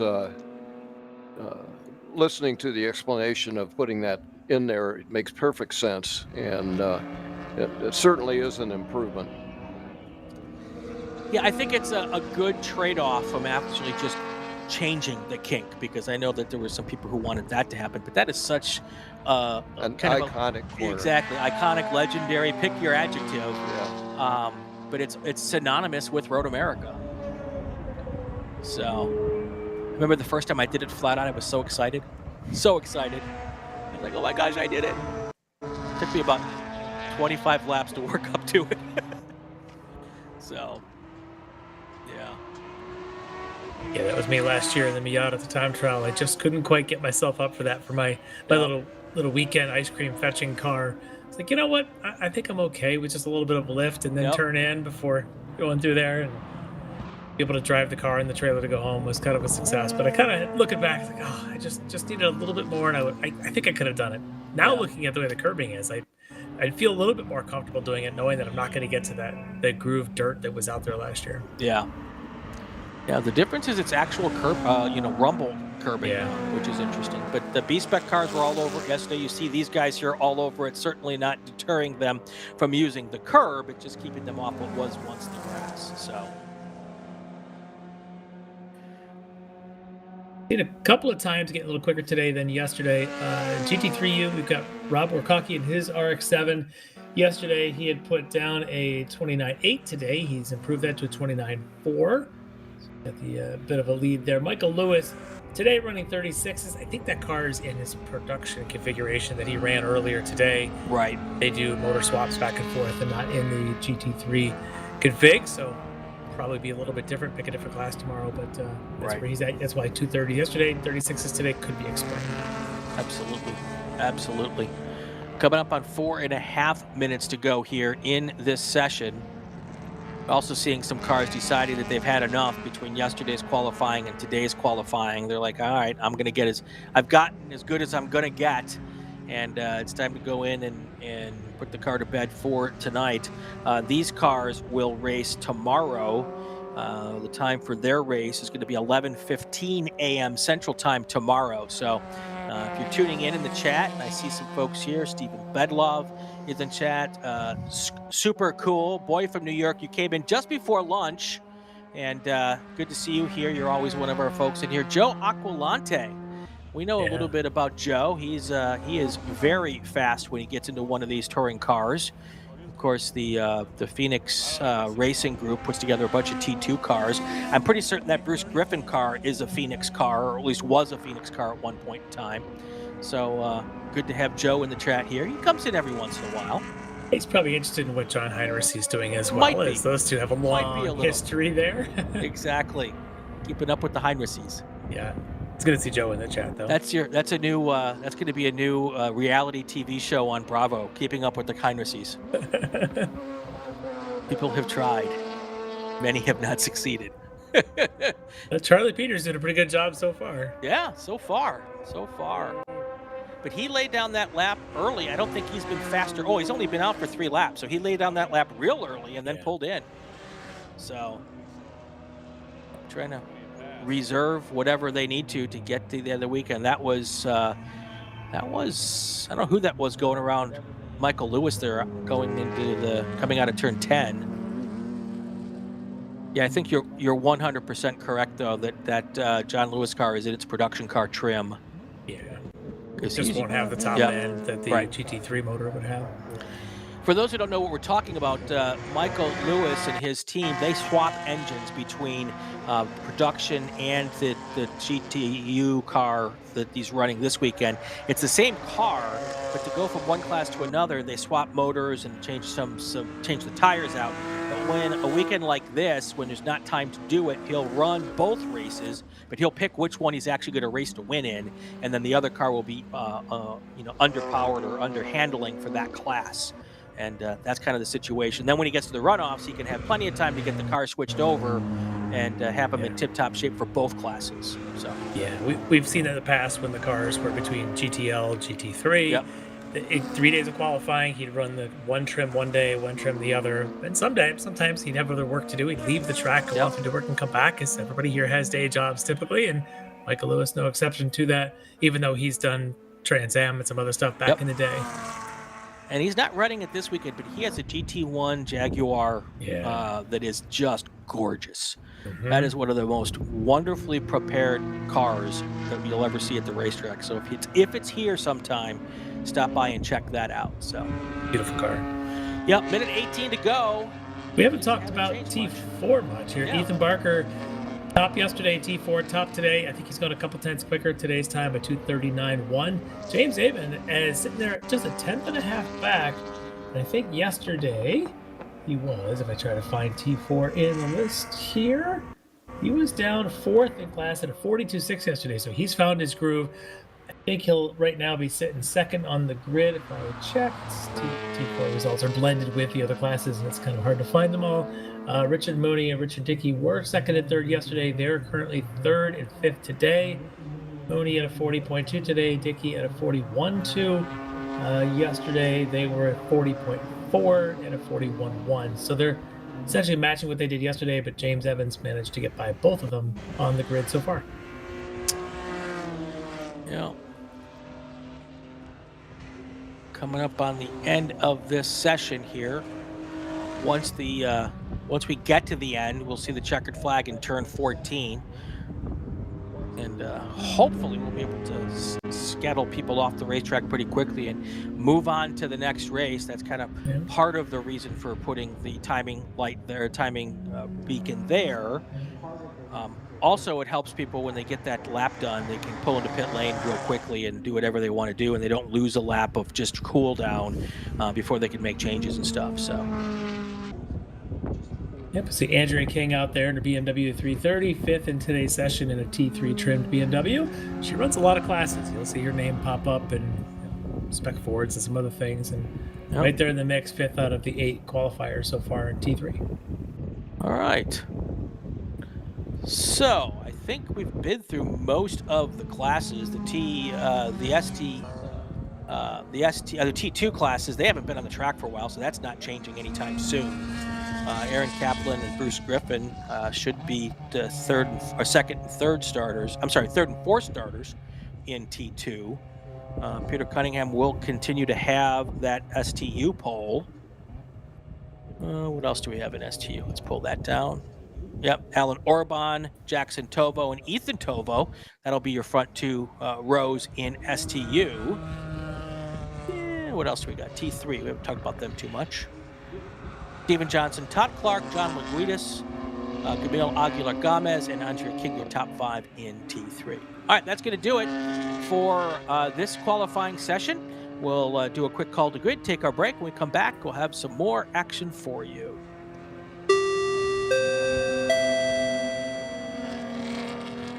Attention in the paddock, attention the paddock. We've got more qualifying ahead. Group 7 cars to the grid. Group 7, Formula Atlantic, Formula Continental to the grid for your qualifying session. Group 7 to the grid for your qualifying session. Also, let's see here. One other note here.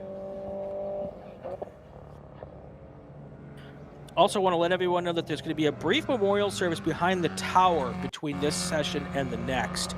So if you're in the tower location and you want to join us for that memorial service, stop by and do that as well. All right, we'll be back in a few minutes with some more qualifying. Stay with us, everybody.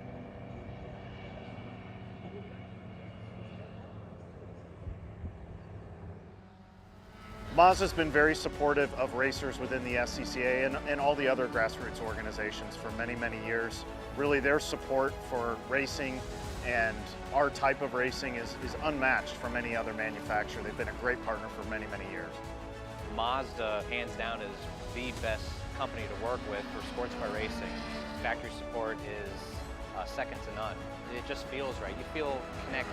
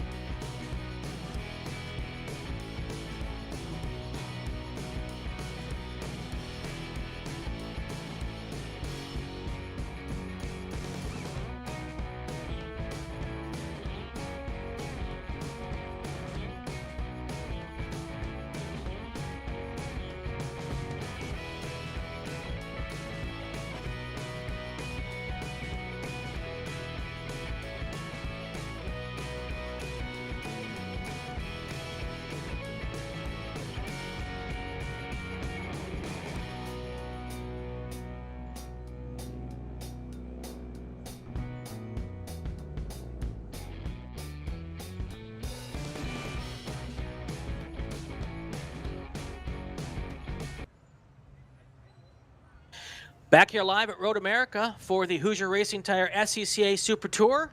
Also the 70th running of the June Sprints at America's National Park of Speed in the beautiful Kettle Moraine Forest here of Wisconsin. It is, if there was heaven on earth for race car fans, this might be the place. This and Spa-Francorchamps are kind of like my bucket lists for tracks that I want to spend some time at. I've been here lots of times. I haven't gotten to Spa yet, but that's coming, I'm sure, one of these days. I'm putting it out there. Anyway, Formula Atlantic, Formula Continental here, and we have, of course, our guest this weekend, our fantastic Hall of Famer, Dave Weitzenhoff here. Dave, you've got some laps here in a Continental, don't you? Yeah, a few. How many would you guess, if you were to guess? Oh, gosh, I don't know. 500. 500? So what's the key to a fast lap here in a Continental? Good aerodynamics so you can carry straight line speed, and obviously being able to go through the carousel fast and the kink flat out. Okay. Interesting. Very cool. And is the kink flat out something that's more in your brain than anything else? Actually, most of the time it's pretty easy. You just want to make sure you don't have to lift there, because you can carry speed all the way from the carousel down to Canada Corner. You've won this race 15 times, you said. How many of those were in Continental? How many were in Fords? That's hard to remember. Okay, a bunch in each. A couple in Continental, a bunch in Formula Ford. I want to get to the point, Lefty, where I've won a race so many times in different cars that I can't remember which times I won it in which car. I'll bet there's certain ones, though, Dave, you remember very distinctly, I would guess. Maybe a couple that stand out? Probably back in 1977 in Formula Ford, where there was 100 cars in the class. Yep. Mm-hmm. What's it like to start? Did you start on the pole for that race? Yeah, I did, and there's a little story behind that. And I think I mentioned it before. Yeah, you did. Is it? What's it like when you're coming down into turn one and you know there's 100 cars wanting to run you over behind you? I never particularly worried about that. Okay. Because I never had any trouble being fast through the first corner. Yeah. So I don't remember any particular trepidation about that. I don't know if that rule is the same back then as it is now, but the SCCA rule for the number of cars that you can have on this racetrack is 100 cars. It's 25 cars per mile of racetrack. Do you know, did anybody not get to race that day because they were more than 100 cars trying to get in? I don't have any recollection of what that situation was, to be honest with you. I can't imagine, Lefty. 100 cars. That's crazy. Just watching them taking the green flag would just be a spectacle to see. And, yeah. But to be at the front of that and maybe to have the confidence or that known ability that you can do it, to go into one with, like you said, 9,900 cars trying to get by you, it's got to be a pretty good feeling knowing that you can come out of that even in the lead. Because I've done races with reasonable field to sim at this track, and I can tell you, if I'm leading in a car like a Formula Ford at the green flag, I'm never leading going into one. Yeah, that's pretty great. So.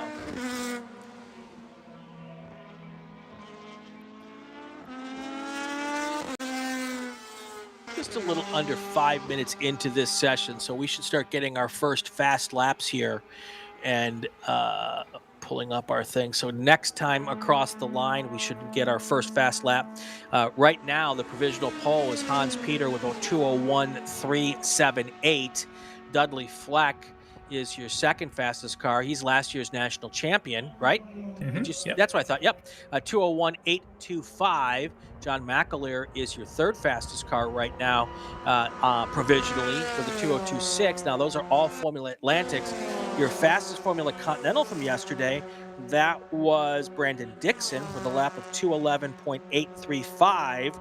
And then the second fastest car, another guy with a lot of laps around here, Michael Verisons. I'm sure you spent a little time racing against him. Not too much, actually, because we always seem to be in different classes at different times. Got it. So. But similarly, somebody who's successful in the Vs, and now Verisons here last year, a national champ in the FCs. a lot like you, Dave, kind of making that progression through the different parts of, from the low non-aero to a little bit more aero and things. Michael's kind of taking that same path. Yeah, Michael is very tech-oriented. He does a lot of sensor data acquisition and so on. I never did data acquisition. I did seat-of-the-pants acquisition. Seemed to work. Do you graph that, the seat of the pants? Do you have graphs for that? No.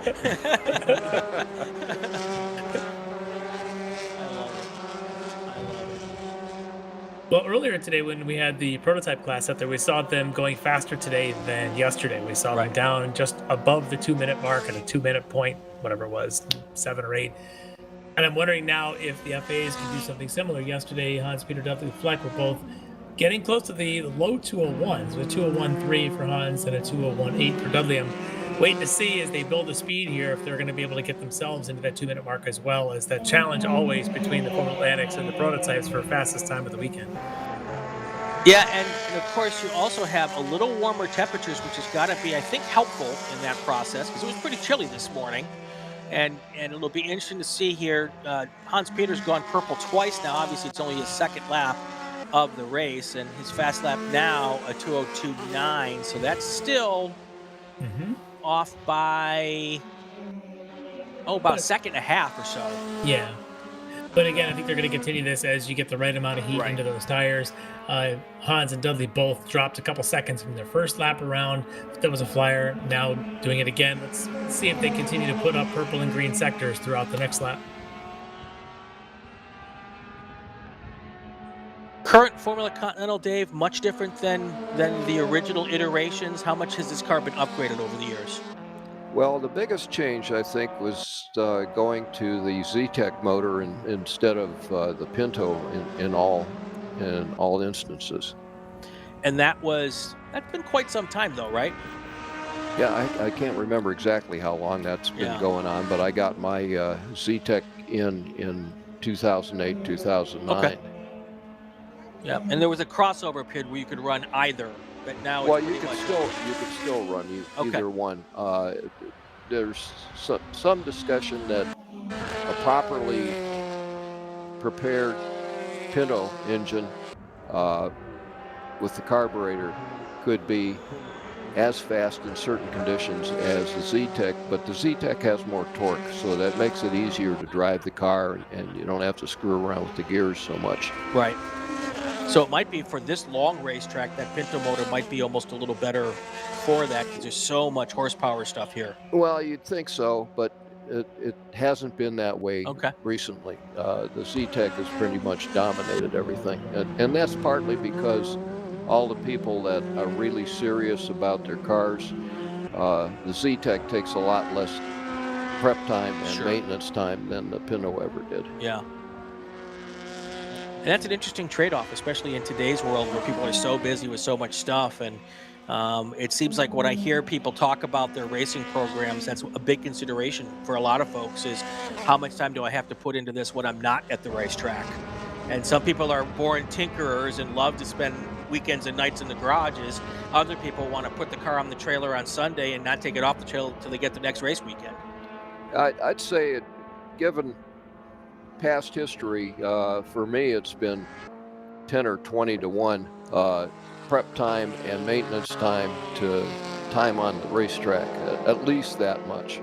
You just have all these things you should check out in between each race, even if nothing's broken. Right. And that probably lends itself to your success. You took that time to do all that work.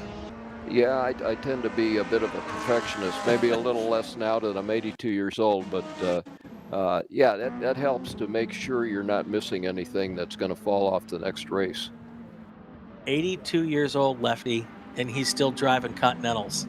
That's crazy. It's awesome. Absolute inspiration. So you can just keep doing it, keep yourself in shape, keep your minds in shape, and yeah, age doesn't matter.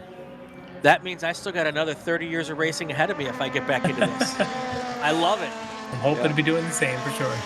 Yeah, I'm going to keep doing it until some health situation or something comes along that I can't do it anymore, and it'll eventually come, but it's not there yet. And I'm guessing Sherry has given up trying to get you to slow down. I don't know if you heard the laugh in the background, but that was a wonderfully wry chuckle I got on that. So you don't do this for the amount of time, though, that you've done it without a supportive partner, right? Oh, that's definitely true. I don't think I could be doing this at this age or even all along the way without the help of my main crew member and scheduler, and she takes care of the details. She's really good at that. I hate details. Yeah. And that's why you're both in the Hall of Fame. It's a team effort. Yeah, definitely true. She's a major part of it. Yep. That's fantastic. So Dudley Fleck now, fast car 2027, but still a second off, Lefty, from yesterday's times. So yeah, and his last 2 laps have been quite a bit slower, so I don't know if he's just tire managing or what he's doing. We'll have to keep an eye on Dudley. Hans Peter, also a little bit slower, but his pace is closer to what he was running. Both of them still trying to get back into the 201s, and I'm just wondering if maybe things have gotten too warm today compared to how maybe they had yesterday. And, that could be too. Yeah, not able to put the times in. I suspect these cars are kind of sensitive to conditions if you're trying to get the ultimate flyer out of them. Right. And it might also be that the track is a little less green, and some of the harder compound tires like a green track better because they work more on hysteresis than they do on adhesive grip. And as you get more rubber down, that changes that balance. Taking a look at our Formula Continental field, Brandon Dixon right now, your fast car with a 211.829. And you've got Michael Verisons, Brendan Cronin, Brian Tomasi, and Dean Kerluck. That's your top 5 right now.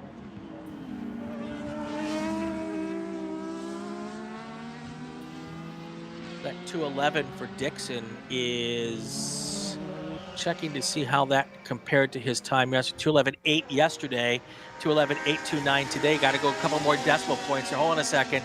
211.835. Not quite as fast today as yesterday. Off by about 5/100ths, 50/100ths. I think it's the other way around. I think he's actually 6,000ths faster. Okay. I've got that at 8:35 yesterday and 8:29 today. Verisons yesterday though 2:12.5. He's picked up 2/10ths to get a 2:12.3. I think he's still second quickest in the field, but he's got room to still grow if he wants to catch up to Brandon. I'm going to blame that on my old guy eyes and the really tiny print on this readout that I'm having a hard time reading. I'm going to blame Your it on old guy that. eyes. You're like 6 months older than me. I'm 3 years older than you. And none of us should be complaining when we've got Dave here sitting next to us still driving race cars. I don't have paper in front of me. I have a screen. I can just hit zoom and click and I can see everything great. Exactly. So yes, 150% zoom was the best thing ever invented on a computer screen. I'll let you know that right now. So Tracy D from the Brendan Cronin fan club is watching. We've got Carl T still here. Brad is here watching the 05 FC car. 05 FC. Which one is that? He is rooting for Devin LeSueur out of St. Charles, Illinois, just south of the Wisconsin-Illinois border. Yep. So we've got that going on. Let's see, where is he? Let me give you an update on your friend real quick here. Let me find it. Well, actually, he has not turned a lap in this session, so maybe he's just waiting for the race. Could be. Yeah. 10.5 minutes to go. Let's do a call to grid, take our break here, and then we will get right back to our racing action.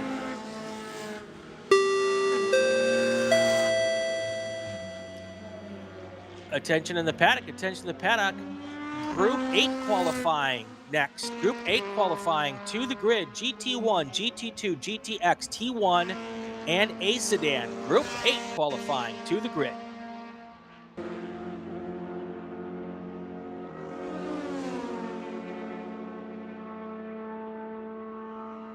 For more than 30 years, championship-winning drivers and teams have demanded the Hawk Performance Braking Advantage. Now you can experience that same advantage technology on your daily car, truck, or CUV. With brake pads, rotors, and fluids that deliver smooth braking for muscle cars and tuners, Super Duty solutions for tow vehicles, custom-engineered motorsports friction, designed specifically for road racing, autocross, drag, and everything in between. Hawk has all your braking needs covered. Visit hawkperformance.com to learn more. Hawk Performance, what's stopping you?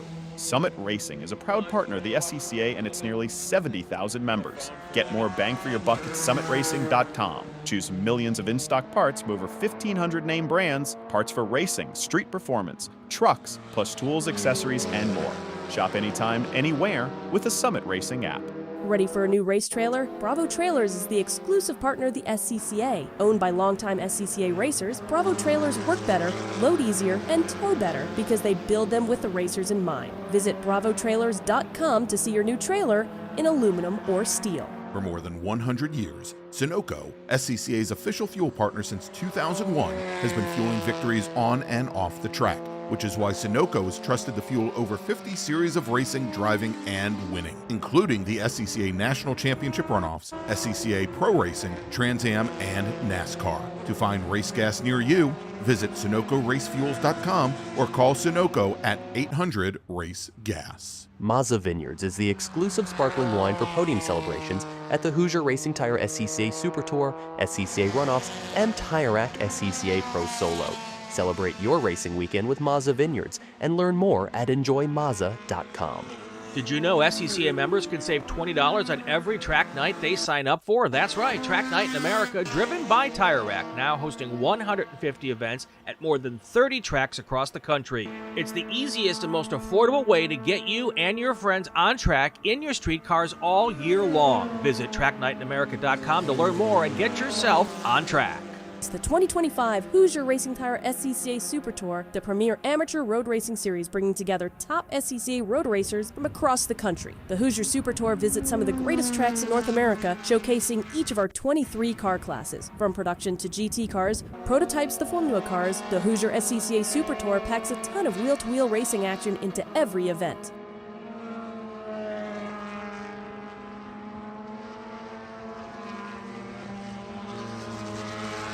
Welcome back to Road America, everybody. The 70th running of the June Sprints. Wrapping up qualifying for our Formula Continental, Formula Atlantic Group. Well, there's one car that's decided they've had enough. Heading up pit lane, that's one of, I believe that's one of our Atlantics. The difference, you can tell the difference between the Atlantics and the Continentals. The Atlantics are what I call squattier. They've got a wider stance. They've got really fat rear tires. Where the Continentals, they're not quite as wide in their footprint. They're a little narrower, and they've got more skinny rear tires and front tires. And so when you're trying to pick them out of a crowd here on our television screen here, that's the big difference between. Now I'm talking about the old school Atlantics, Lefty. Now the newer cars, the Formula 1000s, the Formula Mazdas, that's when it becomes a little murky. Yeah. But the Swifts, the 016s, the Van Diemens, that's how you tell the difference. Yeah, when you see some of the FC cars, you know, whether it's the Van Diemens or even the Citation like Brandon Dixon's running, they really do, in a way, look like a Formula F or Formula Ford with, you know, some wings attached and obviously some horsepower underneath, but they are kind of lanky looking. There's not a whole lot around the middle section that makes up much. So they're kind of, whereas the Atlantics definitely have that more fuller, especially in the side box area. And there you can see a shot of, actually, I think that's one of our Formula 1000s in the Formula Atlantic class. And so that's got the 1000cc bike motor in there, but definitely a little bit different than what you'll see in either the other traditional FAs or FCs. It used to be the old FBs. Dave, when you've got the Continentals and the Atlantics together, how do they play? Everyone pretty respectful when you're out there? It depends on the racetrack, and it depends on how much experience both classes drivers have. Last weekend I got knocked out of the race and the race weekend and maybe the next race by an Atlantic driver who tried to pass me on the wrong side of the left-hand corner. I waved him to the left and he went to the right, which didn't work out for either of us. Yeah. Is it easy to see when you make a wave between the two cars? Because sometimes it's hard to get your arm out of that Formula car for anyone to see a wave. Yeah, I kind of cheat on my arm restraints a little bit so I can split my arm up there far enough to give a signal. But, you know, if the guy is already kind of committed to where he's going, he's looking somewhere else and he doesn't see that. So stuff happens. It's the way it goes. So when things like that happen these days, is that a conversation you have with that driver afterward? Is there a lot of discussion? And has that potentially changed over the years from maybe how it was 20, 30 years ago about that, helmets off discussions? Is there a difference over time? It depends on the drivers. I went up, I actually rode back in the same vehicle from the accident as my car was brought back on the hook. And he apologized. He said he shouldn't have made that move. I said, well, stuff happens, and so we agreed. It's just one of those things. Yeah. Would that have been as cordial in years past, or do you think It that those depends on relationships are who the driver is. Yeah. I Okay. mean, some drivers have common sense and don't take offense to things that they shouldn't take offense to. Other drivers are hot-headed and blow up over nothing. So it's hard to tell what a particular driver is going to do unless you know him. Yeah. Yeah. Drivers are drivers. That hasn't changed much, has it? It's like anybody else, that people are all over the place in mental outlook. How much of I just real go quick, ahead. watching Dudley Fleck, and as I watched, he just went and did quickest, and that should be a new potential pole time there for Dudley Fleck, a 201.33. Yep. Compared to his yesterday, Hans Peters 201.37. So, yeah, Dudley Fleck waiting right up here to the end of the session to lay down a flyer. Yeah. Now let's see if Hans Peter can respond. His fast lap today, a 201.4, which is just a slight bit slower than yesterday's 201.37. So he's right there with him. I don't think they're too far different on the track either. I think that actually might be it might be Hans Peter there in the first shot, and then Dudley Fleck just behind. So we'll kind of get to see both their times come by here with maybe this lap plus one more before we see the end of the session.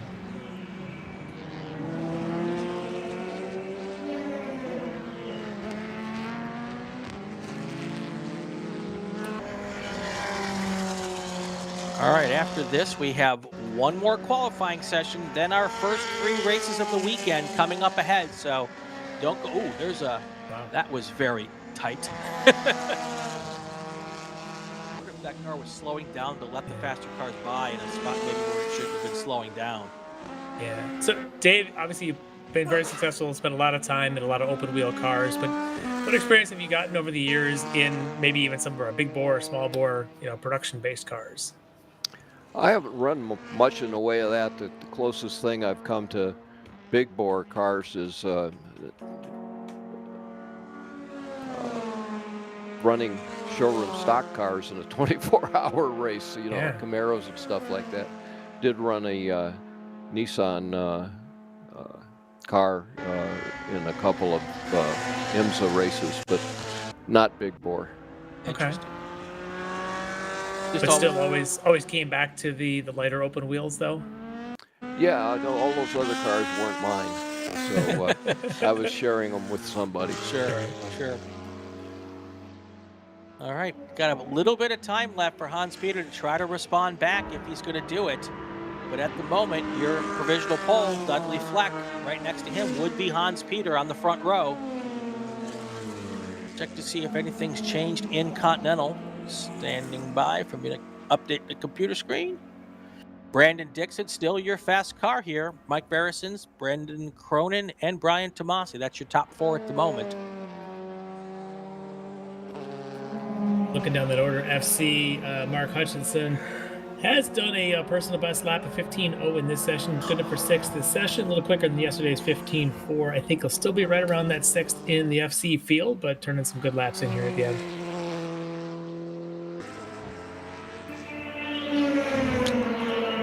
Now you've got some cars. That was an Atlanta car coming up on what I'm guessing was a Continental, and then when he went around it, there was another car trying to get into pit lane. It's like a rush hour traffic jam there. 30 seconds to go. It's hard to imagine how the elevation change going up that hill, isn't it? Unless you've done it. Yeah.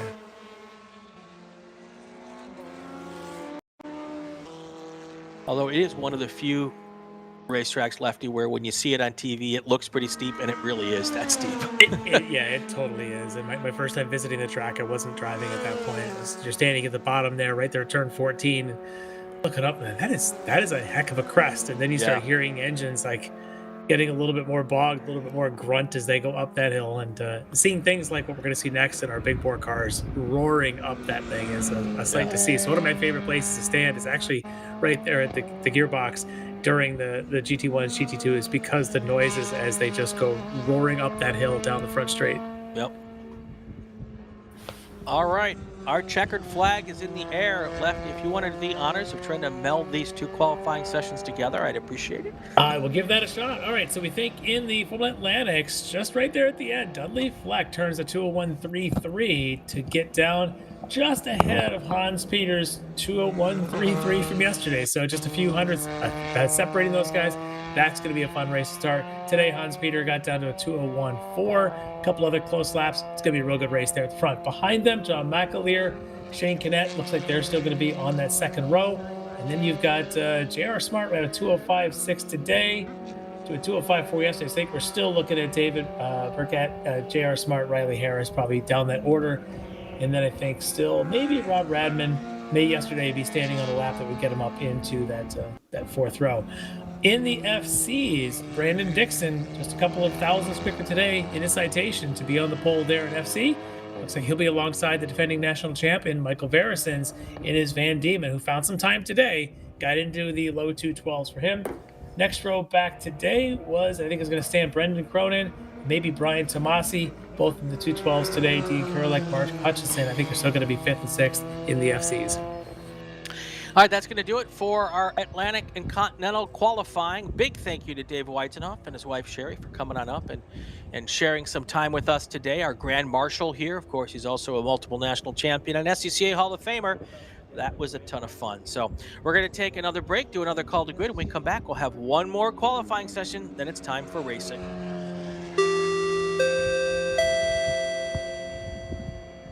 Attention in the paddock, attention to the paddock. Group 8 qualifying. Up next, GT1, GT2, GTX, Touring 1, and A Sedan. Group 8 qualifying next. We'll be right back.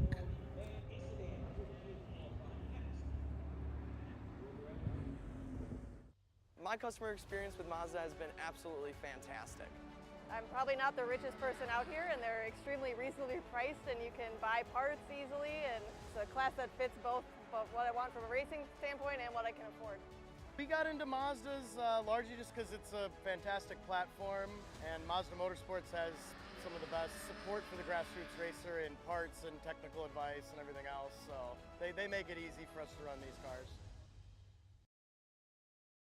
Picture your perfect garage. How many cars are in there? Great, great. Now picture reality. How many cars can you actually have? Me too. With SCCA Club Spec, one car becomes your daily, your track car, your autocross car, even your time trials car. S197 Mustang if you like V8s and torque, NC Miata if you like compact and agile. SCCA Club Spec, spirited dailies, competitive race cars. Learn more at scca.com.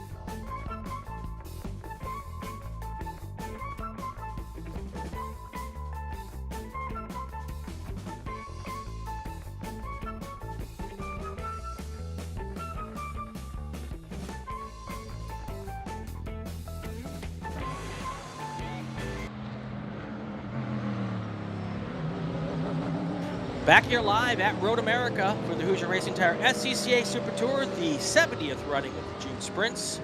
And we have our final qualifying session of the day. Big bore, GT1, GT2, GTX, Touring 1, A sedan. After this, we go racing. But Lefty, there is probably no better place in the world to watch a GT1 level race than here, because they get to really hang it out. Oh, it's like this place was built for these guys. Yes. Because the long straightaways, even the corners, in some of the so-called dig corners, like turn 5, they're relatively slow. With these things, the grunt they make coming out of there, and if you're sitting there in turn 5 at that grandstand watching, you see the cars get a little squirrely as they run out to the rumble strips, the tires starting to light up a little bit. The driver, you can just tell the drivers are halfway just along for the ride, just trying to contain these monsters, and it is so awesome to witness. So we're going to get to hear and see all of them out here in this group qualifying. As you said, GT1, GT2s, the A sedans, which have they're essentially a big motor with no tire underneath, so that's a challenge in itself. But then we've got the GTXs out there with that Ligier doing different things. That'll be fun to watch. Yep. Everyone's usually pretty up to speed on the A sedan and the GT1, 2 cars. The GTX car is kind of a interesting spot here in the SCCA. It's kind of I don't want to call it a catch-all for cars that don't have a home anywhere else, but it's kind of a catch-all for cars that don't have a home anywhere else. There's a Ligier there. There's often there's a McLaren that can fit in the GTX as well. It's a very interesting class. A lot of GTX cars run down in the Southwest in the Texas area. So, but here we've got John McElheen already in that green Lamborghini Huracan, all over the back bumper of Jared Odrick here. Yeah. I think of it, Michael McElheen. Oh, McElheen, as opposed to John McAleer, who runs in another class. My gosh. I've already gotten to that point in the weekend. You start calling me Greg, and then I know you're tired. I won't do that. Well, now that you said it, I will do it. Thanks, Lefty. By this time in the weekend, I've been called Lefty 4 or 5 times by Greg. So that's all right. He calls me Brian on Monday nights. Yeah, he works with 2 Brians, so I get that a little bit more. Wow, when you watch these cars fly past you on the front straight, I'm supposed to only watch the television, Lefty, but man, I can't not stand up and watch these cars come past. We were oohing and ahhing over 160 miles an hour a little bit ago in some of the prototypes. We're about to see like near 180 down the back straight by some of these GT1s. Thank you, Jordan, for that lower third graphic. That was awesome. Greg Bielanski, Greg McLeod. I love it. I love it. All the G's too, all 6 of them. That's great. That's right. That's great. All right, yesterday's fast car in this group, it was David Rouleau in his Chevrolet Camaro. That's a GT1 car. He had put down a 2:04.5. That's the time to try to beat today. The prototype looking car is a Ligier. It is in the GTX, the Ligier JSP 320. I believe it was an LMP2 car. LMP3, I think. Maybe LMP3, you're right. Yeah, so if you do any sim racing on the iRacing platform, a lot of us do, that car actually is in the sim, and I've driven it quite a bit. I want to say it's I may have this wrong. I want to say it's a Nissan V8 that's under it. I can double check. Yeah. That's in that car with no ABS. But it's got obviously some aero, some downforce to it. They're a pretty durable car, so there's a lot of a lot of pro-ams that are running those when they're in the endurance series. So really cool to kind of see one out here, get a chance to see what Brian can do with it. Yep. Now Brian French, we've often seen him in an Atlantic, right? There's a Jim French. Okay. But the French family, I think, are all from Elkhart Lake, so I think there's quite a few of them in the house. So anything's possible. Yes.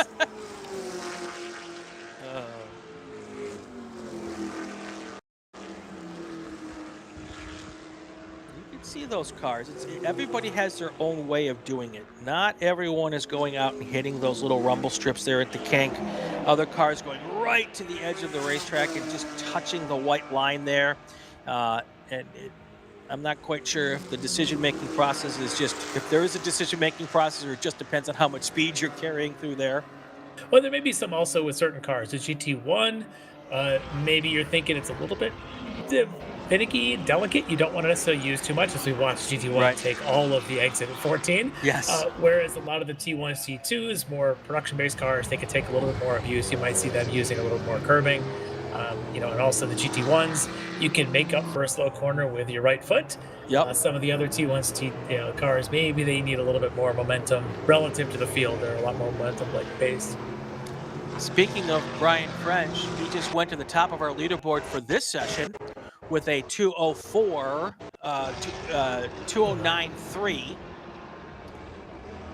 Yeah, but Dave Rullo looks like he's on a flyer, which includes 175.9 mile an hour down the back straight. Unbelievable. There's flames spitting out the exhaust there on the sides. Just it just hits all the senses. I have to make sure I deciphered the note, but I believe I was just told Brian is James French's dad, right? Okay. Or is it the other way around? Other way around. Oh, is it? Okay, so James French is the dad, Brian is the son. Okay. No, Brian is the dad, James French is the son. I hope I have that confusion between my son and I, because it helps make me feel younger. Oh, boy. So whichever one's the dad, I applaud you for being mistaken for your son. I feel you. That's a good thing.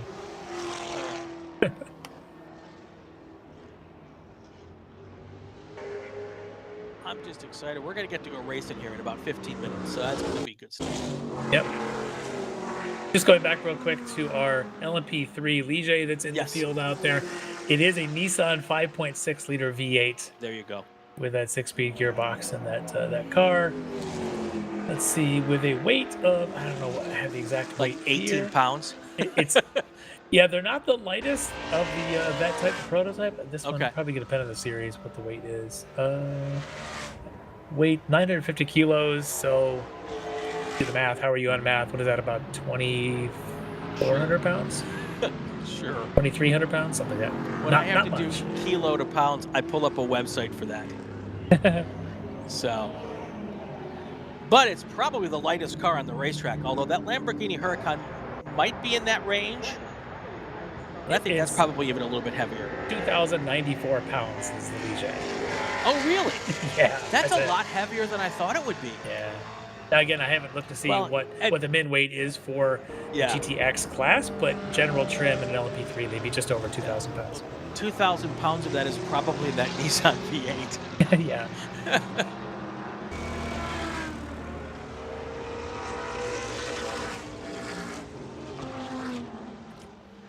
Well, part of being fast, apparently, Lefty, is also being loud. Brian French is about to get the soundboard tossed at him, which means he's exceeding the legal level here of decibels at Road America. I don't know what that number is off the top of my head, but let me go look.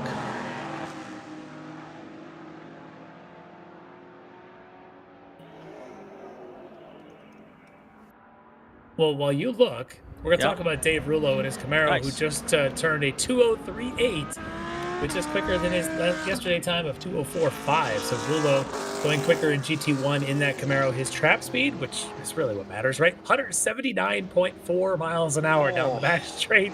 Just a skosh under 180 even for Dave Rullo as he came to the break-in zone. And who knows, he just sort of run out of space with that car. I'm sure it was still building speed. So here's the dealio on the sound, and this is interesting, Lefty. This is probably one of the higher sound reading tracks that we go to, 103 decibels. So that Nissan's kicking out louder than 103 decibels, which is why it's getting a soundboard thrown at it. So is it DBA or DBC? Oh, I haven't located it at. Yeah, now you're beyond my knowledge base. It's sort of the African or European type of question about sound. Okay. You're, considering your swallows.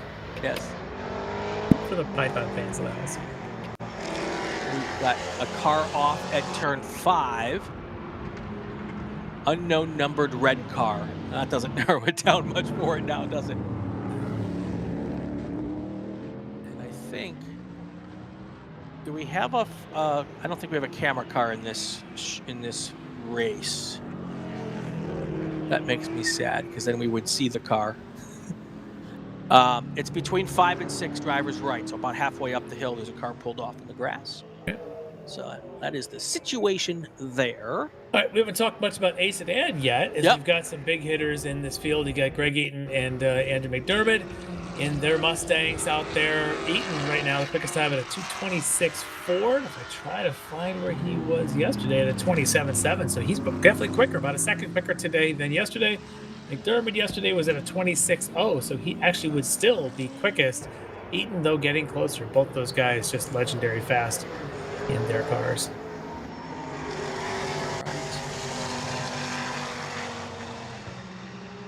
GT2, top of the leaders right now in that Camaro, Jared Odrick. 12.9. Yesterday was in the 13, so Odrick at GT2 now gone quicker. I think Atwell yesterday at a 12.7, so Atwell today at a 13.6, so Atwell still on the combined would be on pole over Jared Odrick, but obviously with 13 minutes to go, we got a long time left. See how this goes. So Cam asks if the sound meter is, if the drivers know where it's located. Yes, that information is shared with the drivers, so they know where it is and they can adapt the car appropriately. I know some drivers will take the exhaust and point it in the other direction or point it down towards the pavement. Lots of different tricks to make sound, but wherever the case is, that car was a little too loud. Yeah. Now they do get a couple of warnings on the soundboard, and then eventually they'll start losing qualifying times because of it. Yeah. So, and I do believe we had a Super Tour race winner this year lose their win because of sound. Wow. As well, so they take it seriously. Yeah. Want to be good neighbors, and in some areas it's actually a law. So it's the law to mess that up. So. Let's kind of watch some of the action on the track. We had seen a couple of cars pulling in. I think two of them were Kyle Gilbert and Matt Regan out of A Sedan in their Camaro and Mustang. I saw them go in, and I think I saw the Viper of Jonathan Start also head down pit lane. Don't know if they're just doing a tire pressure check or you have the crew look at the car. Obviously 12 minutes left, plenty of time to come back out and do more laps. You can see at this shot back from turn one down pit lane, lots of cars, lots of teams looking at cars. Very typical in these big bore cars to probably need a team to help a little bit, and a lot of this type of thing happening where they're checking pressures and maybe even looking for traffic on this. A pretty good sized field out there with 22 cars on track, so you might see them come back out. All right, so we're way past halfway here in our qualifying session, so I need to make an announcement, do a call to grid, and then we'll take our break. Stand by for that.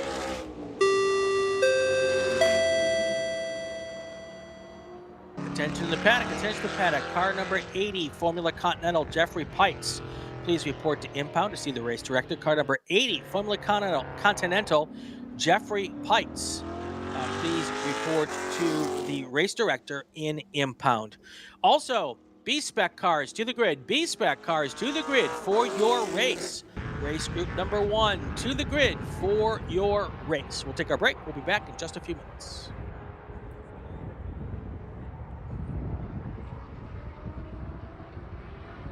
Hoosier Racing Tire is proud to be the presenting sponsor of this year's Hoosier Racing Tire SCCA Super Tour. As the world's largest race tire manufacturer, Hoosier has been at the forefront of motorsports innovation for more than 65 years. From local tracks to the global stage, Hoosier is dedicated to delivering high-performance tires that meet the demands of champions. Whether you're a seasoned competitor or an aspiring racer, Hoosier tires are engineered to help you push the limits. For more information, visit us online at HoosierTire.com or visit us trackside, and remember to connect with us on social media.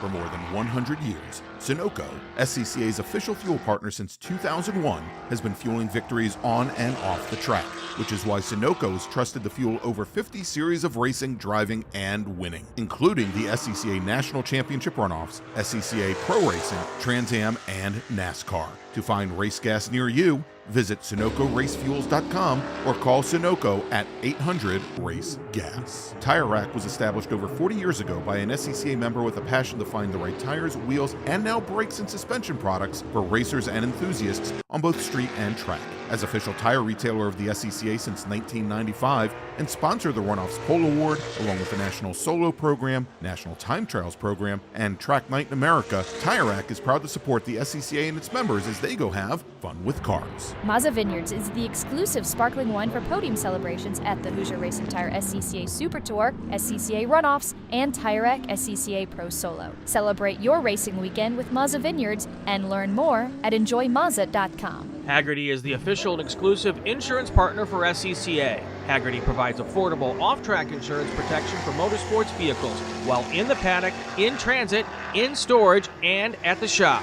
They provide guaranteed value coverage and even have protection for your trailers. SCCA members can save 5% on insurance through Hagerty. Hagerty, let's drive together. Learn more at Hagerty.com. Want to try SCCA racing, but with an approach focused on fun and learning? The SCCA Experience Program is exactly that. With both short sprint races you can drive by yourself and endurance races you can do with friends. All you need is an SCCA membership, a driver's license, a properly equipped car, and the right driver gear. Visit scca.com/racex to find more information and events near you.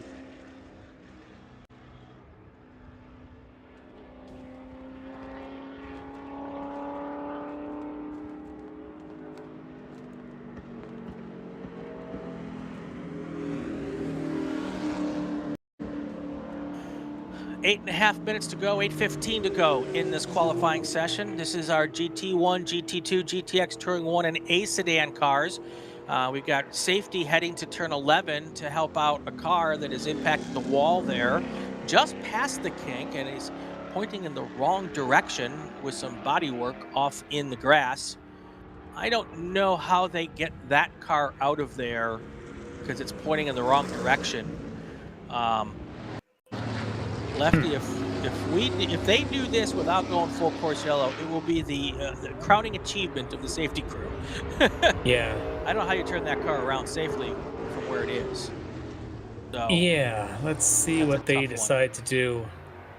That is a tough surprise. Yeah, I'm a bit surprised after seeing where that car is that they haven't done that full course so far. So, Dave Rouleau is running a faster lap today than yesterday by about 3/7 of a second. And that makes me think there might be some others who've gone fast, and I don't have the computer brain to fix that problem. But the good news is it's still Dave Rouleau on the provisional pole regardless of what time he's done. It is for sure. If we take a look down a little further, Michael McAleenan today at a 2:06.9. Yesterday at a 2:08.2, so that's quite an improvement for him. Looks like still second quickest in those GT1s. Rick Dietman, Ryan Kehoe probably still also the next two quickest in GT1. But look down at T1, we haven't talked about them yet. Hugh Stewart, 2:22.1. I believe yesterday he was a little quicker at a 21.9, so he's still fastest in the T1s. Behind him today, David Marshall, then Brian Goodman. And yesterday, Goodman was actually quicker of those two, so neither one has gone faster. So right now it's Stewart, then Goodman, then Marshall, your quick three on the combined. If we look at GT2, I believe in GT2, it's still John Atwell based on yesterday. So we're going to end this session early. Checkered flag's going to come out here with 6 minutes to go. Just too unsafe to be able to pluck that car out of there in that Somebody position. Want to tell those flaggers at 5? They have not gotten the message yet. Now they've called for the full course yellow, so they put the checkered flag out first. Yeah, and you'll see full course yellows coming out now, including the checkered flag. Good timing. A checkered flag at 11 at 14 has been working hard this weekend. Oh, her shoulders are definitely gonna be sore tonight. Yeah. It's good though because it's not the normal place where drivers would see a checker unless it's this type of qualifying with the timing stripe there, and so the flag position isn't really a normal spot to look. But so she does have to be a little bit aggressive. She's doing a great job. All right, so there will be no more fast times. So let's run through them now, and then we'll take our break. You ready to go racing? All right, so I think it's Dave Rouleau at GT1 still on top. Michael McAleenan, who's going to be second quickest. And then I think we've got Dittman Kehoe will be on the next row in the GT1s. And GT2s, Jarrett Odrick, faster today, but not enough to catch John Atwell. So Atwell will be quickest of the GT2s starting that race. Odrick will be second quickest. And then I think you've got probably Justin Elder and Jonathan Start We'll be on down from there. GTX, one driver, one entry today is Brian French. He's fast, 2:04.1, but he's the only one here, so it'll be entertaining to watch that Ligier mixing it up with these other big bores tomorrow. All right, and then finally the last group here I've got is two more, I guess. I got Hugh Stewart, Brian Goodman, David Marshall in that order based on the combined results. And then, of course, A Sedan, where you got Andy McDermott and Greg Eaton. I think McDermott yesterday's time was quicker, so he'll be the quickest of the A Sedans, leading over Eaton. Kyle Gilbert, Matt Regan will be the next two in Sedan in the big race. All right, that's going to do it. Let's do a call to grid here, and then we will take our break. And when we come back, we are going to go racing. Stay with us, everybody.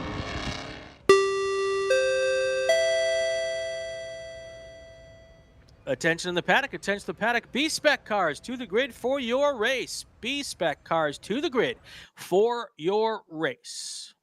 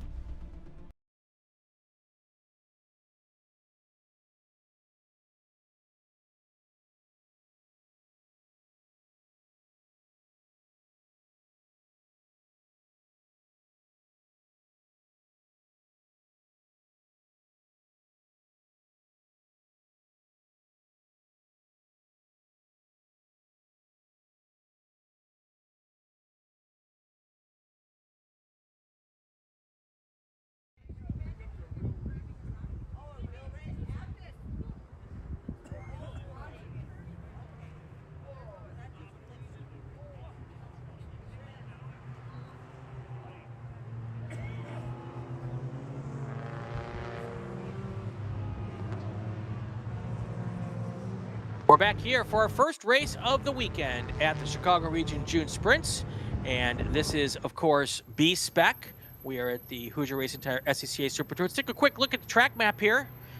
It is 14 corners here in the beautiful Kettle Moraine Forest of Wisconsin. Of course, 14 corners, asphalt, natural terrain, 4 miles. First race all the way back in 1955. And it is an absolute fantastic racetrack. You've got the Kink, you've got Hurry Downs, Thunder Valley, Canada Corner, the Carousel, just a beautiful racetrack. Some important corners, 3, the first corner into that long race into 5. Then you've got 14, the corner leading onto that long uphill front straight. And of course, corner 10, that leads you onto the Kink and that back straight. So let's get to our starting lineups for B-Spec. Lefty, take it from here. All right, we will start on the front row. You've got your pole sitter driving that Chevy Sonic. That is Josh Schmidt on the pole there out of Kannapolis, North Carolina. Outside of front row, driving a 2011 Honda Fit out of Brunswick, Ohio, Rob Pekarchek. On the second row, on the inside, it's another one of the Sonics. This one's going to be Stuart Black. Alongside him in a Mazda 2, it's going to be Chris Taylor. On row 3 on the inside, out of Willis, Texas, driving another Mazda 2, Gail Corley. Alongside Gail on the outside, the Texan, driving a 2010 Mini Cooper, Thomas Pendergrass. On row 4 on the inside, in another Mazda 2 out of Ohio, the Ohio Valley region, John Allen. Lined up alongside is one from local Racine, Wisconsin's in a Mazda 2 is Stephanie Anderson. On row 5 on the inside, another Mazda 2, a lot of Mazdas today, Florence, Wisconsin's Richard Holmstrom. And alongside Richard, you've got a Toyota Yaris, still a Yaris in the field of Joe Gersh. On row 6, you've got the Honda Fits. On the inside out of Waukesha, it's going to be Kayla Patry. And on the outside out of Appleton, it's going to be Austin Boynton. And then finally on row 7, in another Mazda 2 on the inside, it's Michael Saltenberger. And alongside Michael is going to be a Mini Cooper all the way from Plymouth, probably sleeps in his bed at night, Thomas Bartz. All the way from Plymouth. All the way. 6 minutes from here. That's about as local gets here. And we're getting ready to get this thing started, and it will be 13 laps, if I remember correctly. Correct. Yes, 13 laps. And here is our Goodyear Racing Tire in-car camera with Stuart Black. You also see the Flagtronics right there on the dashboard there in full course yellow configuration. So as soon as we go green, that'll turn to green. And that is being directed both, you can operate that from both the start finish, or from race control and from the corners, so they can put local yellows up as well. So yeah, great shot on board here. You really get a sense of that tunnel vision that the Cuttle Bombs gives you as you're all in a line. The trees are so tall you can't see much, and then the exit of these corners like Canada is kind of blind, so you're already deep into the brakes, so you better know where you're stopping when you get there. And so yeah, just watching here, it's a lot of fun. And thank you, Rob Pekarchek, for putting the name on the back of your car. That is the Announcers Bureau, the announcer's best friend this weekend. I can't even get it wrong. Oh, I'll find a way to get it wrong. Keep your eye on that second row, though, of Taylor and Black, and see if they start to try to make moves before they even get down to turn 1. It could easily be 3 wide. We'll see if Schmidt and Pekarchek try to defend, or if Black and Taylor can maybe get a run and try to make a move towards the front. All right, now that's big toe up the front straight. The Corvette pace car will dip onto pit lane here, and now your pole sitter, Josh Schmidt, has control of the field as they go up the hill. Once they get to the top of the hill, they will get a chance to see what will hopefully be a green flag from our start stand. Starter is looking over the field. If he likes what he sees, he will wave that green flag, and he has done so. We are racing at Road America here, 2x2, as they head right down to the front straight. You can see Stuart Black there tucked in right behind the second place car right now, or actually behind the pole sitter, I should say, as he pushes the pole sitter into turn 1, and he will follow him through. Yeah, beautiful work on the Chevy Sonics there. Stuart Black, you can see him getting the bump from behind. I think Gail Corley gave him a bump, and then he bumped up into Josh Schmidt before they ever got to the braking zone. So those two Chevy Sonics able to use that big bore power to get down the front straight. And Josh Schmidt with an early 4 or 5 car length lead, but that probably won't last very long as these cars work the draft to try to catch up to him. A lot of length of straight here as they go down towards turn 5 for the first time under racing conditions. There he is out front. That is Schmidt, and it is Stuart Black trying to catch him. You see the car rotate a little bit as he comes through turn 5, now up the hill.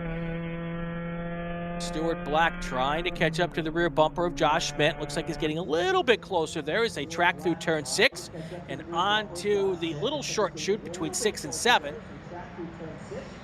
Some cars going a little bit wider, but there's a lot of cement, pavement, curbing stuff to race on right there.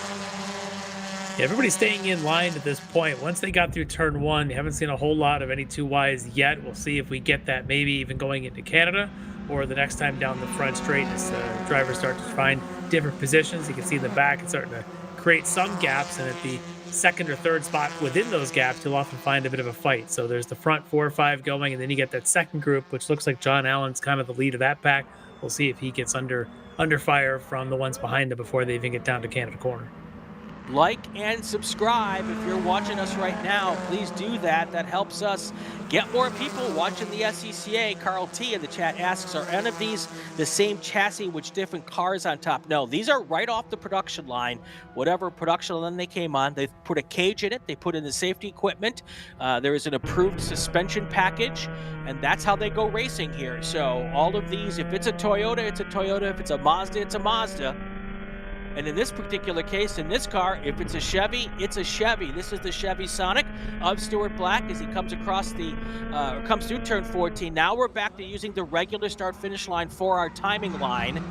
The turn 13 start-finish line, or timing line, no longer part of this discussion. Here they come up the hill. Still a pretty decent-sized gap there between first and second, Lefty. Yeah, I'm a little bit surprised at that.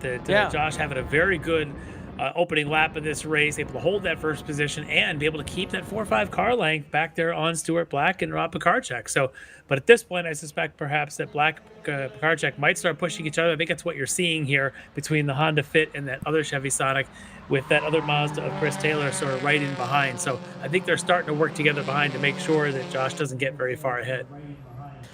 Beef CH3 asks, are all these cars street legal? Technically, yes. You could register the car. There's nothing on them that would make them not street legal. They don't have the proper seat belts in them anymore, and I don't know if they've taken out the airbags in these cars. That's one thing I have to check on. Yeah. But otherwise, they would be street legal. Okay, so the airbags are out of these cars, but I don't know if you need an airbag to be street legal, to be honest with you. All right, well, here's the draft effect. Here we are on board with Stuart Black. You can see not even trying to make a move, which means he didn't stay behind Josh Schmidt the whole way down the straight. Really wanted to just make sure he was with him going into turn 5, which he was able to do. And then Pekarczyk, of course, in that number 99 Honda Fit, just behind, kind of doing the same thing. They all realize this is the way the race is going to go for a couple laps. Let's sort things out. Let's pull this front 3 or 4 away before actually making moves. Do a quick announcement. Stand by. Attention in the paddock. Attention to the paddock. Car number 80, Formula Continental, Jeffrey Pites, please report to the race director at impound. Jeffrey Pites, car number 80, Formula Continental, please report to the race director and impound.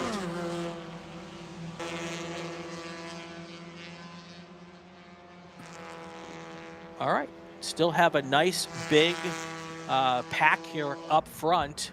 What are we, 6, 7 cars there? Yeah, and I think that patience of Stuart Black and Rob Pekarczyk may have actually helped the rest stay in line and even make a bit of a run there. So while Black and Pekarczyk are there, Chris Taylor, and I'm trying to see, I think that John Allen's sort of the other one straggling in there around the 6. I was trying to see if that's Pendergrass between them or if that was Gail Horley. One of the Mazda 2s. Yep. Pendergrass, of course, is a Mini, so it was not him. Right. And there you get Pekarczyk with the nice little bump trap there at the end of Stuart Black, and you can see him make a little bit of gap up on Josh Schmidt right there in the front. There's the braking zone going into 14. Clip the apex, track out onto the curbing there. Wow, he hasn't used much of the curbing at all as he tries to pull that car up the hill, working to complete lap number 2. Yeah, so he'll get a little bit of the toe, of course, from Josh out in front of him, and then he'll get a bump at some point, maybe from the Honda Fit behind of Pekarczyk, although it looks like the draft from a front is a little bit more powerful. As you can see, Black didn't even need to use that curbing to get the run. You can see how much he gets pulling away from Pekarczyk behind as they head to the braking zone for 1. There you go. Now, first and second place, less than a car length between those two cars going into turn 1. As they come down the hill now towards turn 3. And a quick recap. So it's Schmidt and then Stuart Black, who's moved up one position from their starting grid. Rob Pekarczyk now third. Gail Corley holding on in fourth. Chris Taylor right up in there. And then it's John Allen in that blue, the white one with the blue stripes there in the 6th spot. Chris Taylor had a rough start to the weekend, blew a motor in practice on Friday. And he spent the rest of the day Friday and through qualifying yesterday trying to get that car put back together. Able to get it qualified this morning, and he's right now running 5th. Oh, we may have a move for the front. Yep, and there it is. Stuart Black makes the move around Josh Schmidt going into 5. Now the question is, will Schmidt try to respond, or will he just follow up the hill and do a little bit of pushing himself here for a lap or 2? Then I'll keep an eye on that Honda Fit of Rob Pekarczyk to see if he wants to get up there with buddy Stuart Black, or if he sort of holds form and stays in third behind Josh at this point now with Stuart in the front position. Yeah, I would have thought that possibly Pekarczyk would have tried to follow Black through there. Yeah. But he didn't make that attempt at that point in time. Showing a little bit of patience there. We had a question in the chat of what's the oldest car in the field. I'm looking on the list. Got a couple of 2008s. Joe Gersh in the only Toyota Yaris sedan. It's an 08. And Austin Boynton in Caleb Patry in an 08 Honda Fit. So not very old chassis here. All these modern in the last 20 years or so. But the rest of them are all 2011s, 2013s. Nothing brand new, nothing too old.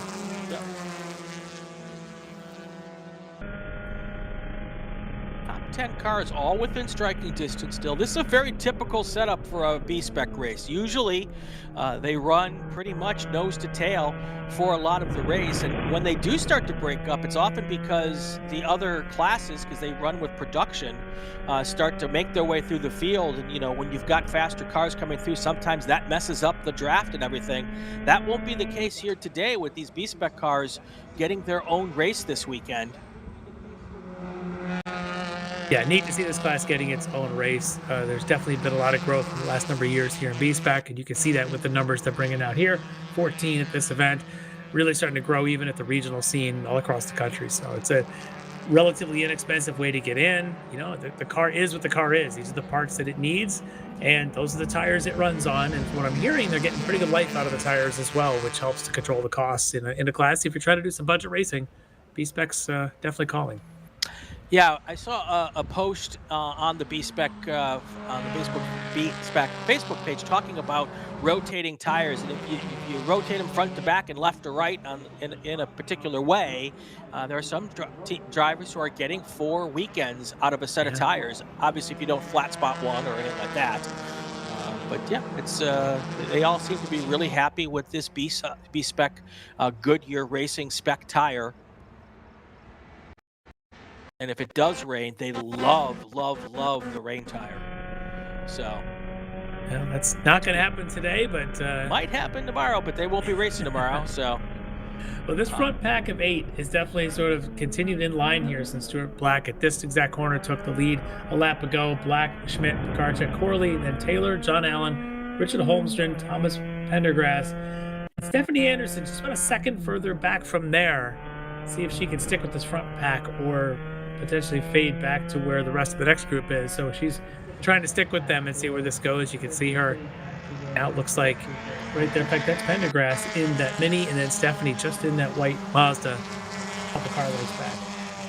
Don't look now, but the president of IMSA, John Doonan, is in our chat watching the B-Spec race. He was one of the people involved with getting this class off the ground with Mazda when he was back with Mazda before going to IMSA.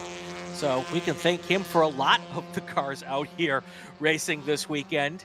And Always great to have him. Huge supporter of the SCCA and a big ally of the club. So, John, thank you for all of that.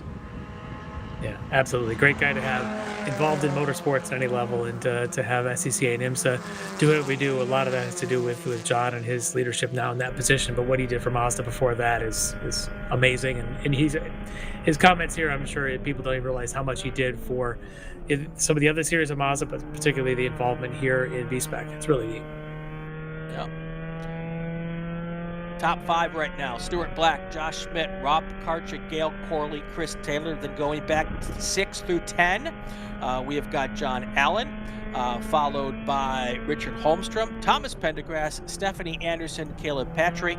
That's your top 10. Now, I will say at the end of the qualifying session, I had thought I'd put the announcer curse on Thomas Pendergrass. By the way, he just put the fastest lap of the race down, a 2:53.969. He sent me a note saying, no, it wasn't the announcer curse. I was just slowing down to get a drafting partner. So that was the situation there. Whew. I thought I'd ruined another guy's race. So well, we had a lot of racing going on here, as it looked like Josh Schmidt was going to try and get the lead back on Stuart Black coming off of 14. Got all the way alongside as they came up the Road America Straight. Didn't quite have the momentum, and suddenly Rob Pekarczyk now takes over that second spot in the Honda Fit. So it looks like it's now Stuart Black and then Pekarczyk, then Josh Schmidt now back into third. So your pole sitter has been shuffled in a couple of spots. Maybe that aggression didn't pay off there. Yeah. Now, there's still a lot of racing left here. We've only gotten through lap 5 of 13 laps here. So there's time for the group of cars from second or third back to work together, maybe cool their tires off, and then take another run at the lead. This is a very typical way that these races play out.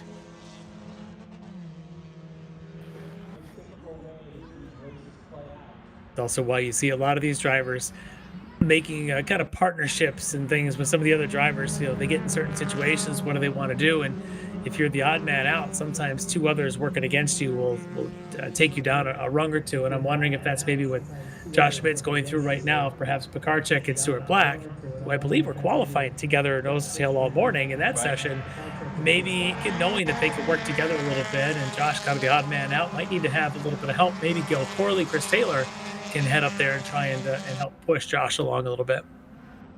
Yep. I don't know if it was first started, but became really popular back a couple runoffs ago when Steve Introne and Rich Roman worked together to get to Steve Introne to his first national championship in the class. And then Steve was going to return the favor to Rich Roman the next year until he got punted on the first lap or 2 in that race. And then Rich Roman had a drafting partner last year that he worked out for the runoffs, and he was able to take the win there as well. So yeah, very successful again if you can work that team coordination. So I'm watching this here, and I had seen as they came around carousel, John Allen, who started the lap in 6th, losing a spot or 2, and I think he had messaged me earlier. Actually, was wondering if there's any way somebody might have a shift cable for a Mazda 2. I don't know that he got that fixed. The way he entered under the Speedville Bridge and around the carousel looked maybe just like there was an issue, maybe missed a shift. So I'm wondering if John's still struggling there as he's dropped back a little bit from where he was. He's in the white with the blue stripes, another traditional Mazda livery that he's running here this weekend. And there's a pass for the lead. Rob Pekarczyk taking the lead, trying to take the lead, and he does. Completes that pass going into 14. So right now we have a new race leader, Rob Pekarczyk, going to the front here. Josh Schmidt followed him through. Now Stuart Black trying to respond back with Josh Schmidt doing the pushing as they get to the start-finish line. And now Stuart Black, 2 lead changes here within about, maybe 2 corners. Stuart Black back to the front. Josh Schmidt back to second place. Yeah, smart moves there for Josh Schmidt, recognizing that he could give a really good push to Stuart and push Pekarczyk back a little bit. Pekarczyk had a bit of a compromised entry into 14, so he lost whatever lead that he might have had for that moment. And you look down, he shuffles all the way back to 4th as Gail Corley actually jumped in that Mazda 2 past Pekarczyk. So a lot of shuffling there. We had seen about 3 or 4 laps of really almost no movement, and suddenly within 2 corners, we've got the front 4, all of them in different places.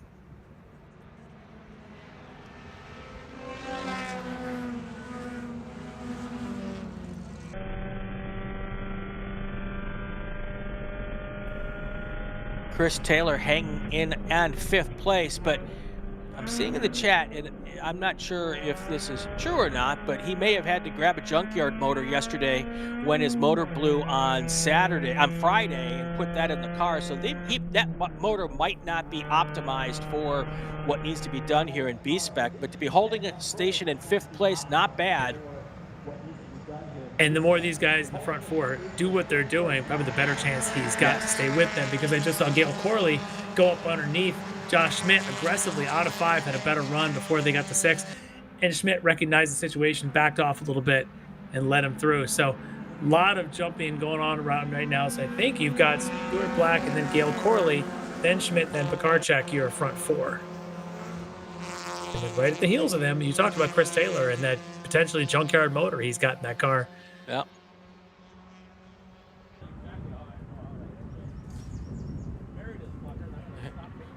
Here they come as we run down here towards the kink here. Stuart Black still out front. Those top 5 cars with about 6 laps to go here. Still no clear-cut front runner here. They've all been twisting and changing positions here over the first 6 laps of this race. This B-Spec class often puts on one of the best races of the weekend. Oh yeah, all the time. Yeah. You talked about Richard Roman and his partner in crime there doing what they do and winning some championships. Stuart Black last year actually finished 2nd in this field. Looking down the list, Rob Pekarchek was 5th last year at the Runoffs. Chris Taylor was 6th. So you got some folks that, oh, look at this going up the hill. 3 wide. At least 3 wide there. As you've got, I think that's Gale Corley and Josh Schmidt now side by side, and somewhere behind them is Pekarchek, maybe pushing both of them with this on the fit, trying to fit between them. Yep. And while all that's happening, Stuart Black is going, yeah, you guys race all you want. Let me drive away. Yeah. Chris Taylor's like, can I just get past you guys? If you guys want to fight, I'd like to play through, please. That's right. That's right. 4. Richard Holmster in his Mazda also right there on Chris Taylor's rear bumper. You can see, you barely see that red car behind the orange one. That's Holmstrom behind Taylor. Well,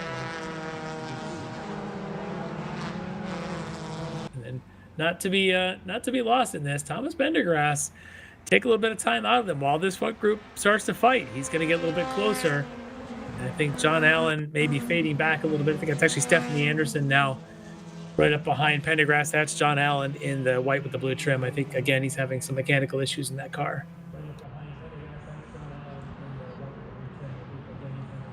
Interesting how they all were fighting on the front straight. They get down here to the back straight, except for that one pass on the 2nd lap, we haven't seen anybody really popping out going into 5, which is a bit surprising to me.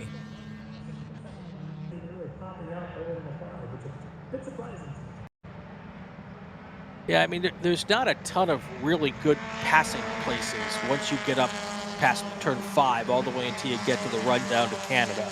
Yeah. So to pull in and try to work together and maybe cinch up to the car in front of you, that might be the way to do this here. Oh, we got a possible pass for 2nd place right now. Rob Pekarchek getting around that 2nd place car of Gale, or maybe that Josh Schmidt going around Gale Corley. Schmidt. Yeah. Might have been Pekarchek in the Honda going around Schmidt. Corley in his Mazda. We're looking at timing and scoring and how they were when they cross-start finished 2 miles ago. It's not how they are now, especially the way that the foursome came down the front straight the last time. Yes, as we have learned, a lot can change in that 4 miles. And on one lap, a lot changed in about a half mile from turn 14 to turn 1. Well, and again, you've got Stuart Black now with, I believe, his partner here, Pekarchek, in that fit. I think these two seem to work pretty well together, and they're doing it again here. They almost seem to want to be together to try and pull away, or at least to block the others behind and hope one of these two takes the win. I just wonder if between them, do they have it aligned to who's better as the pusher versus who's better as the engine of that train? Yeah. Well, now we've got another pass, attempted pass going into 14. Looks like that's Gale Corley, but he did not make the pass finish.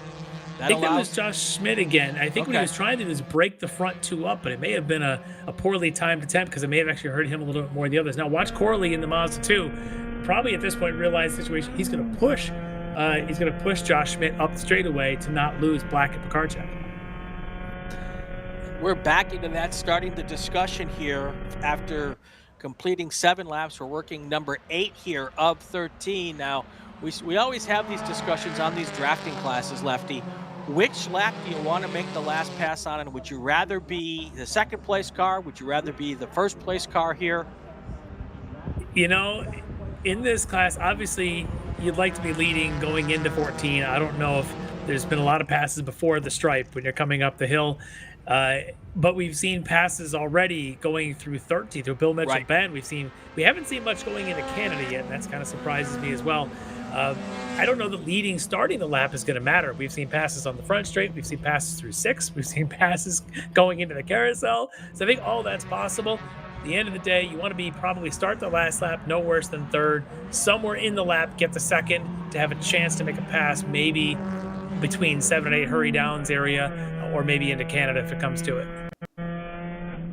Leanne Falk is in the chat. She's often with us here at the racetrack. I think she's suggesting that she bought the warranty on a junkyard motor and blew it up on the first lap of the race. I don't know that you want to put that out there for the world, Leanne. Yeah, head back in. I'd like the warranty back on my engine. You're back 24 hours later. So how did you blow an engine in 24 hours? I just driving through the park on a Saturday afternoon. Yeah. Oh, look at this pack. The original sports Renaults had regular Renault brake pads, and we used to get them from Napa with the warranty and then take them back after 3 or 4 weeks. Why do you go through brake pads so fast? I don't know. Just heavy-footed, I guess. So the back of this pack was about too wide, too deep there a moment ago. And I look back there, and I'm trying to see who that is. I know it's Stephanie Anderson in that group. I think the Mini of Pendergrass is in there. It may have been Holmstrom and Taylor could be that group before. But now up front, Pekarchek seems to be doing a little bit of blocking for Black. He's not trying to make a move around him, but maybe just trying to break up a little bit and knock around it. But he may not have a choice here, as Black had gotten a pretty rough exit of Canada that time. Look at this front 3 now, starting to build a gap with Chris Taylor now in 4th, with Gail Corley, I think, has dropped down the order a little bit, and that may have created that gap from the front 3 to the next 5. Train up to the front 3? We're about to find out. I know the 5-car freight train is hoping so. Stuart Black, Rob Pekarchek at the line. It's Pekarchek who runs across the line first. Will he be still first place when you get to turn 1? I am not certain that will be the case. And here's what I can't tell if Pekarchek's just acting as defense or if he's actually trying to make a move. He does not, as it looks like it's Josh Schmidt back to the front. Yep. And then Black and then Pekarchek. Well, the best thing for that 5-car train is for them to keep racing up front and swapping positions.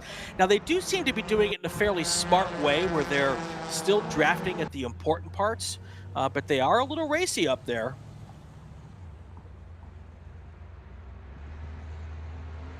Well, in case you're wondering what are the costs to run one of these at race here, they haven't lost Chris Taylor yet, though. The orange and blue Mazda. He continues to just stay with this in that junkyard motor. You can see there, even the rest of the group may have thought he'd be the engine in that train. Turns out that engine just sort of unhitched the rest of the wagons and took off. Look at up front, though. The 2 Sonics now side by side in the carousel. Black and Schmidt.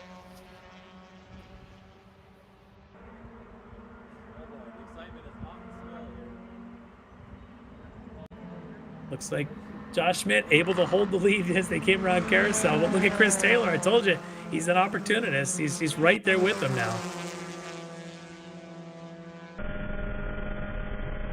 These 9 cars have been together since lap 1, switching positions back and forth amongst them. Yeah. I think we've had a different race leader 6 or 7 times in these 9 laps crossing the line first. Yep. Now you've got Pekarchek in the Honda Fit is clearly faster than Stuart Black in that Sonic coming out of the Canada corner a couple times now. Black's gotten wide, slows down a little bit. We saw Pekarchek go around it. Well, this time he got up alongside. Pekarchek got up alongside of Stuart Black. Couldn't do anything there, but may have slowed him down a little bit in their pursuit now of Josh Schmidt, who's out in front. Chris Taylor may have had an issue there. You see how much he just slowed coming off of 14? I don't know if he missed a shift or something, because definitely he had to pull over, and a couple of cars are looking like they're kind of, he didn't lose much though, because they're not really freight training him by, like, but certainly Yeah. definitely something is the case there. Yeah, your missed shift may have been potential. Knowing that John Allen had a shift cable issue in his Mazda 2, actually a car prepped by Chris Taylor, Yeah. I'm starting to wonder if there's a bit of an issue with these cars and their shift mechanisms that maybe Chris's car is also starting to suffer from.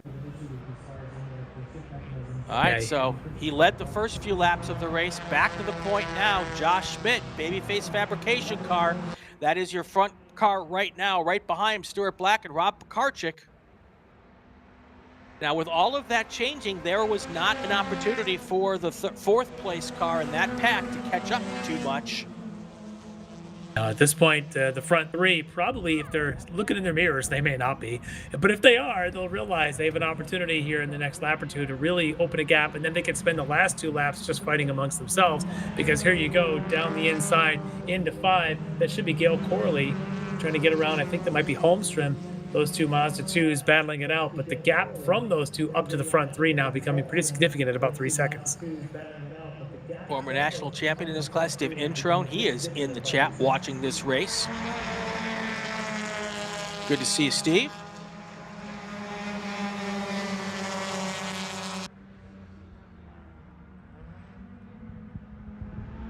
Yeah, now I think those front 3 just realized what's happened behind them and know that they can make sure that none of them end up off the podium. If all they do is go about 2 more laps without really mixing it up too badly, they can do a little leapfrogging if necessary, but stay in line here till you get to about lap 11 or 12. Currently working, I think we're on lap 9 or 10. So you've got a little bit of patience will go a long way to securing a podium for you, but if they start to fight again, that group behind them might just be able to coordinate to get up there. It doesn't take much.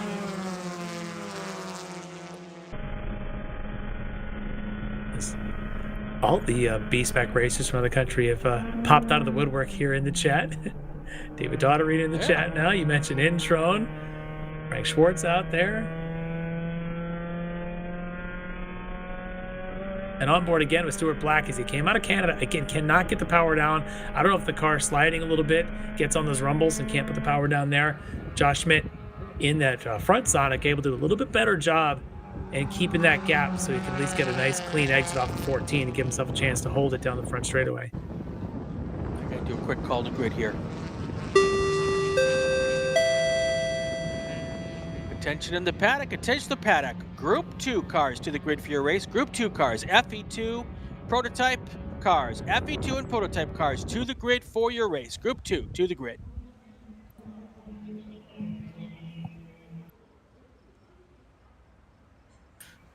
I also think, Lefty, that now with the 2 laps to go here, it looks like that these guys can race all they want, and as long as they don't come together and really slow down, that second pack of 5 cars is probably not going to catch them at this point. So I think basically gloves are off, and it's time to go racing.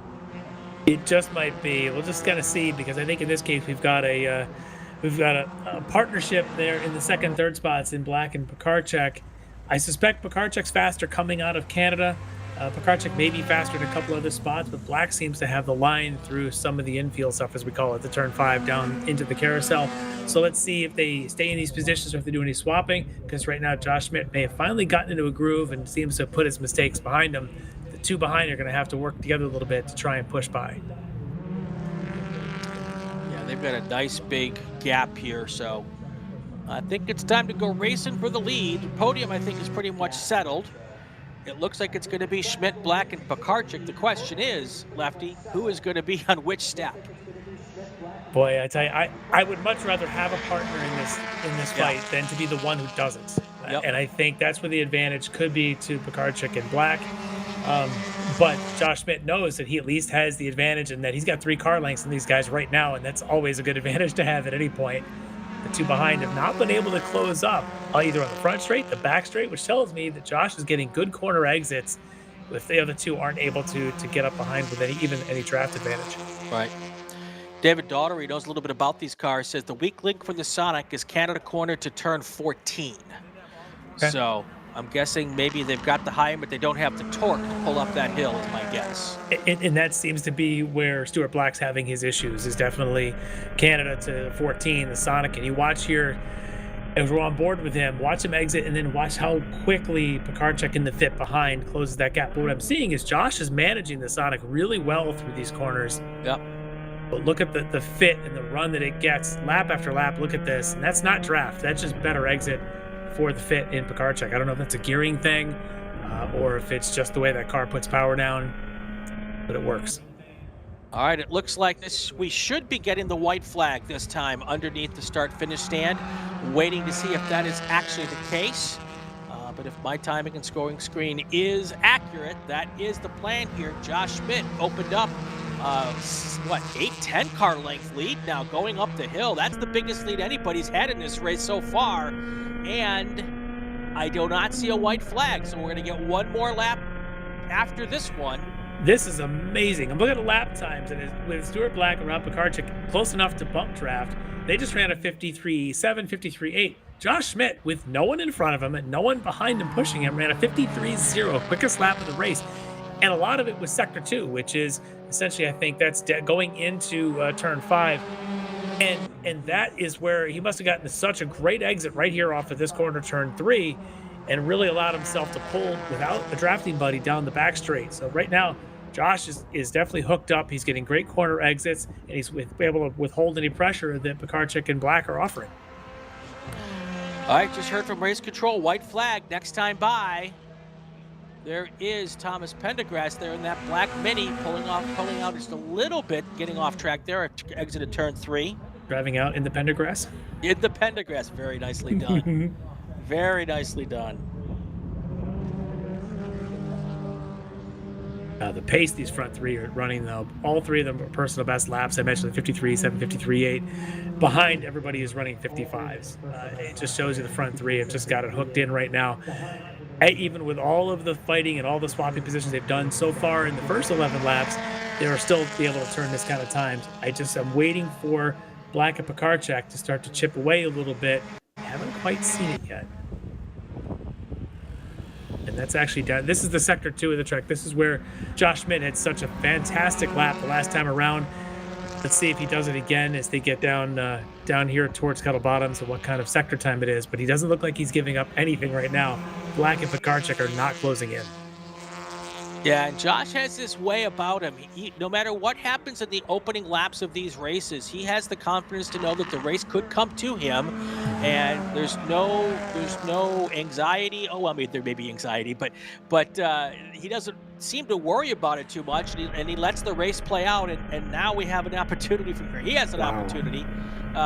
What's that? 10, 12 car lengths out there as he goes into Canada corner for the second to last time. Yep, and he picked up another half a second in the sector 2 on this lap alone. So yeah, he's definitely got it hooked up. He had given up about a half a second on the first sector of that lap, got it all back in the second, and so now his lead is over a full second. We should see, I think, white flag next time by. Yeah, I have to wonder if he just managed his tires better in the first half of this race to be a little bit stronger here in the closing laps. Waiting to see, and I'm really curious, will Pekarchek try and leapfrog, or he looks like he's continuing to push Stuart Black as they come up the hill. He must feel like he's the better pusher and gets a better draft because he's not making a move to get around Stuart Black at any point on these laps. He's playing the wingman role very well as we get into our final lap. Just under 4 miles to go here. Less than 14 turns. Well, actually now less than 14 turns for Josh Schmidt as he heads on the final lap here. Race number 1 at the June Sprints.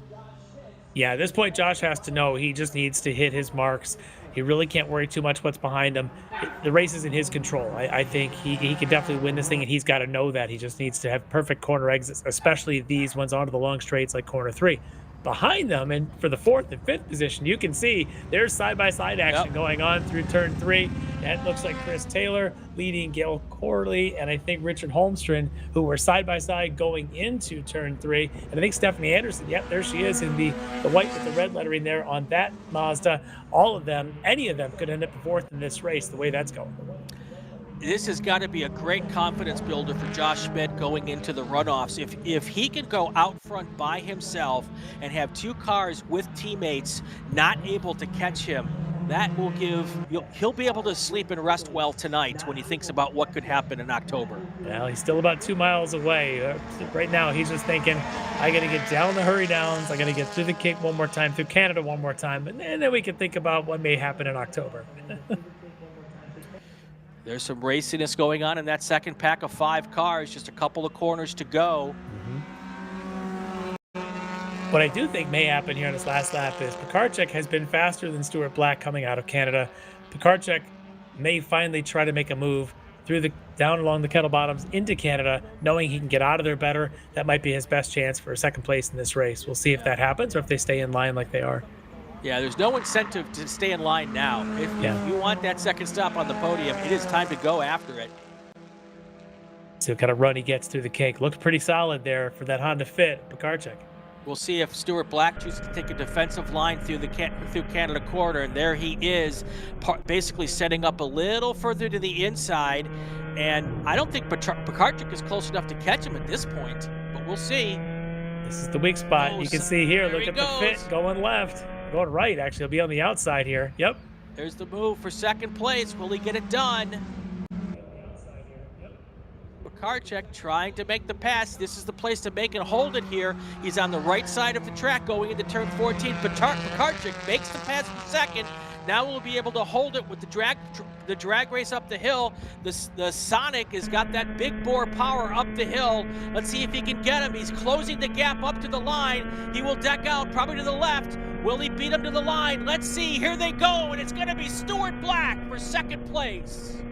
Oh, it was so close between the Pekarczyk did everything he could, got the advantage coming out of Canada, but that big bore and that draft up the hill allowed Stuart Black by, 28 thousandths at the line. So Josh Schmidt gets that win. Stuart Black gets in second, Pekarczyk third, but behind him, they're all still racing back there. Looks like Chris Taylor's going to end up in fourth, and Richard Holmstrom, Gail Corley, Stephanie Anderson going to wind up the other four into eighth. What a great finish in this race. Josh Schmidt, there's no easy ones, Lefty, but he made it look easy on those last few laps, didn't he? He had to drive his tail off. Those are some fantastic laps that he was putting in there, setting fastest lap at the race without a drafting partner. That's quality driving right there. And considering at one point he was back and forth and all the shuffling when Gail Corley and Chris Taylor were fighting with them, hats off to Josh Schmidt and his drive to get to the front and then to put those laps in to make sure that he solidified it. All right, we've got our race winner there, Josh Schmidt, Stuart Black, Rob Pekarczyk. I am going to take one last call to grid, and we were so excited about this race, I forgot to take the break, so we're going to take it right now. Here comes the tones. Attention in the paddock, attention to the paddock. Group 2 cars to the grid for your race. Group 2 cars to the grid for your race. FE2 and production cars to the grid. Stay with us, we'll be right back.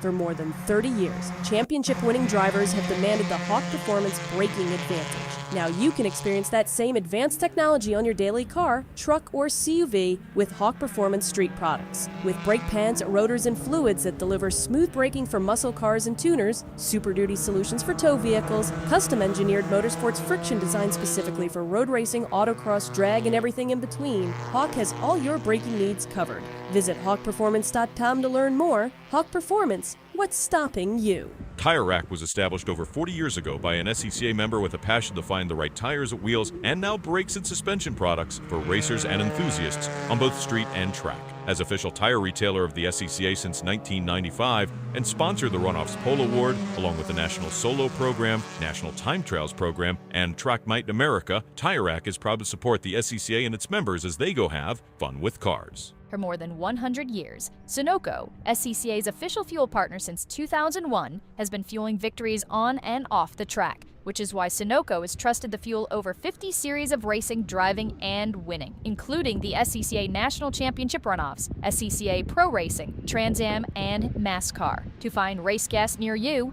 visit SunocoRacefuels.com or call Sunoco at 800-RACE-GAS. Hoosier Racing Tire is proud to be the presenting sponsor of this year's Hoosier Racing Tire SCCA Super Tour. As the world's largest race tire manufacturer, Hoosier has been at the forefront of motorsports innovation for more than 65 years. From local tracks to the global stage, Hoosier is dedicated to delivering high-performance tires that meet the demands of champions. Whether you're a seasoned competitor or an aspiring racer, Hoosier tires are engineered to help you push the limits. For more information, visit us online at HoosierTire.com or visit us trackside, and remember to connect with us on social media. If you like what you see today, become part of the action by joining the Sports Car Club of America. Whether you want to drive, flag, organize, officiate, have fun with cars, or meet 65,000 enthusiast friends, SCCA offers plenty to feed your motorsports obsession. Ask someone trackside about how to get involved or visit SCCA.com for more information. It's the 2025 Hoosier Racing Tire SCCA Super Tour, the premier amateur road racing series bringing together top SCCA road racers from across the country. The Hoosier Super Tour visits some of the greatest tracks in North America, showcasing each of our 23 car classes. From production to GT cars, prototypes to Formula cars, the Hoosier SCCA Super Tour packs a ton of wheel-to-wheel racing action into every event.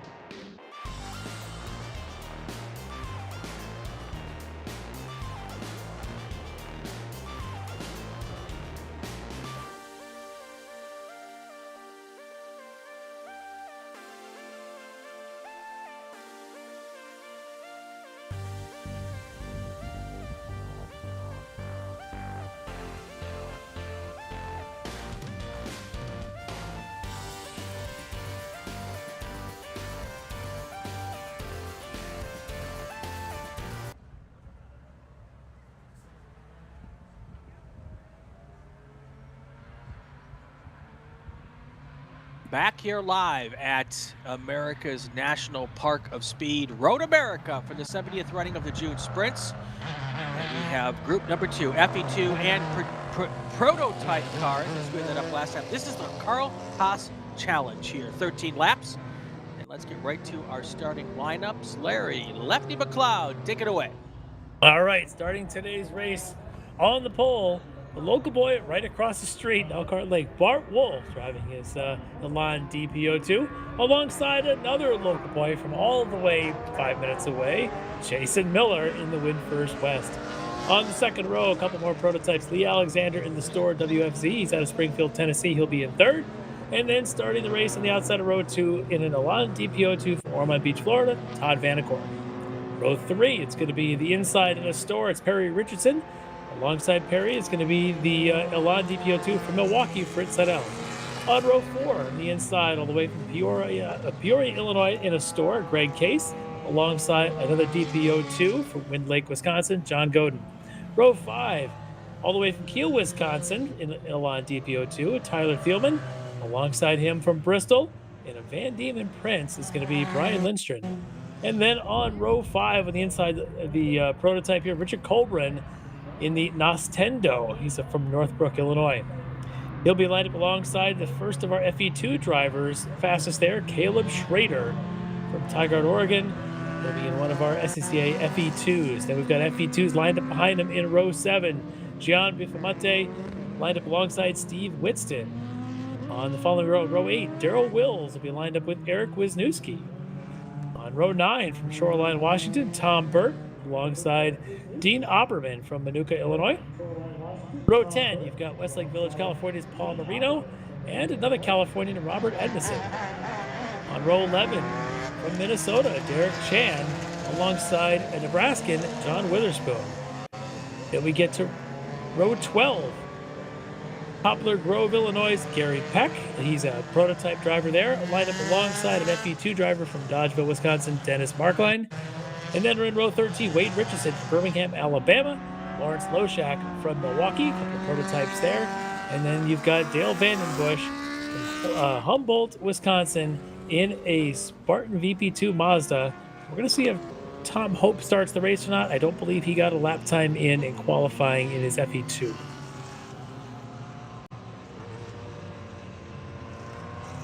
All right, so we've got a situation here. We've got a car, and I'm not so sure how it got out of order. I don't know if it skipped the line, but we have a car that is being pulled to the back of the field. So they black flag all the group. They're going to run up through pit lane to get that car out of its position and move it to the back.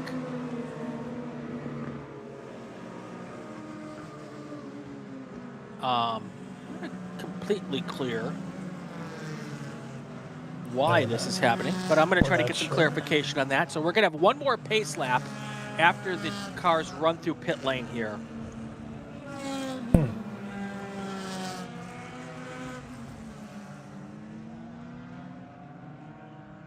We don't have a clarification yet on which car it is. It's car number 6 is the car in question.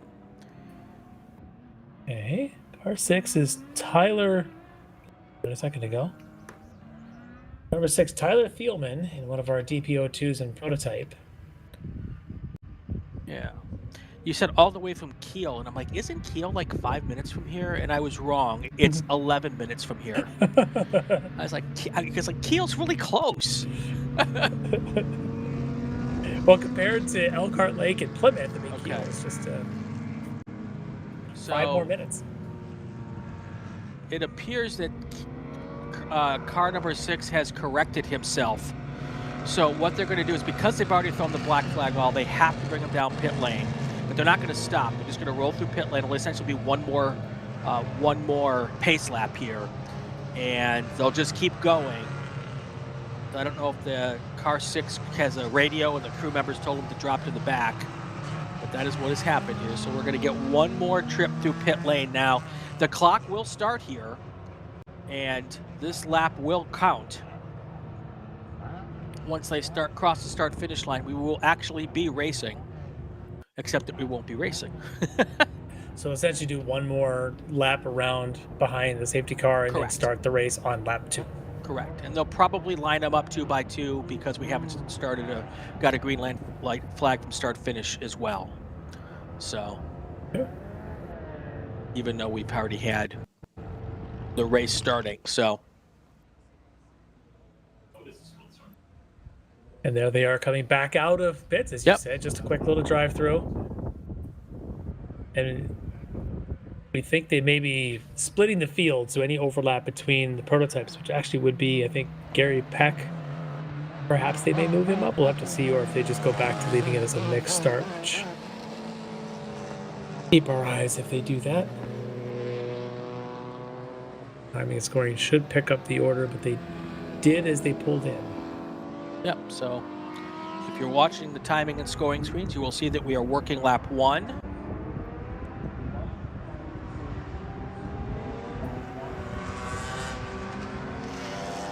These cars definitely working to get a little bit of heat in them. Another chance under these yellow conditions, essentially, to work a little bit more heat in them. We had seen these prototypes, Bart Wolf, Jason Miller in particular, getting a number of laps before finally laying down their fast ones, mid to late in the sessions.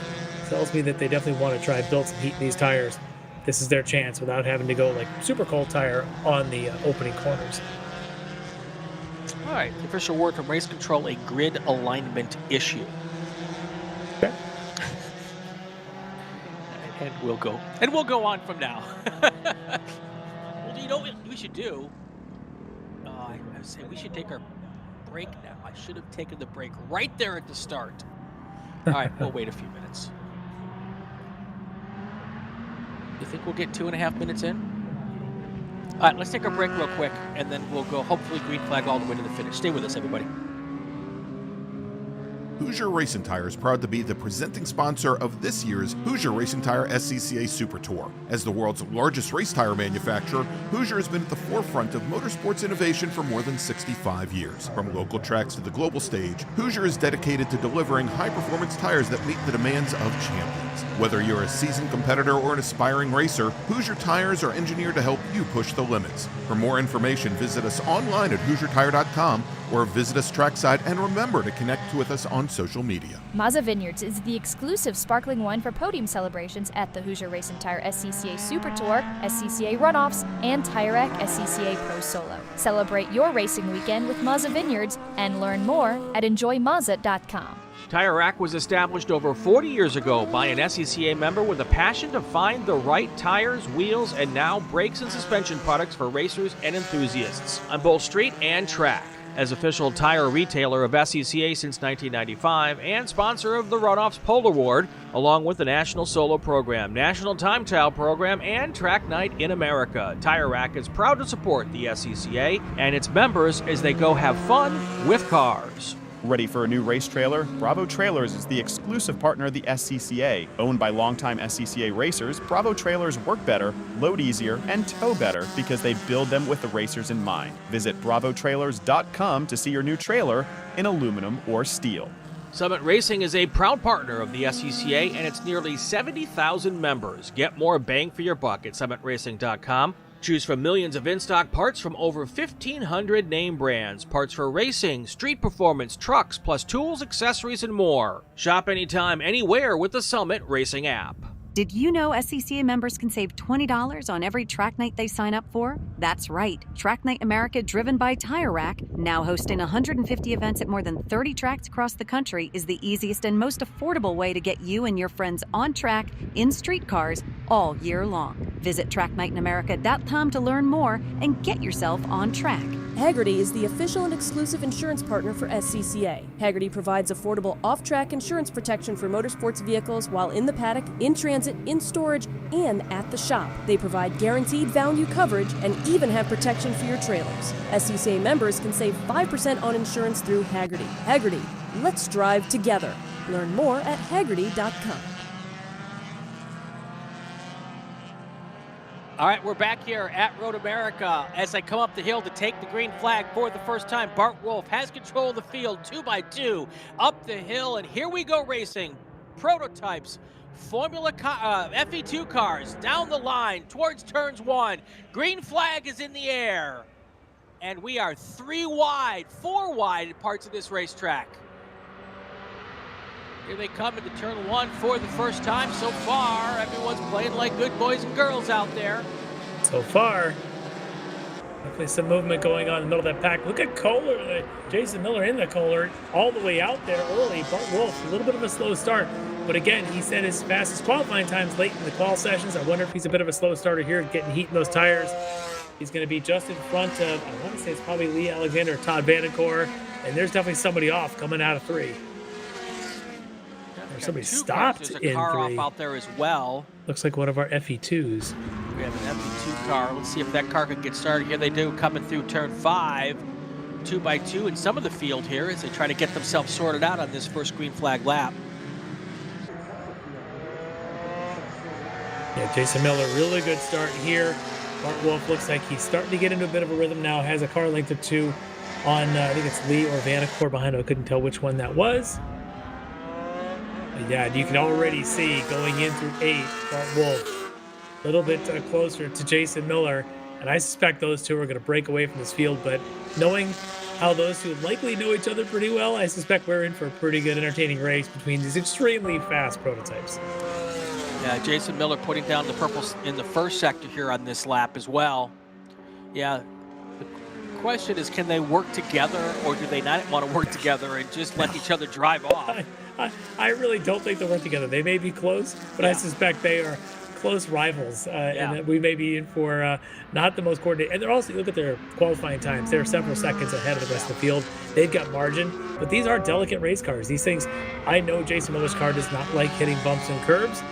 That 2-stroke can be a little bit finicky. And I'm sure Bart's also going to be somewhat protective. And look at this, Wolf already to the lead now as they go up the hill for the start of our second actual green flag lap. Here they come across the line here for the first time, and now Jason Miller goes back to the lead here as they go into turn 1. And Vanacore for 3rd gets around Lee Alexander. So Vanacore in a DPO2, a lot like Bart Wolf's car. Lee Alexander in a store, which is actually similar to Jason Miller's. It says it's a win first, but I think it's actually store-based. Look at this now as they go in the back straight. That little win first, trying to punch a hole for Bart Wolf's bigger DPO2 as they go down this long back straight. I think Jason Miller's car has got a little bit better top end on it. We'll see if that shows up here. Well, Wolf able to hold on going into 5. Well, that's Miller in the blue and white. I'm sorry, Miller. That's right. Yeah. We need to get telemetry timing, so the timing tower updates as they actually pass each other on track. Tell Ginsberg to get on that, would you?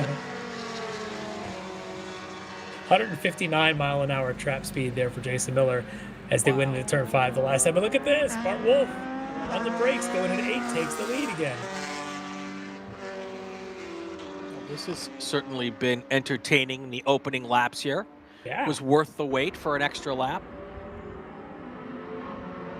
So you might see here is Wolf may have an advantage on some of the twistier parts, like through 6, 7, and 8, but it may be straightaway speed for Jason Miller. So, here they are going down the Kettle Bottoms.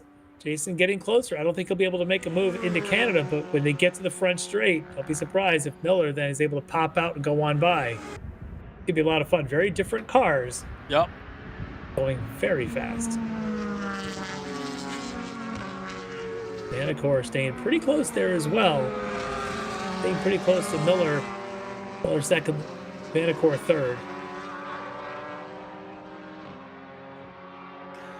Yeah.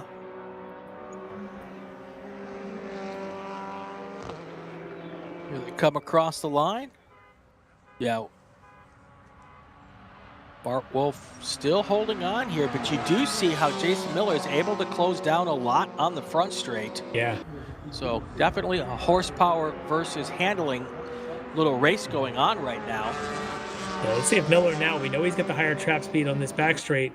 If he can get a good run off at 3, it's not the best exit at 3, but he might still, in that car a little bit more, a little slimmer, a little bit lower height, might be able to stick in behind Bart Wolf and make a move going into 5. That's the kind of thing he needs to do, I think, to make this race. And there it is. Look at this. Oh! An under move for Wolf.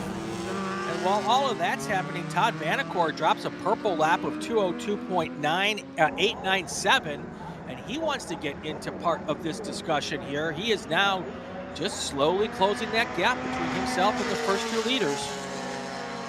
staying in this quite well is Vanacore. Behind him, a couple of stores are battling it out. Lee Alexander, Perry Richardson in similar cars, but they are already a little bit further back than what these front three are doing. We'll see if this race stays close. At this point, Wolf and Miller, I think, are building up speed here. Vanacore's got that 202.8, but I think Wolf and Miller may be on pace to do the same thing here. Wow, look at how far Wolf has pulled out here. Yeah, that's that carousel. I really think that larger car may have a little bit more aero, a little bit more downforce around that long sweeper. Miller is going to have to do it through these long straightaways, like down into Canada, and then, of course, the front straight.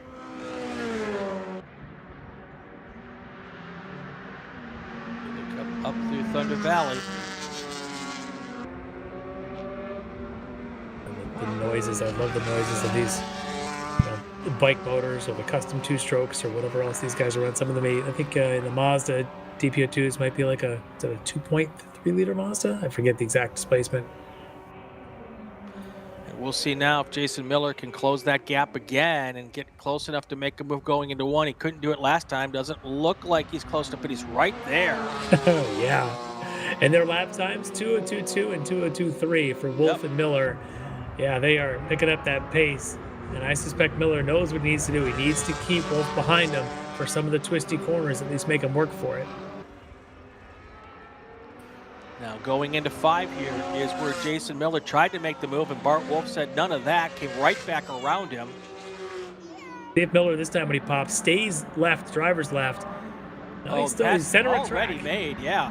Yeah. A little more defensive this time. I think the previous lap he got back to driver's right, and that's when Wolf said, well, if you're not going to take the left, I will. This time Miller holding center.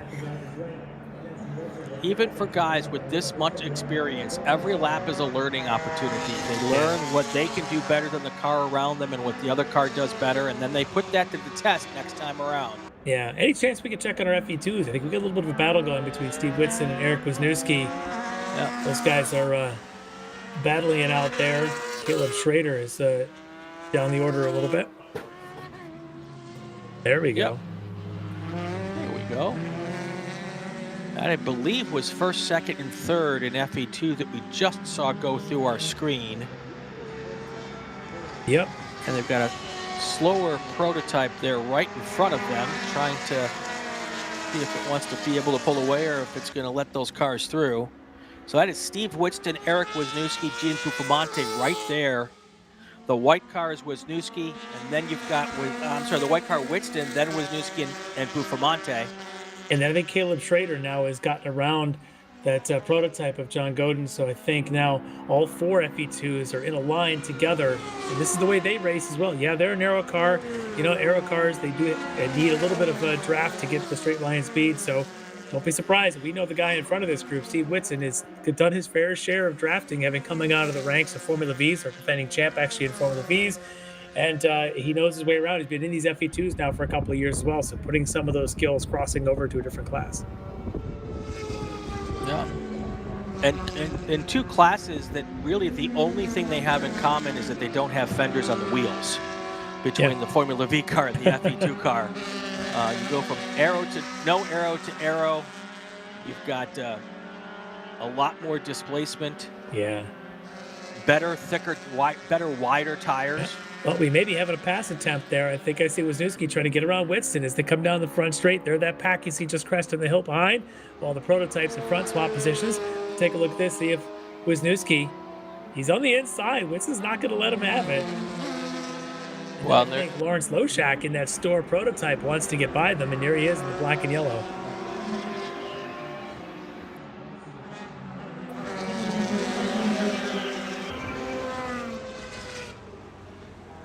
So that prototype was able to get around one of those cars. Now he's going to try to make the move around Whitston. Yeah. It'd be really nice if you get around both the FE2 cars so that those cars can get back into the fight with each other. He should have the trap speed. These FE2s can hit, 140s. Oh, big lockup. Wow, the prototype should be closer to 150 in the trap, so it should have an advantage. But, getting a bad run off at 3 while you're in the middle of FE2 is going to hamper that top speed just a little bit. But look at this now as Wisniewski's got a bit of a gap growing now, and I think that's now Schrader, or is that Bufamonte that's got himself now ahead of Whitston? Yeah.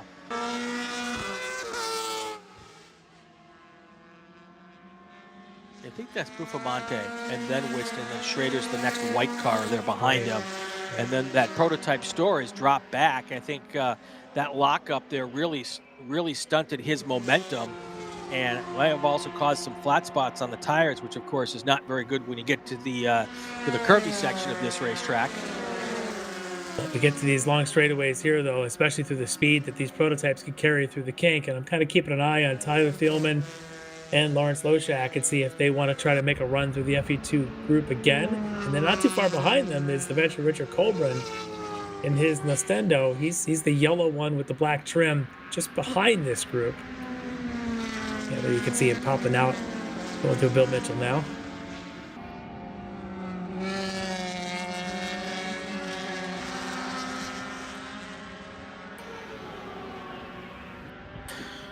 All right, we've already got our break out of the way, but I do need to make a call to grid, so let's do that.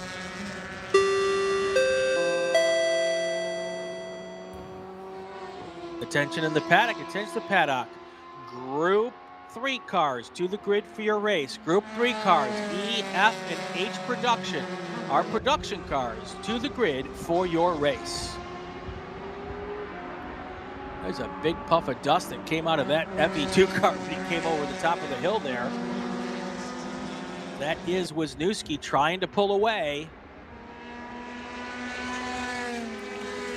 He's trying to a little bit, and I'm looking down the order a little there as the Schrader now has sort of dropped back just a little. I think it's either he or Whitson have dropped back a little bit from the others. The front two now with Wisniewski and Buffamonte seem to be a little bit of margin now, especially with the prototype between them.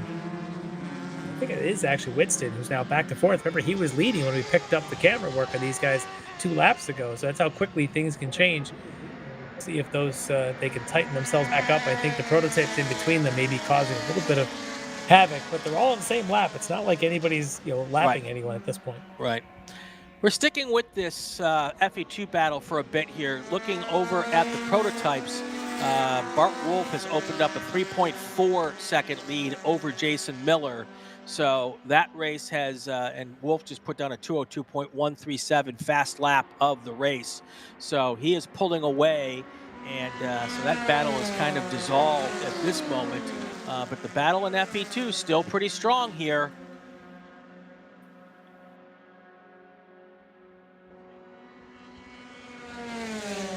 Wisniewski trying to pull away. He's got a 0.8 second gap now between first and second there. Of course, he'd like to grow that as much as possible. That battling with the prototypes in this mixed class racing has really caused some gaps to break into this situation here in this FE2 race. Yeah, like you said, yeah, the FE2 is being a lot lighter. Things that you don't even think about, they break later. Sure. When you got a much bigger prototype, sure, your speeds are higher, which also means you got to brake earlier for that. So now you got different braking points going into corners. So you're an FE2 driver behind a prototype. Suddenly you've got to brake early because the prototype's now in front of you. The cornering speeds may not be that different, and a little bit of advantage, of course, prototypes on the straightaway speeds when they do get their good runs on them. But yeah, just the way they make speed, very different. And if you don't spend a lot of time racing together with the 2 different classes, you might not know that braking is different in the other car. And you would be expecting, because you're so much faster going to 5, that you're just going to make an easy pass, but then you realize that everyone can go in deeper than you, and that becomes problematic. Yeah, if you're going to make those passes, you got to make them by the middle of the straight, so you've got your own time to make your own braking point, and not have another FE2 around you. And here we've got a good shot there. I think that might again be Loshak, I think, just in front of now a couple of the FE2s. So hopefully he got by Wisniewski and Buffamonte, and maybe we can get back to the good racing here, and maybe Caleb Schrader can get back up to the other ones. He's working on it.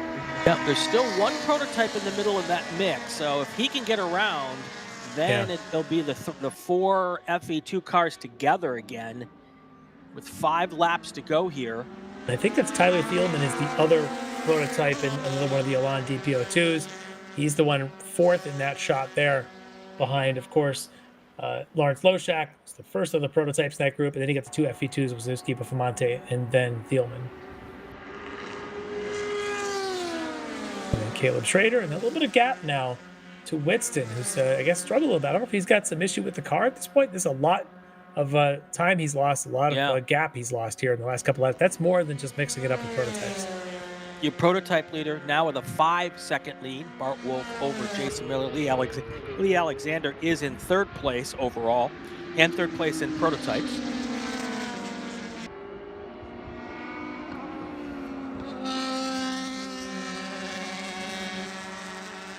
Bufamonte now able to close that gap to Wisniewski to 0.6 of a second last time by. We'll see what it is this time by. In the prototype, I think we can get a look in on Jason Miller and Lee Alexander fighting for 2nd. Guys may be pretty close together. Lee has closed down as Miller may have backed off his pace a little bit from the earlier hard charging he was doing with Bart Wolf. Alexander and Miller are now essentially together. I think that's him there on the track. It is. The light blue car is Miller, and the car right behind him, Alexander. As they should be popping into this shot any minute now. They were heading down towards Canada a moment ago. But we'll see if it's, still Miller in that blue with the black trim, just ahead of that black store of Lee Alexander, but it is close.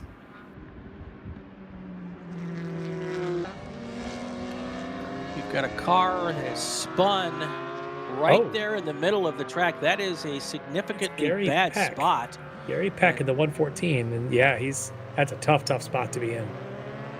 Waving flag at 14, vigorously waving, so hopefully all the cars coming into that section will heed the warning and not hit that car. I'm wondering if he's able to get that car restarted and moved. If not, and here comes the vehicle here. And we're gonna go full course yellow here. He was waving his hand like he knew he wasn't gonna get it started. So there is your track truck there who will help get that car out of the way and into a safe position. Yeah, kind of a necessary here with going to need to do this with the full course yellow, considering his position is right in the middle of the track. There's just no way to race around it. Yeah, well, there's green flag racing on the kart track. Yeah. So, looking to pick up the leaders from the pace car here at this point.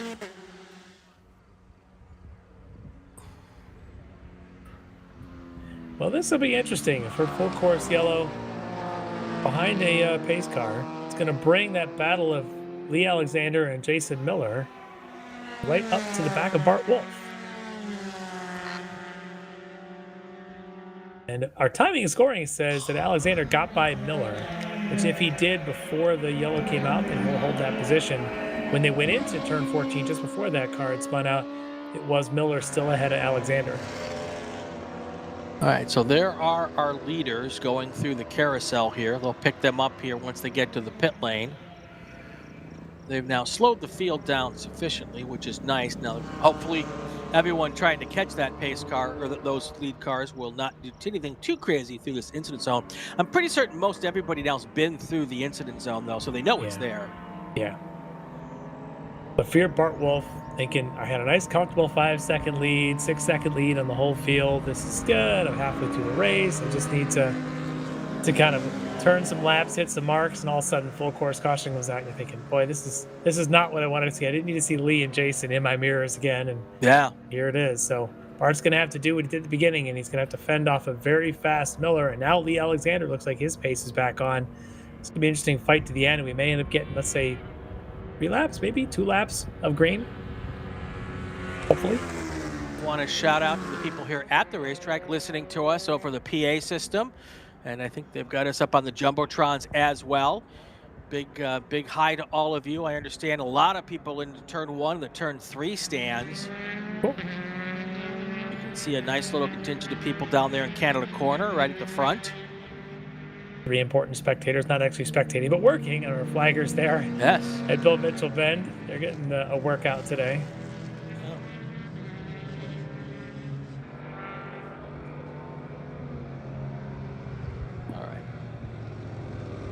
Slow down nicely. They can get their work done at this scene here. There's pretty much. It looked like the driver was still in the car. Maybe they can just get a quick tow and drag him out of there. Right. Hopefully. Yeah. Oh, looks like the driver's still in that car. Are they going to try to maybe put it on a little flat tow and get it turned around? Yeah. Now, it's possible, I know they don't really like to go counter race, but from there, if they can get everybody put together behind the pace car, it would be really quick to just tow that vehicle right off at that cutout there on the back door. Here's your pace car. Yeah. There's a car in pit lane. It looks like I can't tell from here. Yeah, I don't want to make a speculation of who or what it is, but it's definitely a car. It appears to be prototype-ish. Well, let's see if we can eventually figure out who that is, if somebody ends up missing from the ranks.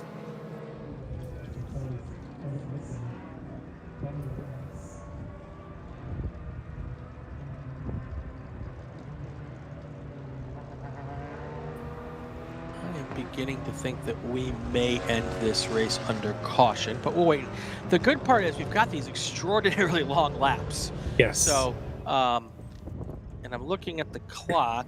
Yeah, and we're not risking time at this point. Yeah, no, we're good on 19 time. minutes. We're plenty we're of time. absolutely good on time. So I'm gonna make a speculation on who that was in pit lane. Okay. As he's not trip timing past start finish. That's Todd Vanacore. Oh, okay. Yeah, I'm seeing that he has gone from up in the top 5 to now back of the field, and he still has not tripped to start finish for sector 1. So might be Vanacore. That'd be unfortunate for somebody running up there in that top 5 after a pretty good start.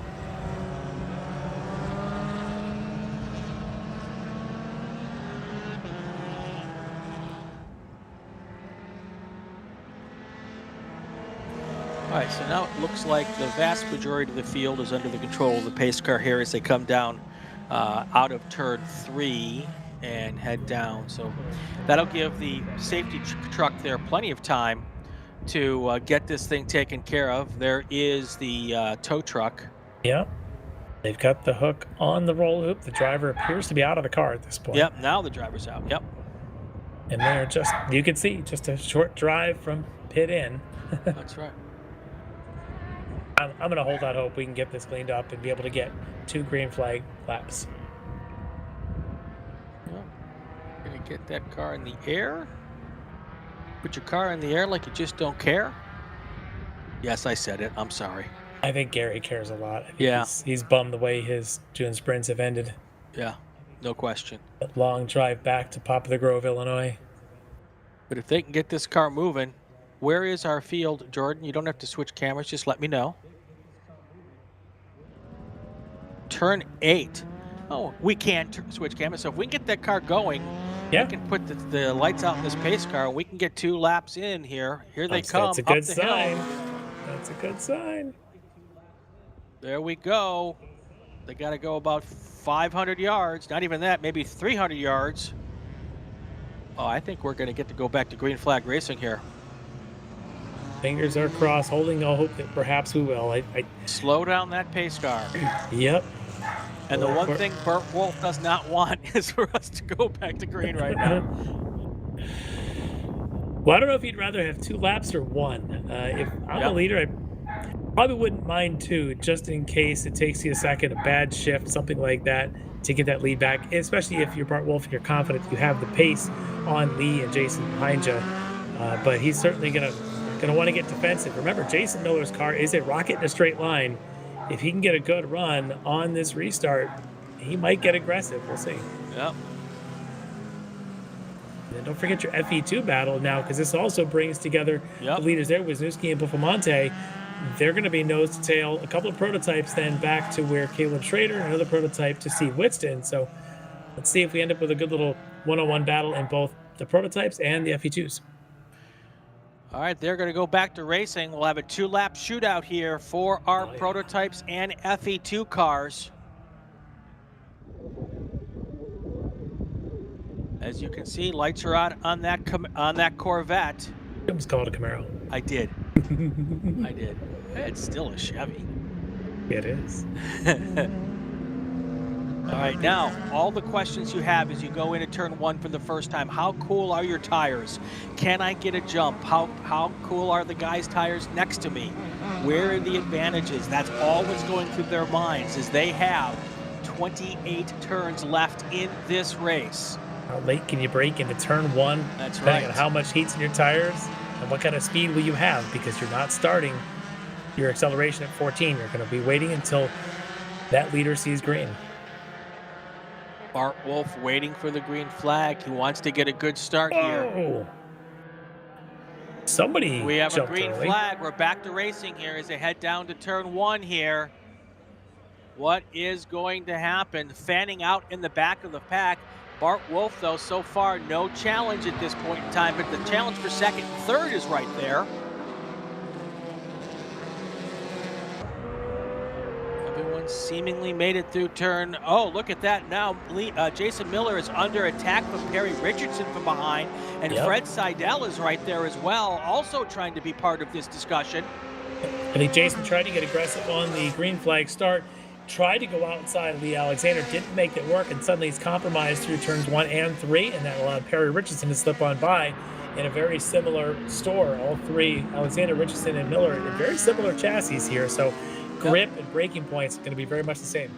Miller back around Richardson going into turn 5. Now your entire FE2 field coming through 5 as well. A lap and a half to go here in the June sprints for your prototypes and FE2 cars. A little bit of a gap now between all of the cars up front in the prototypes. Bart Wolf pulling away, but look at all of these FE2 cars racing for position as we've got about 17 turns to go here. Yeah, Wisniewski and Buffamonte may have gotten themselves clear a little bit. Schrader, I think, maybe trying to, but there's a prototypes in between. He and Steve Whitston also now, it looks like nose to tail with Schrader as they're going to go through that carousel. And all the prototypes carrying very different speeds. This is creating a bit of chaos with a lap and a half to go here at the back of the field. Here comes your FE2 cars as they come through now the kink for the second to last time.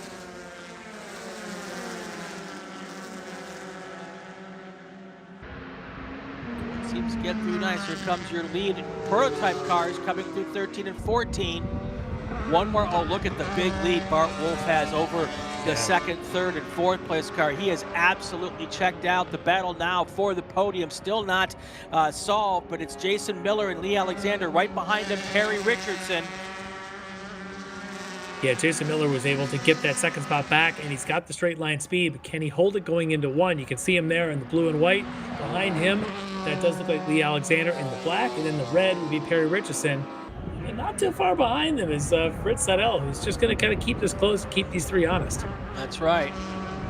So there's your battle for second place. Miller, Alexander, Richardson. We are on our final lap here at Road America. Bart Wolf pulling out a nice big lead. Elkhart Lake's own. A hometown boy likely going to take the checkered flag here in the prototypes. And then we've got our FE2 cars coming out of turn 3 as well. Yep, that's the fight right there for the lead in FE2. And a pass attempted to be made. I want to say it might be Buffamonte already ahead of Wisniewski, maybe from turn 1. And here they are, nose to tail. It's going to be going probably side by side right here into 5. And yep, that does look like it's Buffamonte out front. Wisniewski drops to second. Caleb Schrader still there in third.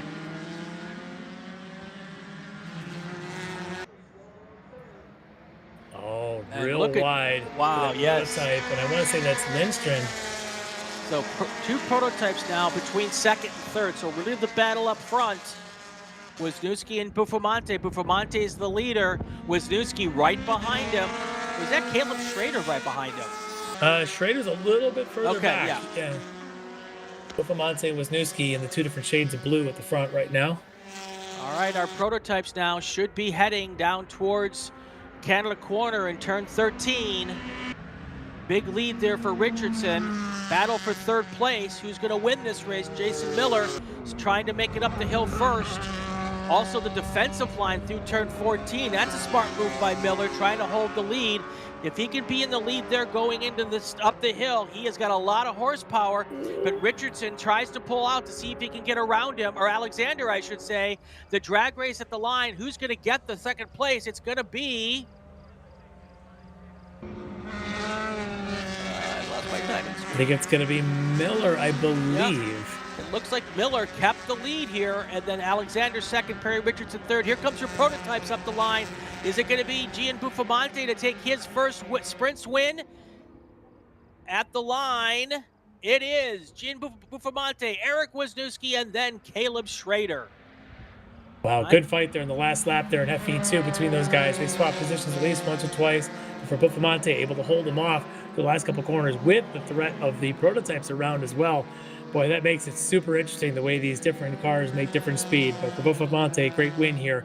And for Bart Wolff to withstand what was a Absolutely. 6-second lead, then having to go full course caution and just pull away with 2 laps left. Great win there for the local boy, Bart Wolff. All right, your top 5 in FE2, Gian Buffon-Monte, Eric Wisniewski, Caleb Schrader, Steve Witston, and Daryl Willis. Your top 5 in the prototype class, Bart Wolff, Jason Miller, Lee Alexander, Perry Richardson, and Fritz Seidel. That's how they're going to wrap up here in our prototype and FE2 field. We got one more race to go, folks. Don't go away. Let's do a call to grid.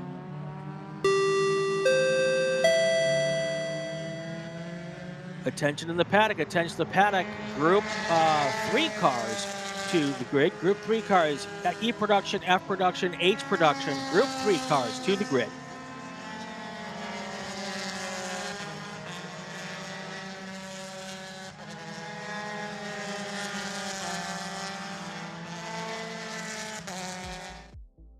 Joshua Smith, Business Development Manager for Mazda Motorsports. We're happy to be supporting the SCCA and Mazda racers here. So our team support program offers a couple of tiers of support, part support, technical support. All of this is done through our MazdaMotorsports.com parts store website. It's basically like signing up for an Amazon account. Simple information, prove that you're a racer. It gets you access to our 800 hotline that you can call and speak to one of our parts representatives 5 days a week.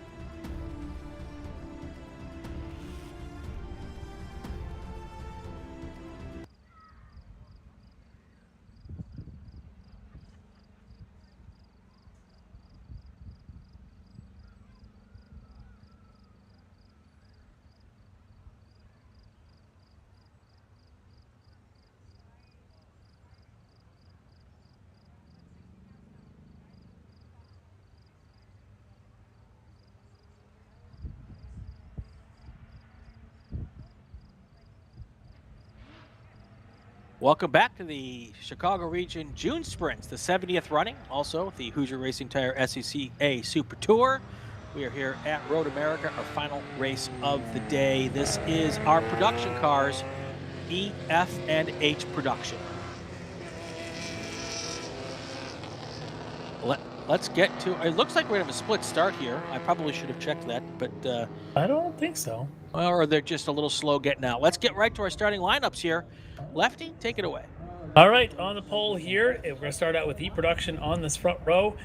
In that BMW Z3 from Milwaukee, Wisconsin is John Brackey. Alongside is going to be another E-Prod car, this time an 87-325, an E30 BMW, Tim Schreier. And then just behind them, starting on the inside of row 2 from Kenosha, Wisconsin, another one of those E30 BMWs, Tim Anastopoulos. Alongside him is going to be the quickest of the F-Prods, Chris Bovis in a Honda CRX.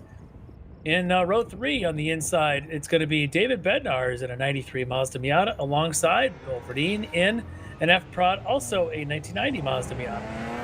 Row 4 is going to be your quickest of the H-Prods, no surprises there. Steve Sargis in that 75 Triumph Spitfire will be lined up alongside E-Production's Matt Novak driving a 2016 Mazda Miata. Row 5 could be an Acura Integra of David Strittmatter on the inside, and then the veteran in the RX-7, Michael Lewis, will be on the outside of row 5 out of F Production. A couple F-Prods on row 6, Jim Dentici, and he's going to be in an Acura Integra. Alongside him is going to be Ken Kennard in a Mazda Miata. Row 6, Mark Sargis in a 1990 Mazda Miata out of Germantown, Wisconsin, alongside Mark Weber out of St. Louis, Missouri, at St. Louis region in his Miata. Row 8, James Samaras in another Miata, and he's actually out of E-Production alongside Gerald Lamb in an F-Prod Miata. On row 10, you got Greg Gopper going to be in an H-Production. Right? Or did I miss one? My apologies. I think I missed Jim Samaras, Michael Froh, actually on the outside of row 8. Row 9 would be Gerald Lamb and Matt Brannon. Row 10, Greg Gopper out of H-Production. Thomas Gatus in an F-Production Honda CRX. Row 11, Braden Connolly in a Fiat X19 out of H-Production, alongside David Wessel in an F-Production Fiat.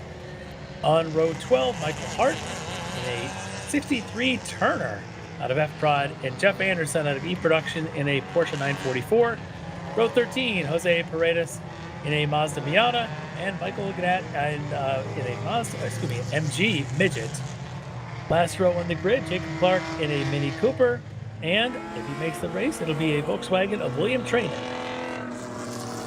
All right, getting to our final 13 laps of the day here at Road America. Thank you, Lefty, for helping us out with that. Get brains a little bit fried here at the end of the day, so I apologize. No, no worries, no worries. So, still less fried than mine, so that's a good thing. So,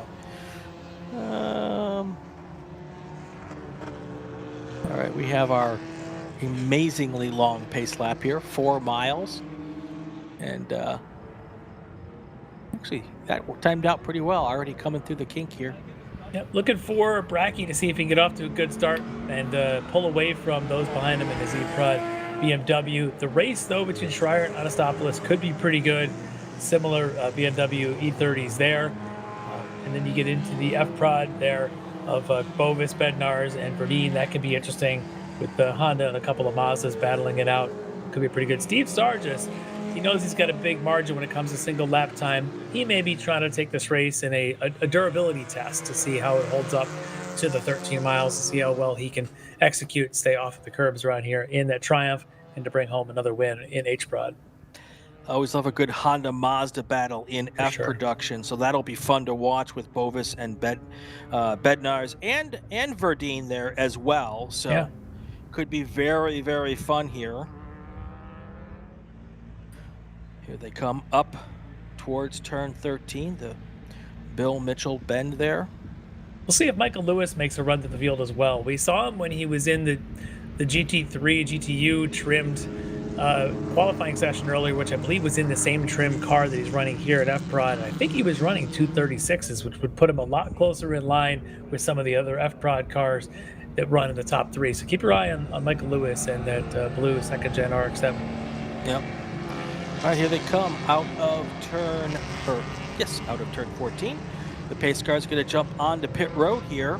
And then we're going to have our field heading down towards turn 1 here.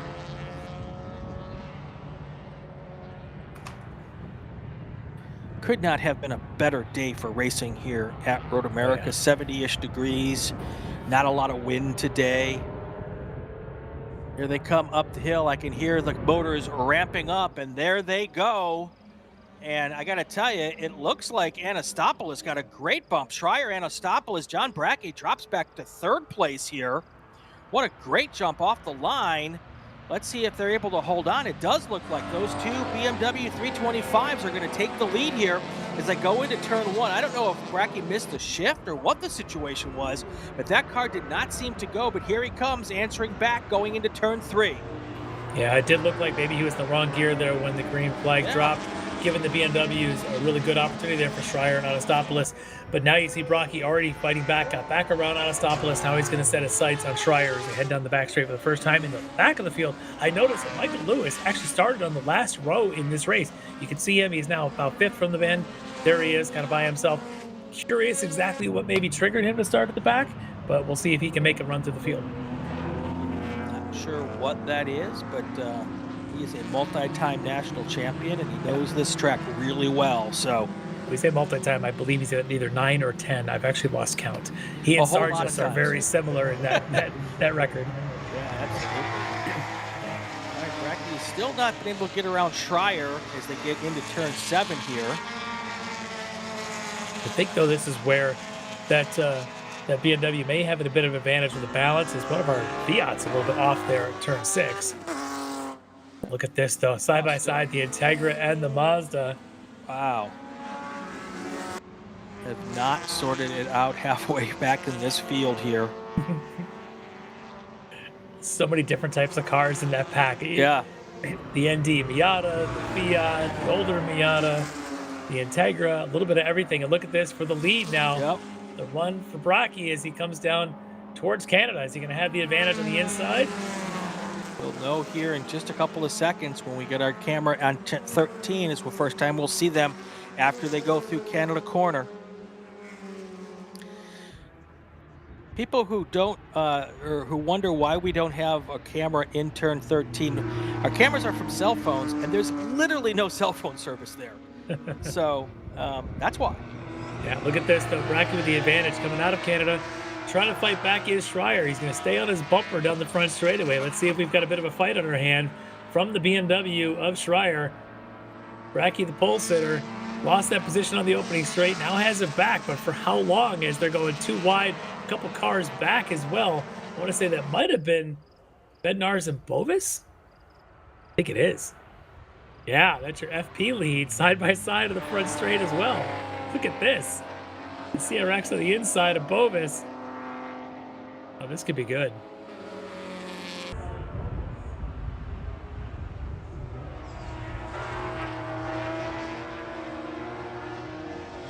Bovis with the advantage coming down into 3. See if the Honda Power has an advantage now on the back straight behind them. David Strittmatter in that yellow Integra. He leads a pack there. Matthew Novak, Bill Verdeen, Ken Kennard. Pretty big group lined up there behind that Integra. Brackey had a huge advantage in qualifying, and now with some open track in front of him, he has put down a first sector purple lap as well. So my suspicion is now that he's been able to get around those 325 BMWs, he's going to take his Z3 to the front now and just kind of start to pull away here. But whatever issues he may have had at the green flag seem to resolve themselves. Yeah. One thing we've always noticed, though, is no matter what the pace looks like in qualifying, the race is always a little bit different. And sometimes somebody may look like they got a 2-second advantage for qualifying times, like Brackey over Schreier and Anastopoulos. That may not always come true in the course of a race. So Schreier might be able to keep Brackey honest here. We'll have to keep our eyes out as this pack continuing now, going down through 7 side by side. As the two Mazdas also fighting it out. I think that was Verdeen and Kennard, perhaps? Yeah, I think that is. Yeah, Kennard's usually out here in an accurate Integra, so he's out in a little bit different car this weekend. I know his car is now being taken care of by Jesse Prather Racing, and Jesse Prather's not here this weekend. Oh, that was a little bit of a moment there going through the kink. There was that MG midget there trying to get around, and I don't know the car in front of him knew he was going to be there. That's Steve Sargis, and I'm wondering if that's Mark Sargis right in front of him in a Mazda. But Steve, obviously much faster apex speed at the kink probably than anybody in the field in this group in that old Triumph. But that little car hides pretty well, and that Mazda in front of him, it could be Mark. Yeah. I suspect they know each other. Well, I thought it was the Honda here is the one that I thought he was trying to avoid. And I have talked with several people in this class, and the old school MG midgets and the Triumph Spitfires, they are significantly lower, and sometimes it's hard for the Hondas and the Mazdas to see them. Yeah. So that could be what happened there. Yeah, pulling in, that is that Michael Lewis? Michael Lewis, yes. He had a pretty couple of good laps there, got the car going, and all of a sudden, coming this time into 14, the car doesn't even want to make it up the hill there into pit in. That's a really unfortunate way for that longtime multi-champ to go out of this race. So I was really looking forward to seeing how far up the field he can make it, but the race is going to end early.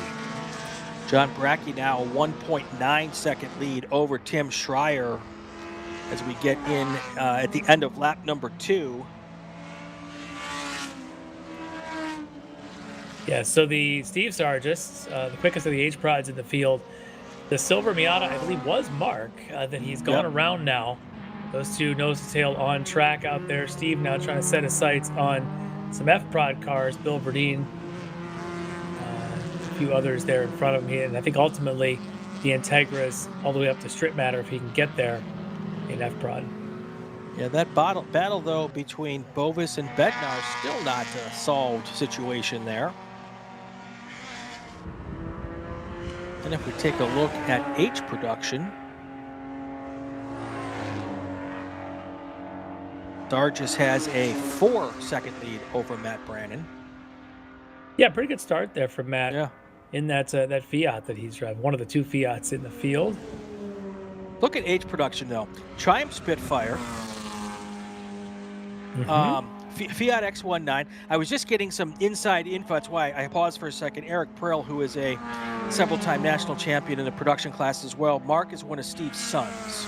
Yeah. So that's info he just sent me over there. So anyway, I was going to say Triumph Spitfire, Fiat X19, Honda Civic, Volkswagen Scirocco, Mini Cooper. That's the top 5. That is quintessential production car racing. It really is. That's what makes H-Prod so exciting, is all the different makes that are lined up there. Hondas, Volkswagens, Triumph Spitfires, MGs. They all mix it up. Yep. There are the Steve Sargis there. I think just got around Bill Verdeen in a car that Eric Pearl probably recognizes. Yes, I believe he's familiar with that one. Yeah. Yep.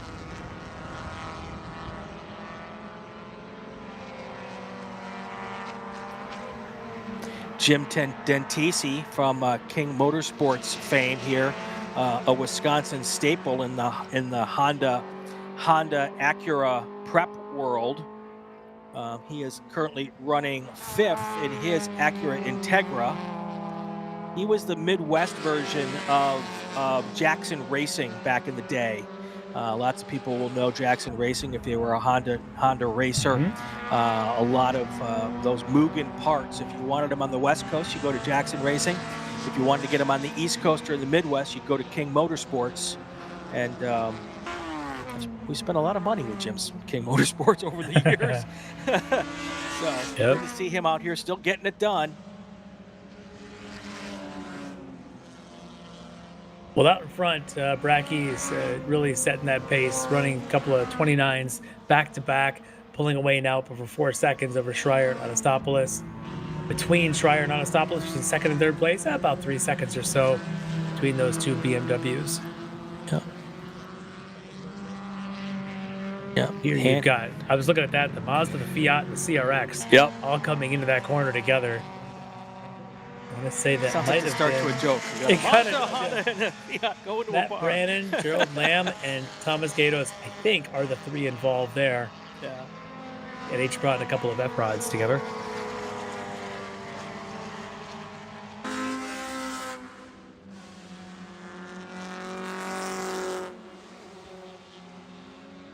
showing that the 15 car is having some mechanical issues. That would be Greg Gopper in his Honda Civic H production car.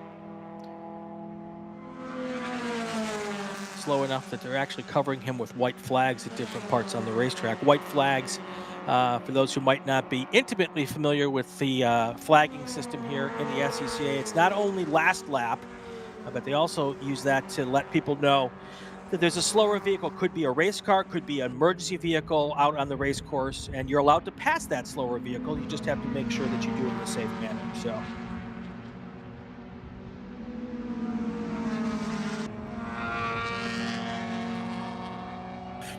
Carl T10 and his joke as we were starting to set up the Triumph and MG go to a bar. Bartender says, "Sorry, no smoking in here."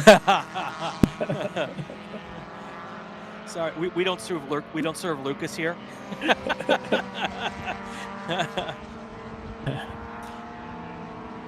You know why Guinness is served at cellar temperature? Why is that? Because Lucas makes the refrigerators in England. All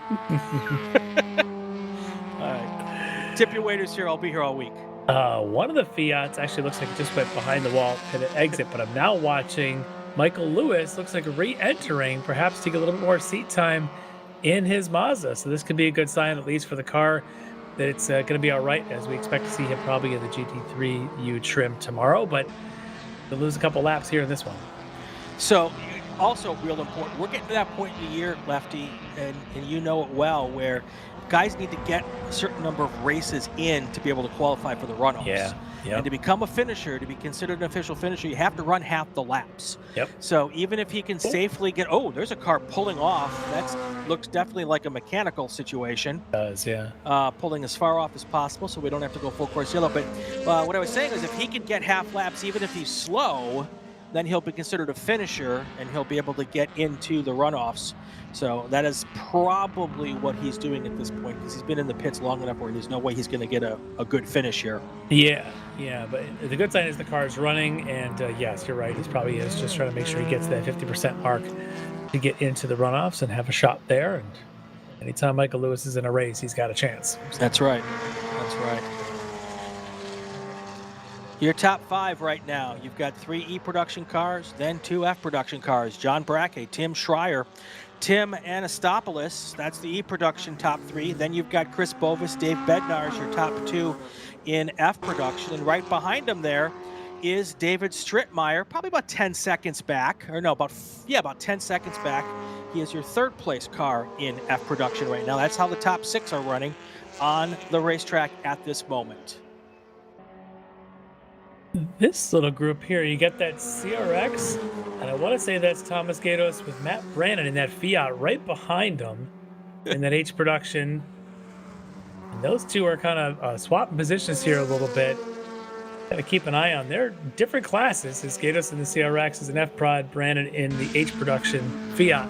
At this point, when you're in this kind of a race, the letters on the side of the car really don't mean a whole lot. That's true. That's true. You're out there, you found somebody that's got a fun pace, you're going to go and see what you can do with that car. I apparently have started the floodgates with the Lucas jokes in the chat, so there's some good ones there. I'm not going to go through them, but check them out, folks. Really good stuff. Like and subscribe right now. If you haven't done so already, please like and subscribe. If nothing else, we're giving a platform for people to get their automotive-related jokes out of their system. Like us just for that. Exactly.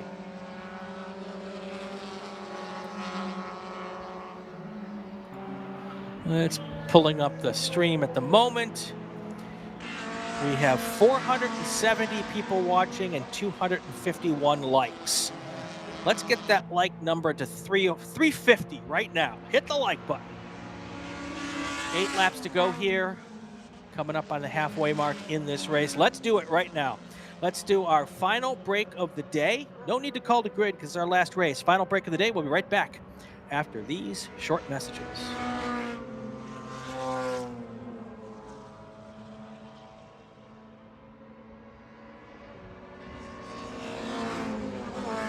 For more than 30 years, championship-winning drivers have demanded the Hawk Performance braking advantage. Now you can experience that same advanced technology on your daily car, truck, or CUV with Hawk Performance Street products. With brake pads, rotors, and fluids that deliver smooth braking for muscle cars and tuners, Super Duty solutions for tow vehicles, custom-engineered motorsports friction designed specifically for road racing, autocross, drag, and everything in between, Hawk has all your braking needs covered. Visit hawkperformance.com to learn more. Hawk Performance, what's stopping you? Summit Racing is a proud partner of the SCCA and its nearly 70,000 members. Get more bang for your buck at summitracing.com. Choose millions of in-stock parts from over 1,500 name brands, parts for racing, street performance, trucks, plus tools, accessories, and more. Shop anytime, anywhere with the Summit Racing app. Ready for a new race trailer? Bravo Trailers is the exclusive trailer partner of the SCCA. Owned by longtime SCCA racers, Bravo Trailers work better, load easier, and tow better because we build them with racers in mind. Visit bravotrailers.com to see your new trailer in aluminum or steel. For more than 100 years, Sunoco, SCCA's official fuel partner since 2001, has been fueling victories on and off the track, which is why Sunoco has trusted to fuel over 50 series of racing, driving, and winning, including the SCCA National Championship Runoffs, SCCA Pro Racing, Trans Am, and NASCAR. To find race gas near you, visit SunocoRaceFuels.com or call Sunoco at 800-RACE-GAS. Want to try SCCA racing, but with an appropriate focus on fun and learning? The SCCA Race Experience program is exactly that. With both short sprint races you can drive by yourself and endurance races you can do with friends. All you need is an SCCA membership, a driver's license, a properly equipped car, and the right driver gear. Visit scca.com/racex to find more information and events near you. It's the 2025 Hoosier Racing Tire SCCA Super Tour, the premier amateur road racing series bringing together top SCCA road racers from across the country. The Hoosier Super Tour visits some of the greatest tracks in North America, showcasing each of our 23 car classes. From production to GT cars, prototypes to Formula cars, the Hoosier SCCA Super Tour packs a ton of wheel-to-wheel racing action into every event.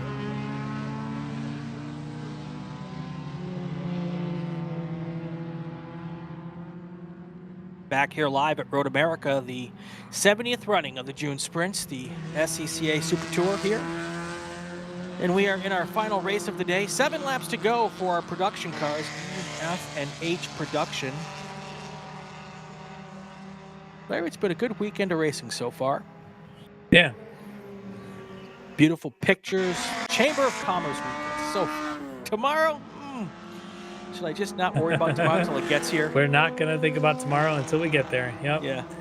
Kind of watching some other battles. It looks like they're forming out there. I think we got the Acura Integra, Jim Cadici against Ken Kennard, who's there they are going through Carousel. That's a interesting little group there with Kennard in the Mazda, as you mentioned this weekend, up against, of course, one of the Acura Integras that he's very familiar with and having a pretty good race now here in F-Prod. Yep. They're going to have a Steve Sargis behind them pretty quickly. There he is in the Black Triumph.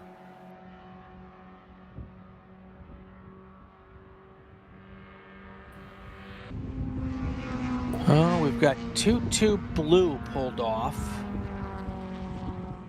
Trying to figure out where. Matt Brannon. Oh, right there. There he is. Yeah, that's one of our Fiats just at the exit of 8. Good news is he can pop out of the car and hop over that cement wall pretty easily right there. Yeah, let's see what they decide to do. 6 to go. He's pretty far off. Maybe just hold a local yellow there. Yeah. Well, John Brackey opened up a 10.5-second lead now over Tim Schreier. 7 seconds back then to Tim Anastopoulos. That is the gaps in E-production on the podium. Then you've got your top 4 in F production: Chris Bovis, David Bednaus, David Stripmatter. Moving down and taking a look at H production, Steve Sargis with a significantly large lead over Matt Brannon, who's parked at the exit of 8 right now, so that's going to change. Even a larger lead. Yeah. That's actually going to put William Traynor in the Volkswagen probably in the second spot. Remember, I think he started on the back row of this race in that Volkswagen. Yeah. Then it'll move Jacob Clark up. It'll move Greg Gopper up. Because Greg Gopper's now 2 laps down, but there's 6 laps to go, so he'll move into 4th place at the least if he's on the racetrack still, and I think he is. We had talked about that. Yeah. You had mentioned you thought you'd seen him back out on the racetrack, so.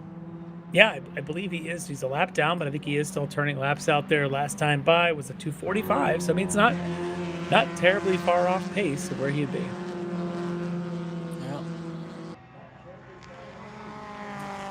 6 to go here. Want to take a second here while we've got the opportunity to thank all of our workers here this weekend, our volunteers with the SCCA.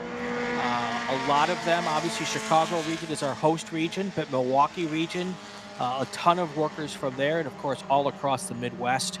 They come up here for the June Sprint. It's one of those signature events, so we appreciate all of our corner workers, all of our grid workers, timing and scoring, technical inspectors, our soundboard people, I'm sure grid workers, registration. I always forget one. And I'm sure I am now, but thanks to all of our stewards who are helping keep the event running, and all of that good stuff. So lots of people involved in this. I want to thank them all. We'll all be back out here tomorrow. If you are interested in joining and coming out to the racetrack and being part of the crew that puts on the races, as I like to say, best place at a racetrack that doesn't have a steering wheel is a corner worker. It is as close as you're going to get to the action. Go to SCCA.com. And you can find your local region and reach out to them, or just come out to your local racetrack and find someone dressed in white and ask them, how do I do what you do? And I guarantee you they'll be happy to talk to you about that. Oh, yeah. This battle here between that orange Integra, I believe that is the Jim Dentisi car. I think it is, yeah. And right behind him is Bill Verdeen in the F Production Mazda Miata. They've been like Ken this. Kennard. Oh, is it Ken Kennard? I think that's who those two are. Yes, yeah. yes, it is Ken Kennard. I'm sorry. Yeah. These guys have been nose to tail here for lap after lap after lap. And those are two pretty darn good race car drivers. Kennard's a national champion. I don't know if Jim Dentisi ever won a national championship. To give Jim Llewellyn a call and have him put the stats together. Reese, get on the stats. Let us That's know. right. I might have the stats on my computer here. Hold on. You would think, yeah, but I don't have the stats if he wasn't at the runoff, so I wouldn't be able to pull that up very quickly. Because we only get stats for the people who have registered for the runoffs. I don't think Jim Dentisi's been to the runoffs in several years. So, but anyway, they're having a fun battle. Oh, he is. Look at that car, a little squirrely under braking coming down that hill. Even look at Sargis right also. there. I love this camera shot. Yeah. Yeah, under braking, a lot of squirreliness going into 5 this weekend. This is not the only class I've seen do that. So, John Doonan has confirmed, and if there's anybody who would know, it's John. Dentisi is, in fact, a national champion. So, I thought he was. Of course, we deal with so many hundreds of drivers over a race weekend, a race year. Look at this. John's even got an 81 GT4 and a Honda Civic. Yep. John on the spot. John, if you ever want to give up that IMSA gig, you just want to do stats for us here at the Super Tour, we'd love to have you. I guarantee you, we pay in adult beverages and sandwiches that come in a box. That's our pay. Yeah, one of those. And the King Motorsports Dentisi built Hondas are all over the U.S. and I see them pop up here and there. And the tube frame built Hondas are just awesome race cars. I know John's a Mazda guy, but back in the day, if you had one of those tube frame Hondas, you were always going to be up front. You had to be a really bad race car driver not to drive a King Motorsports Honda fast. 6-time national champ Brian Lynn, who is also a national champ, pops in, I believe. Look at all the star power in the chat today, late in this race. John Doonan, chocolate milk is all I need. Well, at the June Sprints, John, we have chocolate milk. This is the place to come for chocolate milk, no question. I love it. Half our production crew is all hopped up on chocolate milk today, so we're perfect. That's right. Coming up on 4 to go here. Dentisi just holding off Kennard here. I don't see any other really close battles at the moment to really chime in and look into. Sargis has a significant lead over second place William Trainer. And then going up to E-Production, it's a 14-second lead for Braque over Schreier. Yeah, we haven't talked a lot about Braque. Once he got that lead, he's just sort of been slowly checking out. Slowly walking away. And he's not doing it running 227s or whatever he ran in qualifying, but he's running consistently with 230s, 231s, which no one else can touch. And it's been a second a lap to 2 seconds a lap, and Braque really laying him down here and you know, showing us that he wants this win, deserves this win. So we'll see if he can get through the next couple laps and bring this thing home. And really, Schreier and Anastopoulos, other than the opening lap, haven't really had anything to challenge John with.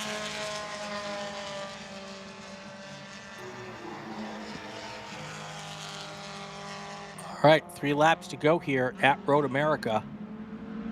A couple other maybe close things going on down the order. In FP, you've got Michael Froh and Mark Sargis in their Miatas. Kind of close to each other on track. Sargis maybe catching up to Froh, so we'll see if they can make a battle out of this where it's over. A battle is a battle no matter what the position on the track is. But these two we've been watching. This is just fun. You get the front drive Integra and the rear drive, of course, Miata. Integra just sort of pulling that Miata around. You want to know how good Steve Sargis is in that Spitfire. He has a 1:48 lead over the second place car in H production. Yeah. I think he's got some skills. And, you know, the H Prod field had some issues, we know. Yeah. The Trainer started from the back of the order. Galper's had his issues. And then, of course, Brandon's, unfortunately, the car let him down. It's on the side of the track. Sargis' car, as always, is doing what it does, just goes fast. And Steve just so consistently quick in that thing. I know some of the other big names that aren't here this weekend, they will be, I'm sure, back here for the runoffs. And there's a whole flock of Volkswagens that'll be out here, I'm sure, to try and give Steve and the others a run for their money.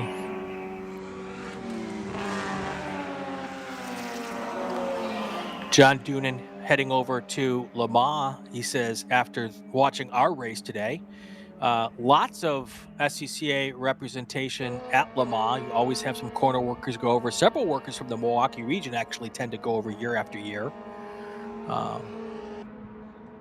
And some drivers with some SCCA pedigree every year as well. Speaking of H-Prod drivers that are not here this weekend, one Chris Schaafsma just fired in with the Volkswagen Mafia is coming.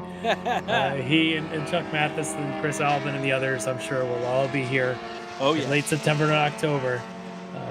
As I suspect, it's Jesse Prather still, running that Mazda 2, the defending champ in the class. So yeah, there's a lot of names that are not here. They're going to bring this up. There were 20 cars were here last year, and I suspect that Jason and the gang would love to see 25 this year. Yep.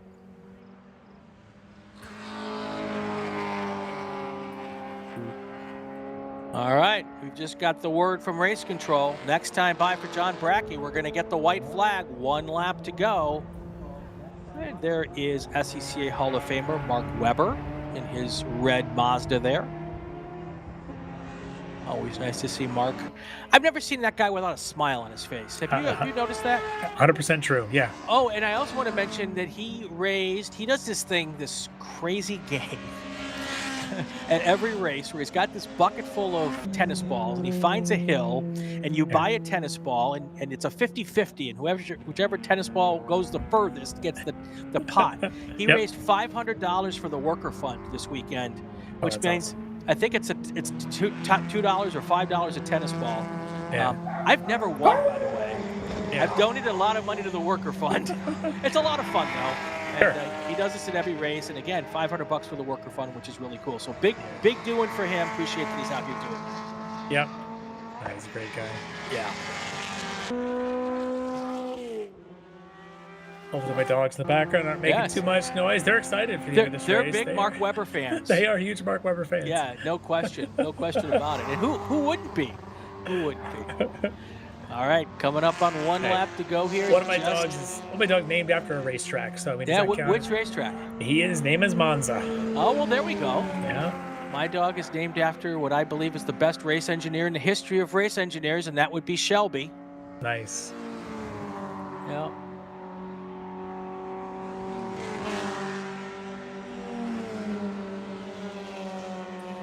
right, our leader is now coming through turn 12, so we should be able to pick him up for one final lap here as he comes up the hill, and there he is in that BMW right there. He comes under the start stand this time by. He'll have 4 laps, 14 turns, all he'll need to take his June Sprints win.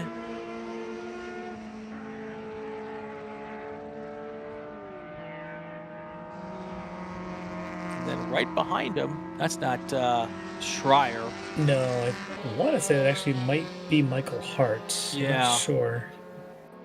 All right, That's there what is it your is. white flag flying for John Brackey on his final lap. It might be the Fiat 131 of David Wessel. Could be. Oh, yeah. That's one you don't see a 131 Right. Fiat out here very often.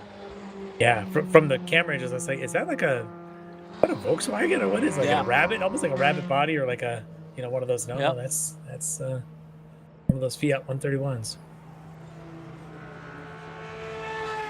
And not often do we have easy trips to victory lane, especially at the June Sprints. But John Brackey, once he got around those 2 cars after the start, is basically about a second a lap. Just keep pulling away, nice and easy here.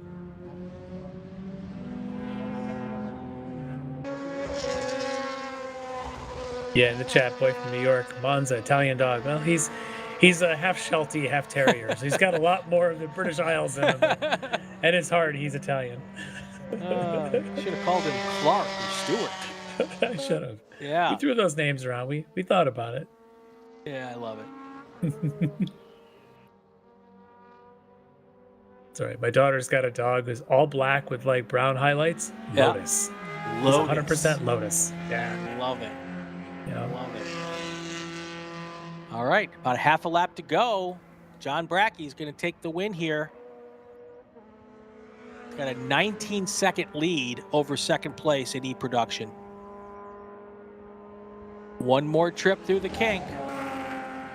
Doing it again, giving us the good reporting. David Wessel's dad won the June Sprints in that same Fiat 131 in GT4 in 2004. That's not in a stat book somewhere that he can just go look up. I'm in awe of Dunin's ability to recall these. I mean, he could be completely throwing us for a loop on this, but I have to This could trust. be completely false, and we're just going with it. It's I impressive. gotta trust the guy. No, I do too.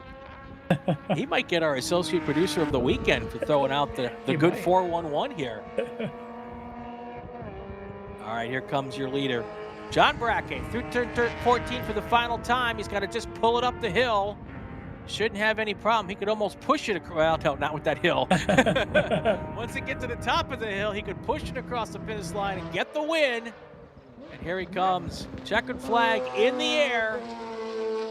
Across the line. Right now is your race winner, the BMW M3, or the BMW Z3, I'm sorry, of John Brackey. Yeah, good race there for him. Whatever happened at the start, didn't let it bother him. He knew he had the pace, got the lead, and just sort of pulled away and checked out, leaving in his wake Tim Anastopoulos to fight it out for second. And it looks like Schreier's going to get that second spot. All right, I don't think much is going to change here, so let's do the top 3 in each class. Brackey, Schreier, Anastopoulos, your top 3 in E-Production. F-Production, Bovis, Bednars, Strip Matter. That's how they're going to finish up in F-Production. And finally, H-Production. Sargis, Trainer, and Jacob Clark will take the last spot on the podium. All right, good day of racing here. Beautiful weather at Road America. And guess what, folks? 8 a.m. Eastern Time tomorrow. Going to do it all over again. And Lefty, you're going to be with me again, right? Yeah, except I think it's 8 a.m. Central Time. What did I say? You said Eastern. That's okay. Oh, my gosh. Don't make me get up any earlier than I have Sorry. to. 9 a.m. Eastern, 8 a.m. Central. If you want to get in that early, just stop by the Gearbox, get yourself a brat egger, and enjoy the morning. Well, I got at least another one of those in me for tomorrow. So thank you, everyone. Appreciate everybody in the chat again. Thank you to all the workers out here for the SCCA, and of course the our hosts this weekend, Road America, have been fantastic as always. So we will come back here, do it again tomorrow. He is Larry Lefty McLeod. I'm Brian Bielanski. Jordan Worth is our guy taking care of the buttons, and then Ryan West, our camera and producer expert. We're going to be back and do it again tomorrow. Stay safe, everybody. Have yourself a great night, and go play with cars.